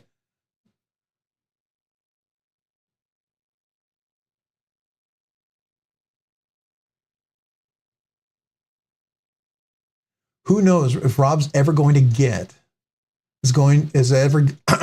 excuse me. Who knows, Rob, if I ever get going, when I'm done with the class and can afford my own shop, you may be the first to show it on YouTube. That would be awesome, Nougat Knives. I would be honored. I would be super honored by that. Absolutely. I would provide you. I would be happy to give you personal feedback on it if you wanted that. I would also be happy to do a review if it's ready to go, right? Because I always find something in knives that I appreciate, right? Even knives that may bug me, I still find things I like in them, right?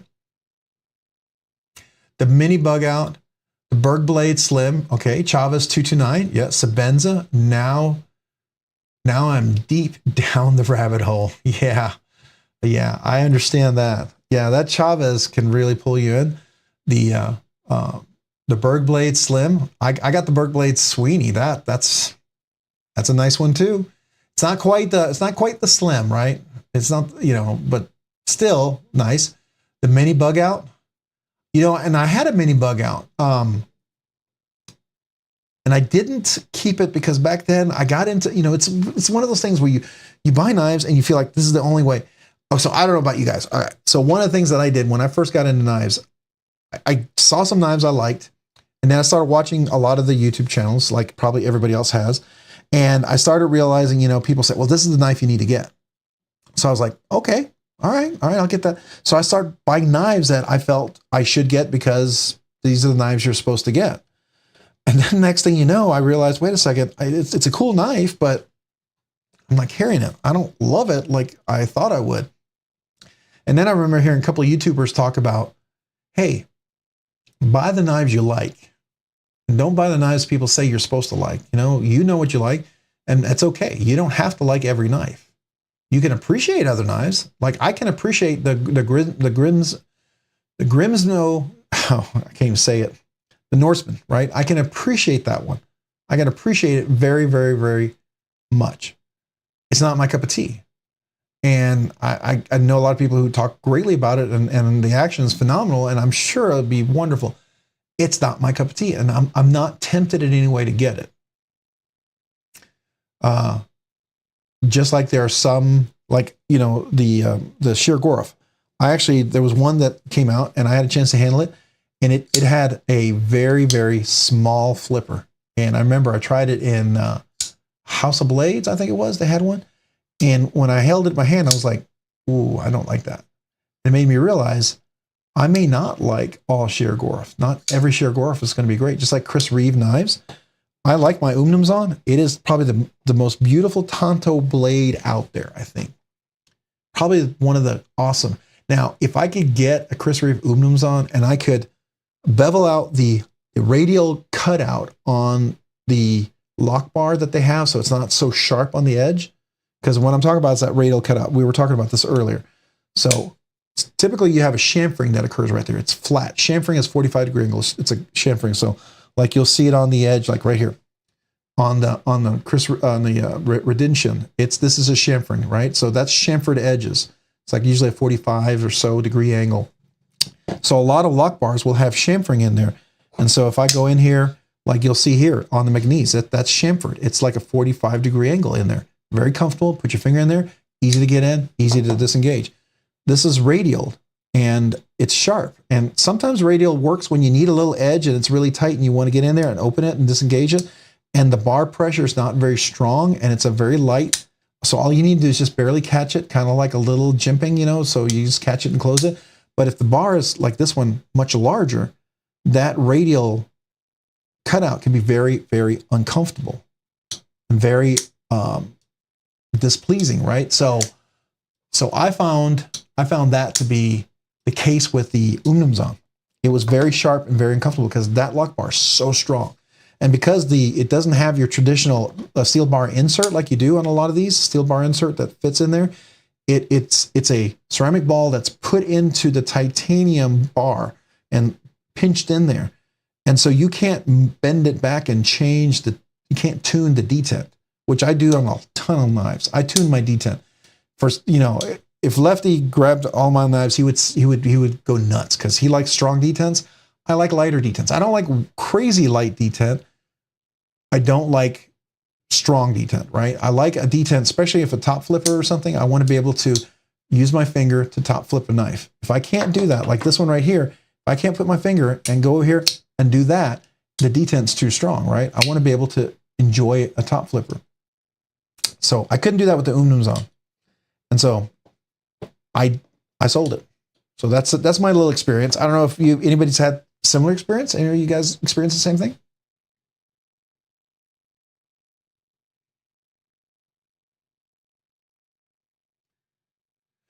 Yeah, lots of folks like the Sweeney, and I can tell you, it really is pretty nice. I enjoy that a lot. Let me see, where is it? Here you are.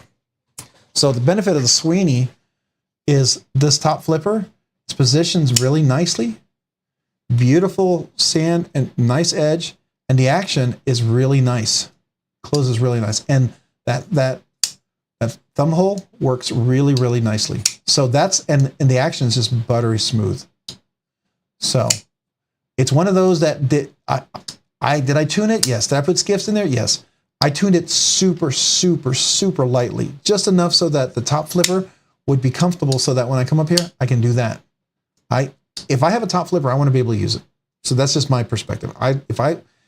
If a knife is going to be predominantly a top flipper, which I think this is really intended to be, and it's the most enjoyable, I can.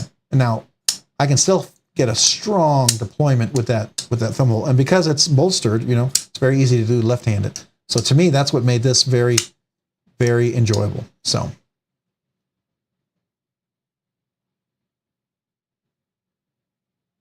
I agree with you, Thomas McDonald. The bug out prices today are insane. They really are quite over the top. I remember there was a period of time when they had a big sale. Do you remember about a year, maybe 2 years ago, there was a big push on the sale, and I actually got a bug out for like under $100. I think I paid, it was under $100.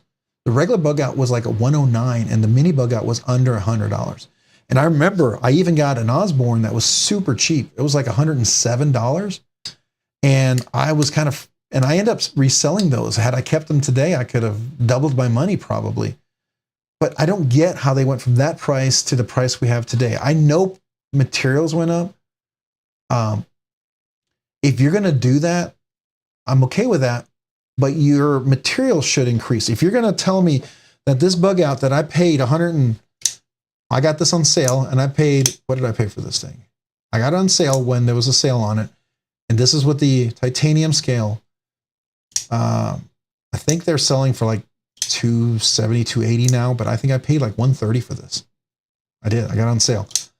They had the big, huge push sale. I think Blade HQ had all these crazy bug out sales. They couldn't even list the prices. They were they were moving massive amounts of inventory. If you're going to tell me that this knife is now 2 times the price, I want a titanium clip. I want titanium hardware.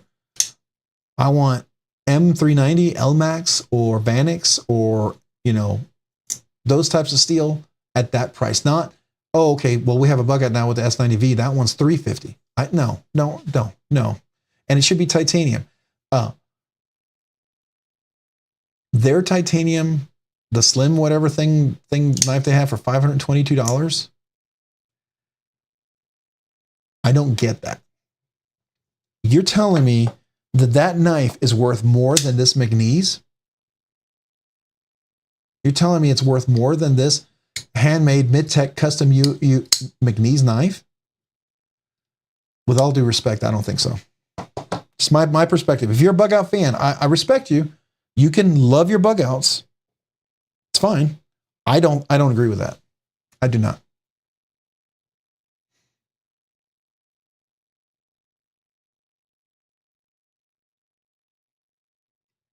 So if you do sharpen a recurve, one thing I do recommend, like I use a KME sharpening system, and they have a special sharpening angle that works on recurves. And what it is, it's kind of like this triangle. It's like 3 sides, like a pyramid, but they're curved like this, so that they can work on the inside of it's got curves, like each of the edges are each like this 3 of the edges. And so it works on the inside of the recurve. I would recommend getting something like that. It's specifically made for sharpening recurve blades. Definitely worth something to look into.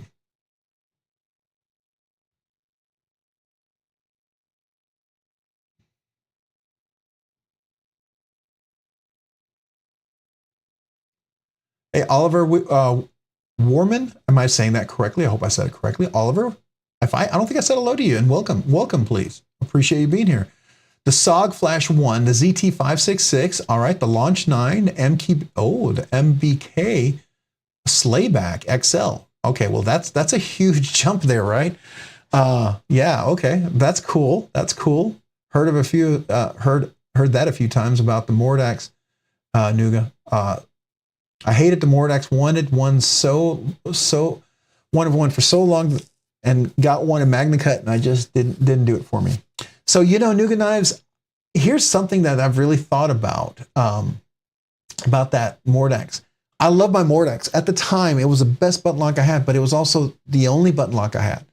And it was such a great knife. And I wonder, honestly, hearing you and thinking about my experiences with so many button locks now, am I remembering my initial experience with the Mordax being one of the first button locks as my experience of what I'm projecting of what I think the Mordax will be? I do remember thinking it was awfully thin. It wasn't always comfortable. It wasn't great in the hand. And now, since I've now, like, for instance, this is probably my best button lock I have. The Exciton, by far one of the best button locks out there.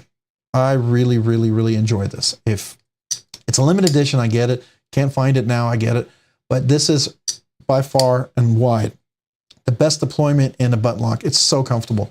But it's also much wider than the Mordax and more comfortable, more chamfered. And I say that because I've also had 3 Malibus. I've owned 3 Malibus. And the first one I bought, I ended up selling because it would dig into my hand. The back of it had a sharp edge. And I thought, okay. So then I got the textured one that came out. And I thought, okay, well, that's got to be nice. That dug into my hand too and just wasn't comfortable. And I forget what the third one, because one was a Warncliffe. Didn't like the blade shape. I really wanted to reverse Tonto. So I sold that one to get the reverse Tonto. Still didn't work for me. And it ended up being that I liked the knife. I wanted to like the knife, but the shape of it was digging into my hand. And I came to realize that something that's really important for me personally, as far as aesthetics and ergos on a knife, is going to be how the knife feels all the way through my hand, right? If it has a sharp edge, for instance, the Chavez did, if it has a sharp edge that digs into my hand, it can be a deal breaker for me. I had a couple of giant mouse knives that were, their lanyard hole was huge, but it was sharp. It would dig into my hand. It was so uncomfortable. I did not care for that. Very, very uncomfortable. So when I got this, it almost was a deal breaker for me, was this. That and the clip. The clip was a pocket shredder. Well, I bought this with the intention that I knew that I could buff this out and it wouldn't look terrible. So if I had a black one like this and I had to buff a corner, that would look horrible, right? You would absolutely expose the titanium. It would look terrible. And so if you're going to do all blacked out, it better work. It better be comfortable in the hand, which this one is, which is great. So I buffed the corners out on this and it made this knife perfect. It doesn't dig into my hand. It's comfortable in the hand. It's perfectly fine. So that was really important. Then I took the clip off, and I'd already done this on another clip. I had the Urban EDC, the Urban EDC Trevor Berger XL, right? Not XL. What's? Oh my gosh. Sorry guys, I'm trying to remember the knife. What is this thing called? The Urban EDC. I guess it's the Urban EDC. I guess it's the Urban EDC, whatever. It's a Trevor Berger. It's not a custom. This is a production version of the custom. This also had a clip that was a pocket shredder. And I knew a lot of people who actually ended up selling it and got rid of it because it destroyed their pockets. I took this clip apart. I rounded it on my Worksharp belt sander, and this worked out fantastic. This is the clip that it should have been. If they charged an extra 20, 25 bucks to do this, I think it would have been really worth it for them. I did that also on my, where did I put it? Oh, here it is. I did this on this clip too. And I did it on this one because the skull one, I didn't want to ruin it. And if I had to resell it and it didn't work out, I've said to myself, at some point, I'm going to do the skull one and probably round that out. And then I might actually put the skull on there. You know, to me, what it is, see what the joy of that is. Here's a knife I have. I've enjoyed. I'm still enjoying. But at some point, I can pull that clip out. I can round it. I can work on it. So now it becomes a new knife. I can put a new clip on there. It's a completely new experience for me. It makes this knife alive and new all over again. I get the joy of the knife all over again. So, I find that fun. I don't know about you guys.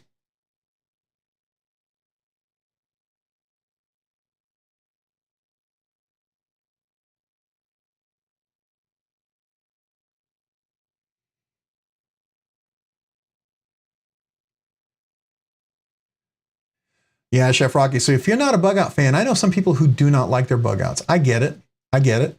I like the bug out. I have always liked the bug out. Now, I didn't like the really cheap bug out version. And when they came out with the aluminum scales, I honestly was going to get the Flytanium scales or something similar. But when they came out with this version, with this milling pattern, I really, really like this. And I like the red on there because I also like to wear something red on Fridays for the military. And so this would be one of the knives sometimes I would carry on a Friday. But I like this particular version of the bug out. And so I do like it. I get it's plain Jane and stuff, but you know, it's not for everybody, right? Some people love it. Just like the Hogue knives, the Deca. I like the Deca, but I do not like the dual grind Deca. I do not care for the Wharncliffe dual ground Deca. That blade shape is just not my cup of tea. If they could do the Wharncliffe without the dual grind, I'd be more inclined to get one. But every time I see that dual grind, it's like a nope, not doing it. I get it. I understand the logic for it. I understand the thicker blade geometry. I understand what the purpose is. I get all of that. But it's not anything I would ever use or want. So for me, again, there you go. It's something that some people love that I don't like. You know, we all have our things that we don't care for, right? That's okay.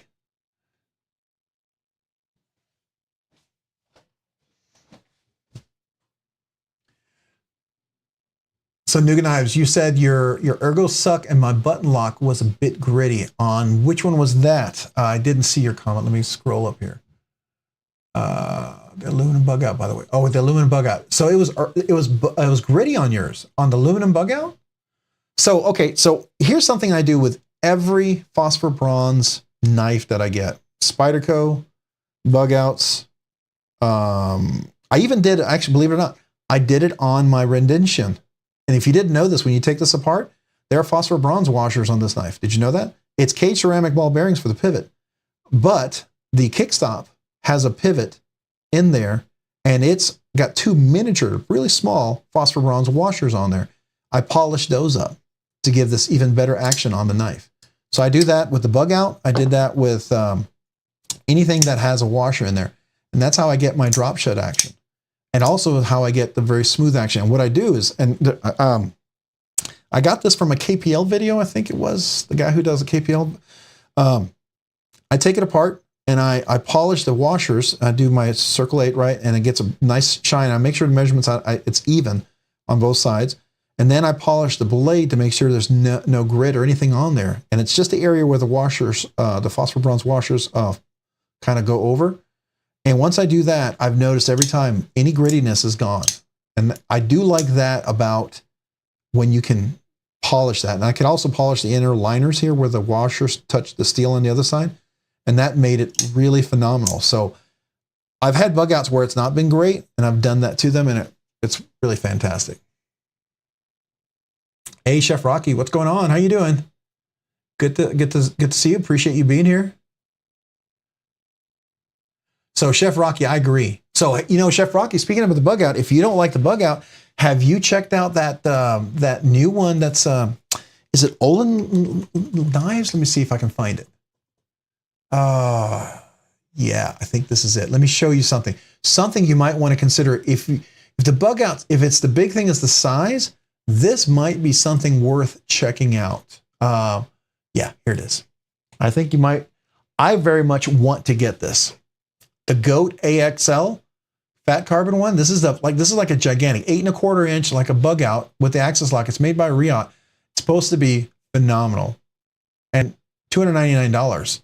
But this is titanium with is it a fat carbon inlay? But it's a carbon fiber, yeah, fat carbon gold, black fiber carbon inlay, titanium scales. What is the steel? Is it M390 hand rub satin? $299. I mean, come on. Benchmade would charge what, $5.99, $6.99 for that? But that might be a size knife for your hand if you have big hands. I think everybody I've heard really, really likes it for the size. Do I like, hey, Michael Church, welcome. Appreciate you being here. Appreciate you being on the live stream. Yes, I do like the Pulsar a lot. Yes, I like this a lot. It's a really, you know, ironically, because I can choke up on this, it's got that big, almost, it's a technically, I guess it's a spear point. If you look, let me go over to the screen. Technically, I guess it's a spear point. If you look at the way it comes up together, I mean, really, or is it a drop point? I don't know, modified drop point, spear point, but I do like this a lot. I like the design of how these work. Now I did put the stronger Omega springs in here that came with it. That was the first thing I did. And I did order some Omega Springs from Austin, Texas. They make some here in the USA, and they're much stronger Omega Springs. And if I ever have issues with these Omega Springs, I'm going to put those in there, and I think I'm really going to like that because it's much stronger. But they made a big difference putting the stronger Omega Springs in there. It was tough if you're not sure what to do. Definitely watch the videos. Like I did a video, and other people have done videos. Definitely learn the tricks on how to get in and out. But yeah, I do like this. I've actually used this quite a bit in the yard. You can actually see some micro scratching on there because I've used it to cut. You can see a bunch of scratches over there. I really enjoy using this. It's very much of a user knife. It works really with a big blade. It's great and very solid. And I like the scales because it doesn't slip out of my hand when I'm sweating in the yard too.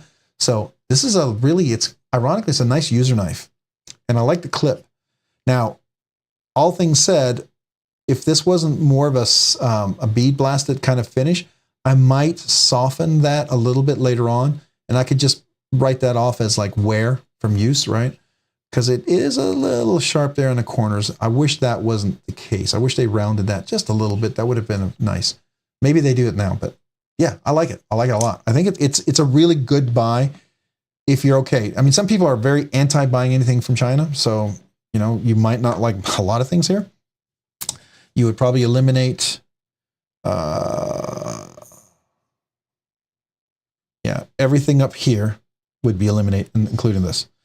And this and these two things would be all that you would be interested in. So the detent, like I said, hopefully I explained the spring and the detent and what I did with the Omega Spring, switching it out. I think it's worth switching it out. I really do. And you can even get stronger Omega Springs than those. I went to Etsy and I ordered some, and they came out of Austin. Somebody in Austin have a metal shop down there that make them. And I bought like a pack of 10 or 20 for a few bucks, like it was $15. Definitely worth it. I've actually used those Omega Springs in my bug out as well, because I believe they look like they're the same size between the two. I had a Doug Ritter Hogue, which, by the way, I want to get another Doug Ritter MKS or MSI, MK, whatever. I can't remember the long name. But I'm waiting for him to do a mini Magna Cut in carbon fiber, and I missed. I think he had a drop on it, but I missed it. I guess I didn't sign up and look for it. That's what I would love to see.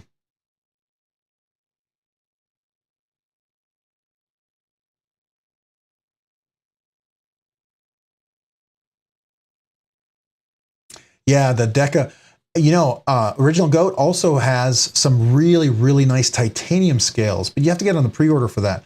I would so dig getting those titanium mill scales for the Deca and putting that on the Hogue. Man, that would be a sweet build.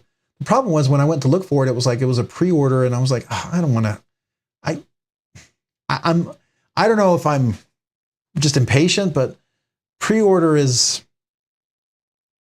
I'm not a big pre-order guy.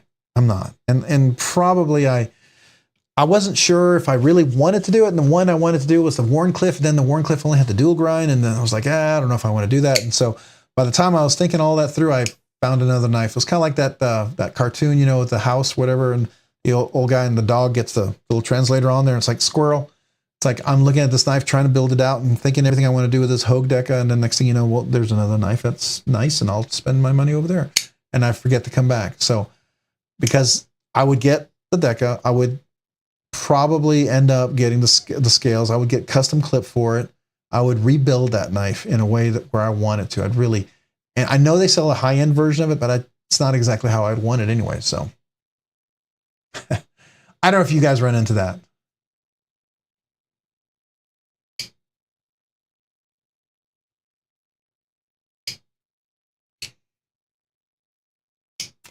So Chef Rocky, I hear you. Yeah, I've actually changed nothing on my bug out. This is the original bug out, exactly as is, and I like it. But it's this version of the bug out that I like. That's my favorite. The aluminum scales. I really like this, just like this. So this is the original bug out that I like. Now, it'd be way overpriced today, and if they made this in titanium, I would never buy it, right? Because you could get USA-made titanium scales for a lot cheaper than Benchmade make them.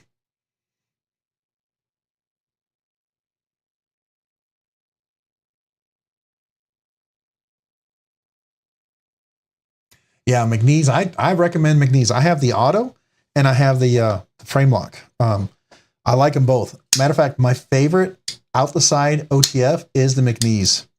Matter of fact, and I know somebody asked me about it. What did I think about some another a Spartan, I think, auto that they had? I haven't handled it. I would love to compare it, but I can tell you my McNeese auto, I like this better than my ProTech, and I like my ProTech. And I, of course, I got the Lynch clip on there just because it's a collab between Lynch and McNeese. McNeese sells the Lynch clips on his site. Lynch makes them for him, and they're really a custom milled clip that they, I think McNeese actually had a hand in saying how it's going to be designed. But I like it, and it's super, super comfortable. It doesn't dig into your hand. Very ergonomically comfortable. So the auto is great, but like you said, the frame lock is phenomenal. This was absolutely one of those grail knives that I wanted forever and ever for 3 years. But I didn't want it for a long time, and I always wanted to get a hold of it, and it just never was available. And then next thing you know, one day I was able to get a hold of it. So I was super excited.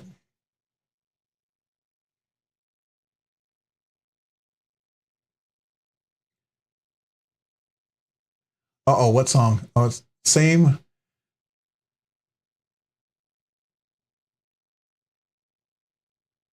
The RSK. Yeah, the RSK is really cool. I think that would be a really cool one in the carbon fiber, or perhaps maybe, getting the original GOAT titanium scales on there, I think would be so awesome. I think that would be nice.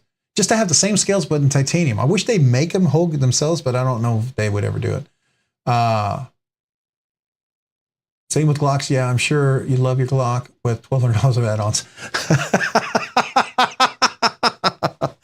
Okay. As a range safety officer and working with a lot of people at a firing range, I can tell you, you speak a lot of truth there. Now I know some purists. There are some original purists. I'm a SIG guy, and I'm pretty much a purist when it comes to that. But that's usually because that's kind of issued, right? You want it to be pretty standard, so repairs and stuff. But I'm not a SIG only guy, but I like SIG.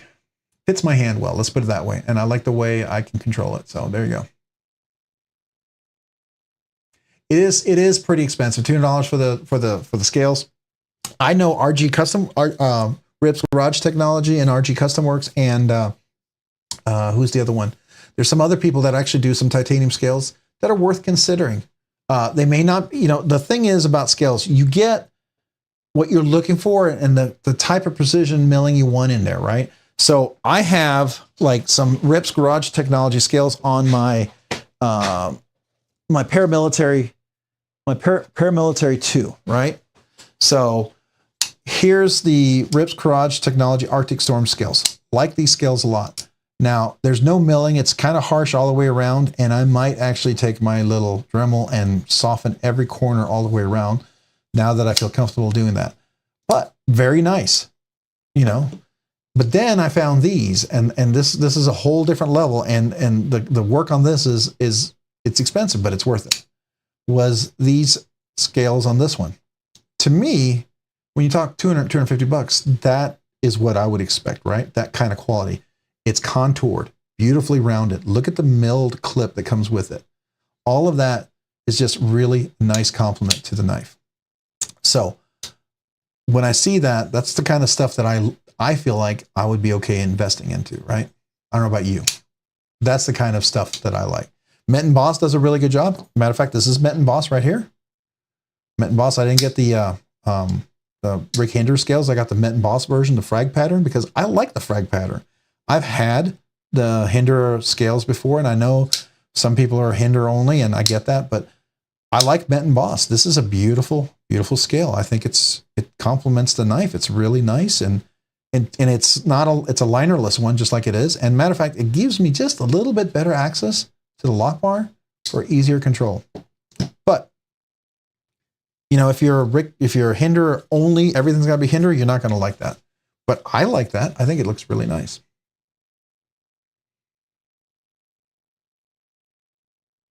Yeah, he did build it like a tank. I totally agree with you. If you know my collection, it's a bug out knife. Yeah. The Mini Freak is pretty cool. Yeah, but that I remember when that Mini Freak was not that expensive. I don't know what happened there. I mean, I know people went up 20, 30%, but when did Benchmade go up? Like, is it like 50% in their price at least? I don't know. It just seems really high. I hear you. Sig fanboy here. Yep, I'm a Sig fanboy too. I have a P320 and a P365 are a couple of things that I enjoy. So, you know, those are good pew-pews. We'll just say that. Yeah, Men Boss Scales. He does a really good job. I do admit. The only thing I wish he did a little bit better, I would love for him if he could get his clips to the level of what RG Custom Works does on his clips right here. I don't know if you can see that. That is a very functional clip. It actually goes in and out of the pocket really nicely, has good flexibility. Menton Boss tends to have a really thick clip, and I've tried to mill mine out. I have done 3 attempts now. And I think Nougat Knives, we were talking about this. I've done 3 attempts on that titanium clip. It's some serious titanium. I'm going to have to go with a coarse grind. And even then it's a lot of work because I got to be careful in making sure it's even going across, right? Because if you rush it, you're just going to blow it out. It's going to look horrible. So, but yeah, I wish he would go for a little thinner. I'm sure that's a little more challenging to do, but yeah.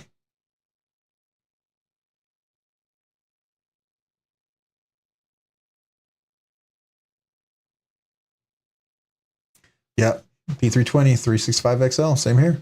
I actually use the P320 X Compact, so I can have something I do in the winter and something I do in the summer. So,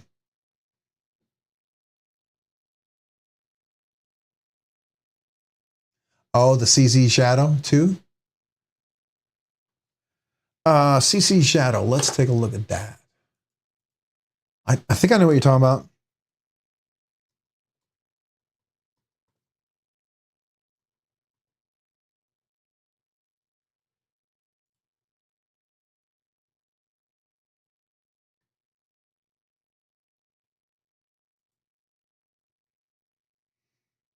I'm going to try to find it.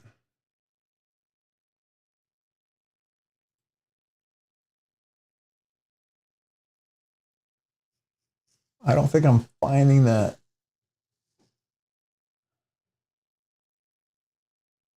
Oh, the CZ Shadow. Oh, CZ. Okay. I was thinking of a knife, and I'm like, I don't know what you're talking about there. Okay. Yeah. All right. I know what you're talking about now.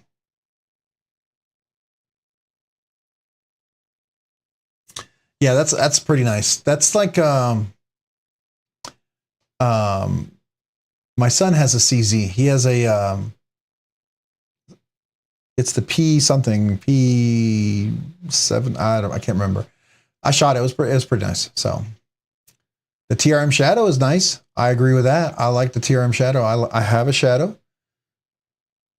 And here's something. Think about that. TRM 20 CV blade steel. Washer, by the way, I do the same thing with the TRM, my Shadow. Not the Shadow, but, well, I would do the same if I got a Shadow. Those are hard to find. I know they dropped some recently, but that would be cool to try out. But I have the Shadow, my Atom. Let's look at that one. That's phosphor bronze. And I did the same thing I do with my button locks. But think about it. Here are these here's a custom titanium mill scales, titanium liners, titanium pocket clip, 20 CV blade steel, thumb studs, action is ridiculous, precision is amazing, and you know, top of the line here, you're looking at 365. If you get it without the titanium, you're looking at what, 2 something. And this, quite frankly, blows the bug out now away. I mean, I don't understand, right? I don't understand. This is more than this. I don't understand that, but it's just me. It matter of what you like and what you find, what you find value in. If you feel it's worth more, then it's worth more, right? Supply and demand.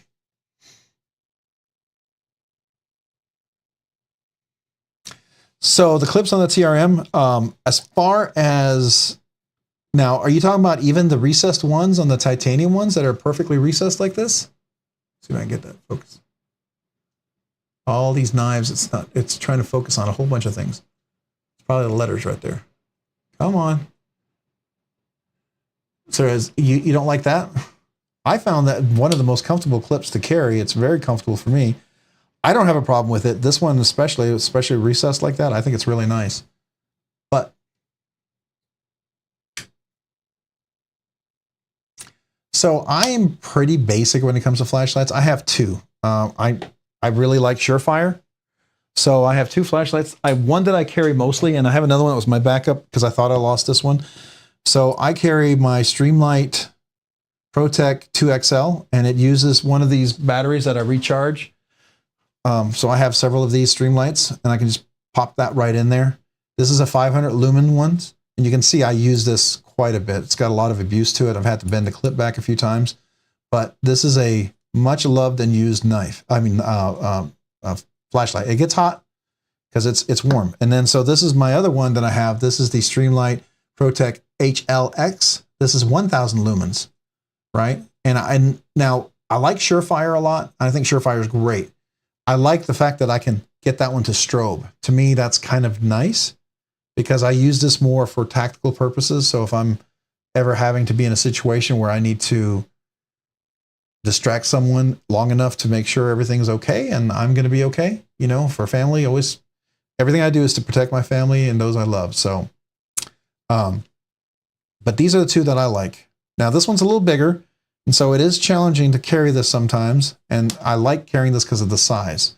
And I have thought of getting the smaller version of this just in certain situations where this is almost too big, like, you know, gym shorts or something. But this is a perfectly great light. Works really well. So these are the two that I have. And because they've worked really well, and I have not had any desire to get any more. I haven't tried any other lights. You know, I know this is very similar. Anybody could make the argument, well, it's the same with a knife. Some people could say it's the same thing with a knife. I hear you. I hear you. I know some people make the same argument with, you know, personal defense armament, you know, like something that you carry, a pew-pew. I have several, but I don't have as many as a lot of my friends. Some of my friends have a ton, and they were like, oh, that you could go buy a gun with that. And I'm like, yeah, but I won't, because I have what I need. Everything's fine.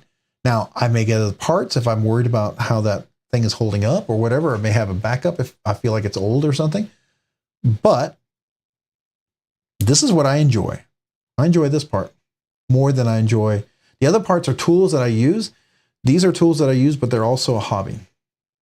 So for some people, you know, this is a hobby, a fair hobby, and I think a really cool hobby. It's just not quite a hobby for me at this point. Maybe someday, but these are solid, and I like these a lot. I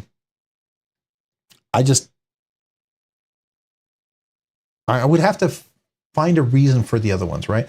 Here I can see the ingenuity and the design in here. Everything that I have, there's some engineering, aesthetic, ergonomic validation in everything that I own here. I don't think I have a knife that I don't feel like I could logically go through and tell you the ergonomics, the metal properties, the design properties, whatever, why it makes it something unique and why I enjoy it. Does that explain? The Reich RK Shadow. Oh, okay. So, Mark, have you thought of maybe seeing if there's any other clips? I don't know if there are, but maybe.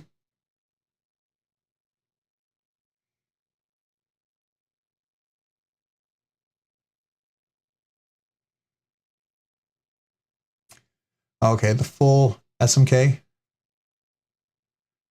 I will tell you, if you get like the P320, if you get any of the Legion ones or anything like that, they have the upgraded, you know, trigger, and that makes a huge difference, I think, because it's like a 3 to 5 pound one, as opposed to like some of the larger ones. But you can always make something even lighter than that. You can get yourself 1.5, 2 pound one if you want it. But to me, at that point, I feel like you got to be competitive shooting, you know, because if you're in a high stress situation, I don't know if I'd want to go that light. I want to make sure I can because you gotta, if you do your practicing in your drills that you should go through, if you're gonna do all that for personal defense, you want to make sure you induce a high stress situation so that you can handle the situation when you need to. And there's tricks and tips on how to do that if you ever wanted to.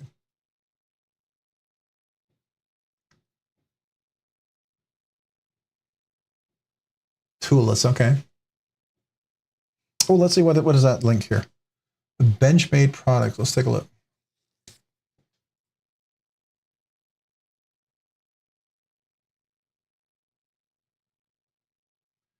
Whoa!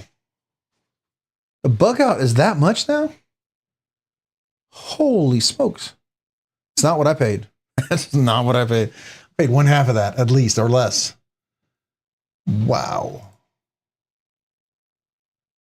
And I paid, when I bought a blue one, I bought somebody for my very good friend's son. He became an Eagle Scout. I paid, I think, $135 for his. I took it apart and I polished it and did a bunch of stuff. And I think I paid an extra $20 to get it engraved. So it was like $150 with the engraving. Yeah. Okay. That's not what I paid for it. So yeah.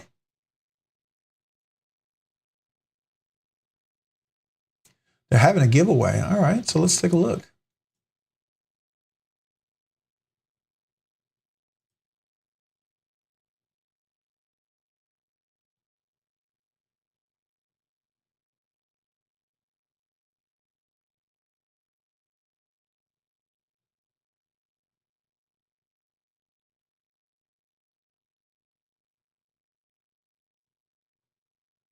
Oh, well, do you know where their giveaway is? Do you happen to have the link for it?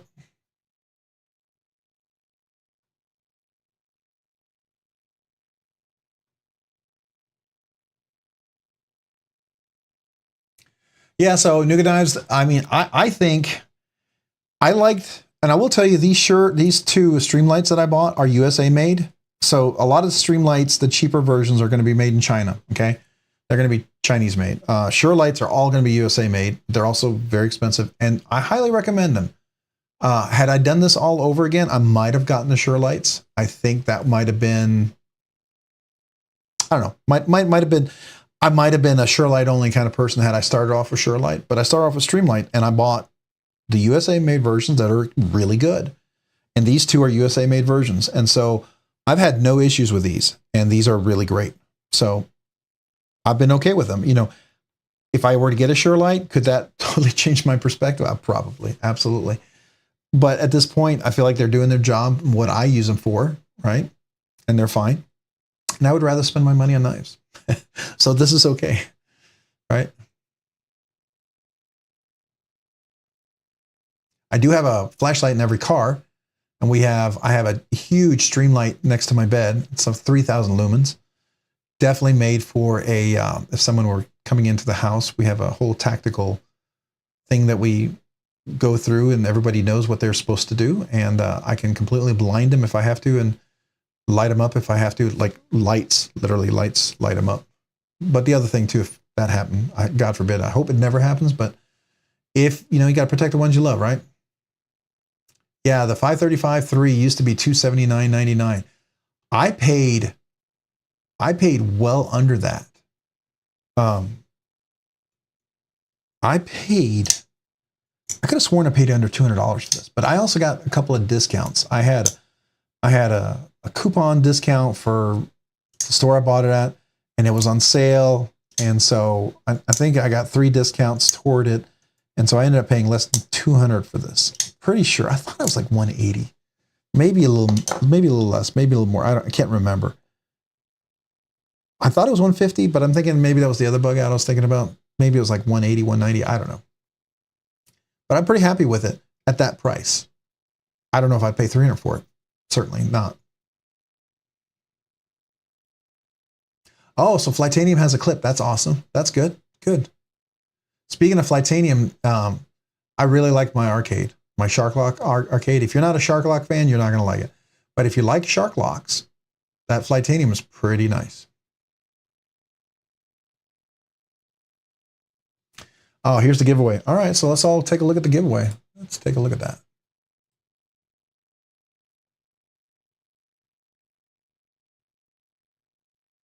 Oh, that's a nice prize pack. I could go for those. Are some nice steak knives. I was always curious about those. I like this little. Is that a pizza oven? Oh, that's cool.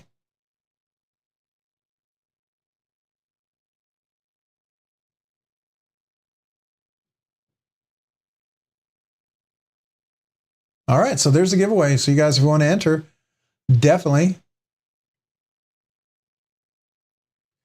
All right, so where is the actual entry?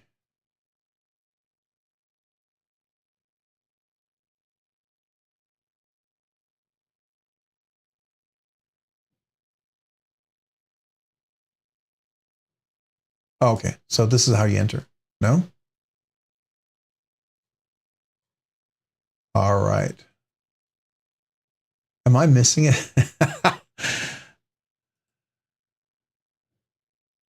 Okay, I'll have to look at this later. I don't see the entry place where you actually enter. I'm sure I don't want to spend your guys' time here, but yeah, I level on up. I think it was around 250 for sure. I remember that. That was a more reasonable price. I just can't believe it's 300. But I think the Benchmade prices are nowhere near what you're going to see in the store, right? So if you go here, let's go to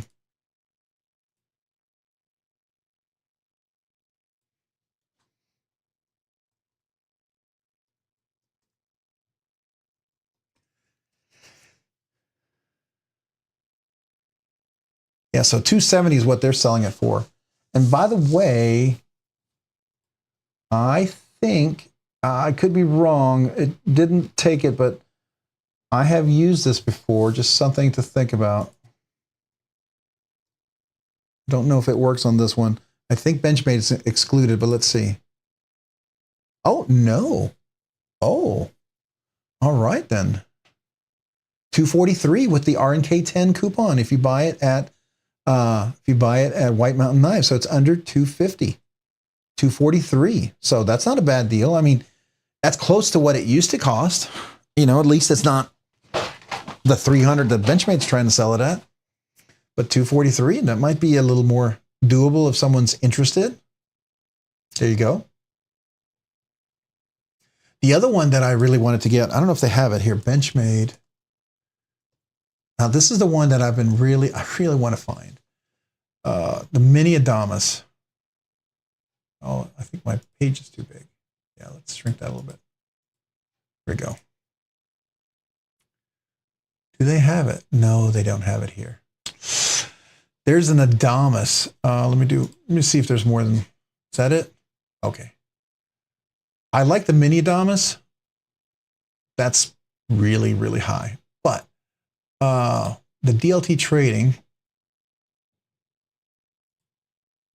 I think that's where I found it.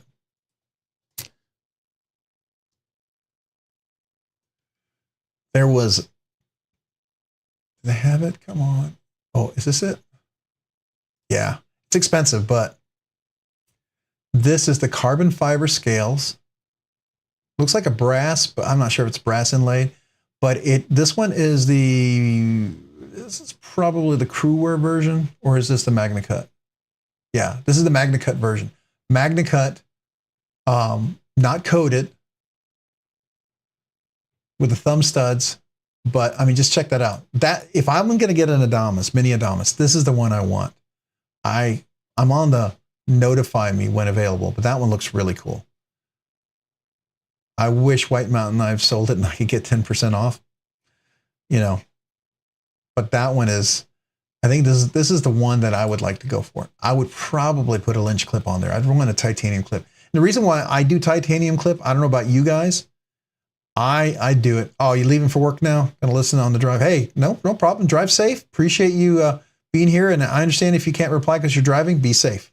Focus on the road first. We want to make sure you get there safely, okay? And so if we finish up before you get there, I will just tell you now, appreciate you being here and being part of the conversation. It's been a lot of fun. So, but yeah, this is really cool. I mean, I don't know what you guys think about this. This to me is like, if you're going to charge me like an arm and a leg, make it something that's going to be more than just a basic, right? This is like, oh, the holes. Yeah, Mark, you're not a fan of the holes, are you? You just do not like the holes, I bet. Yeah, I get it. I hear you. To me, they're not big enough that it totally distracts me. I hear you. I hear you. I hear you. But the one, I mean, like, what is it? The Sharp by Design Void, is it? I think it's the Void. Do they still sell it? Yeah. So like it has this big old hole right here. I still would very much at some point like to try this one, but I'm not sure. So what's the difference between, oh, one's a flipper and one is not. All right, so. But you see, it's got that big giant hole. That hole seems really big. And I'm not a big fan of the aluminum inlay. I would like it to be all titanium personally. So. Yeah, the Adamas also has holes, some big holes. Here we go back to it. Yeah, they're big holes. They're not little ones. But this is the mini, which is really a full-size knife. I think it's like 8 inches at the mini. The mini is like what? No, 7.62 inches, but it feels like a full-size knife. It's a large to extra large hand can easily hold that. I remember that. You like the Evo better? I hear you. Yeah, I mean, it's one of these knives that I've very tempted to maybe get because I love the idea of that. I love being able to flip like that. That to me is very appealing because I can do that with my Sharp by Design, but it's taken a lot of work to break it in to get to the point where I can now get in here and flip that. It took a while for my Evo Typhoon to be able to get to that point. That was a challenge, but now I can do that. It's nice, right? But that's why this seems kind of appealing to me. Oh yeah, I saw that. The AWT, the scales, those look really, really nice.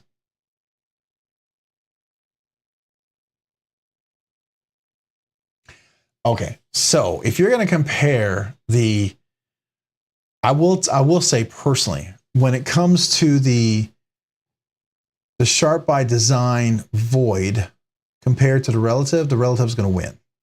The Evo Typhoon was a Grail knife. It was one of those knives when I first saw any Sharp by Design, I really wanted this. And when it came out, I was just surprised I was able to get one. And I took the chance because I got the Mini Typhoon or the Mini Evo, and I got a bad one.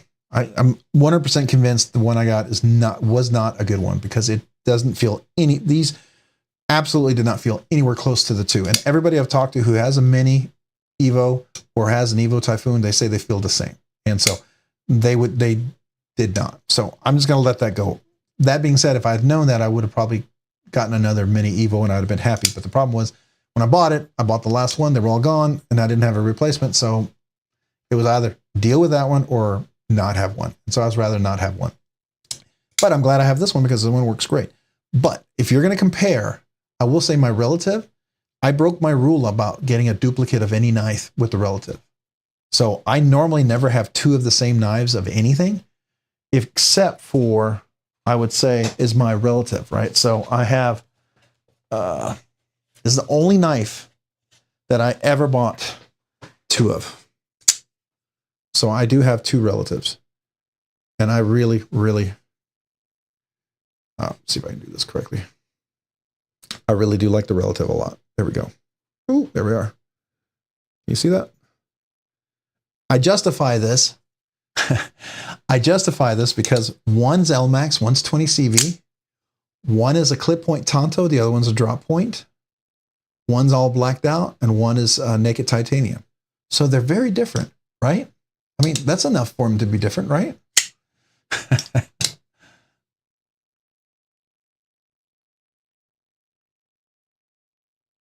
You still have a Mini Evo in your shipping box? You haven't opened it yet?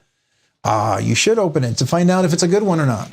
And if not, then at least recover that. You could probably sell it because if it's a good one, you can easily get your money back on that one.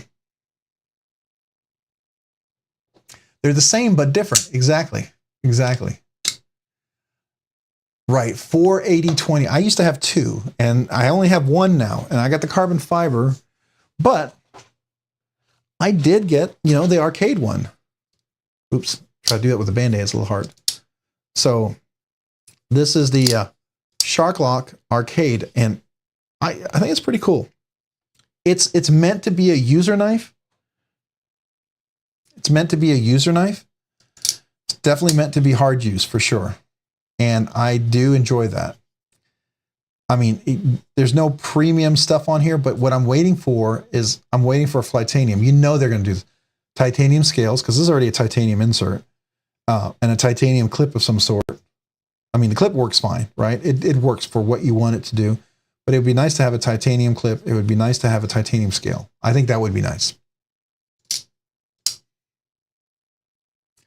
Definitely if you like the Shark Lock, I recommend it. And S35VN, that Taiwan, the place that these are made in Taiwan, I don't know what they do with their S35VN steel, but it is ridiculous because I can get this so sharp and it retains that edge almost like 3V. I mean, it's not exactly like 3V, but almost. And what I mean by that is like as best as S35VN is going to.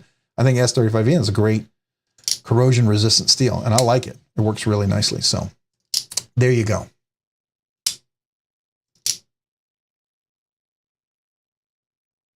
So if anybody's a Nimble fan T, go for it. I am not a fan of the Nimble or the Nimble T. I appreciate it. I've owned 4 Nimbles, and every time I got the Nimble, I was disappointed for me. Because I got meaty fingers, right? I got meaty fingers. They're not little skinny fingers. And the thing that I always had a problem with the Nimble was because it had the flipper that was right here. When I drop it, it would catch right here like this. And in order for me to clear it, I would clear it and this blade would come over here and it would catch my finger like that. So what I love, there's no flipper now, is I can catch it on that finger choil every time. And I can do that blind, with my eyes closed and just know that I can fidget with this all day long and not worry about it. It's fine that I've got a beautiful thumb hole, beautiful fuller, and a beautiful top flipper. And I tuned it so that I can use my top flipper, right? I mean, Kevin might think this is a little weak because he likes his a lot stronger, but I like to be able to use the top flipper and do things like that. I like to be able to not just have to have the thumb there. I want to be able to, use my finger to flick it like that. And I want to be able to do it left-handed as well. So this knife works really great left-handed as well, which I really enjoy. So if you like the Nimble T and you like the Nimble and you like the flipper, that's a great deal. I would go get it. For me, I like this. And that's why the Relative is my absolute favorite EMP EDC design. And I've actually asked them, I said, this is technically a Tonto. I get it. It's a clip point Tonto. But the Tonto blade design he has on the Nimble, I would love to see that on a Relative. I think that would look so good. Just me. I don't know. Does anybody else agree or disagree? What do you think about the Tonto blade shape, the Nimble Tonto blade shape on a Relative? I just love the milling. What they did on the Ronin, when he put the milling on the clip, man, I wish he'd brought that here too. But what you do then is your next version of the Relative version 2, you mill the clip out, and then you're absolutely going to get some more people wanting to get one.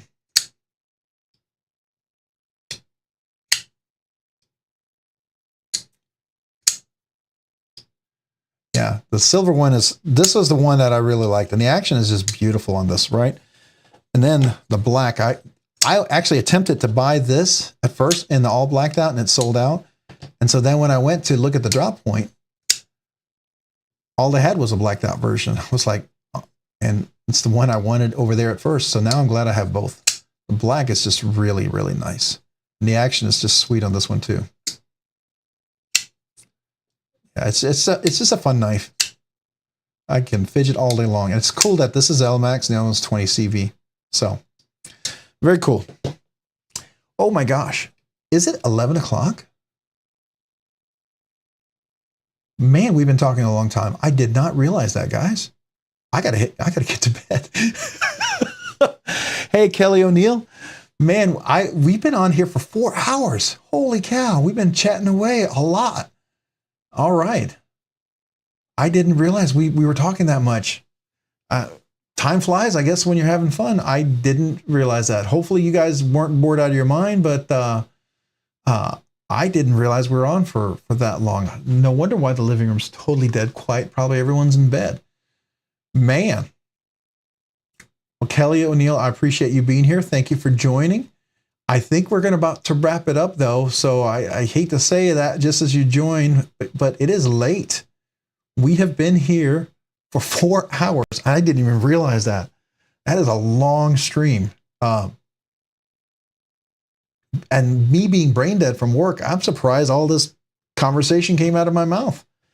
It just goes to show you how much fun knives can be, I think. So, well, I appreciate you guys. Thank you for being here for the giveaway. Thank you for all the new members and all the guys that gave the memberships away. Thank you to all of y'all. Appreciate that. That's going to go a long way and help this channel keep growing and be able to do more stuff. I'm super excited about that, where we're going. So thank you guys. Thank you, Just Nate, Nuga Knives, Tyler, David, Thomas, Josh, Kelly, Level On Up, BEDC, Sensor, who else? Mark, Nuga Knives. See here, there's a bunch of you guys. I mean, we still got 20 people in here. I can't believe we're 20 people in 4 hours. You guys are either lost your mind or Vaping Grandpa, I just lulled you into sleep and you're all asleep listening or something. I don't know. But I appreciate you guys all being here. Thank you so much. Yeah. It's been fun. It's been fun. We'll have to do this next week. So see you guys next Monday and throughout the week. And got a couple of exciting things coming in this week. I'm looking forward to sharing that with you. And we'll see what that is all about. Hopefully you'll find it interesting or fun. But you guys have a great evening. Thanks so much for being here, for making this a whole bunch of fun. And yeah, great stream. You guys have a great evening. Thank you again. Bye, y'all.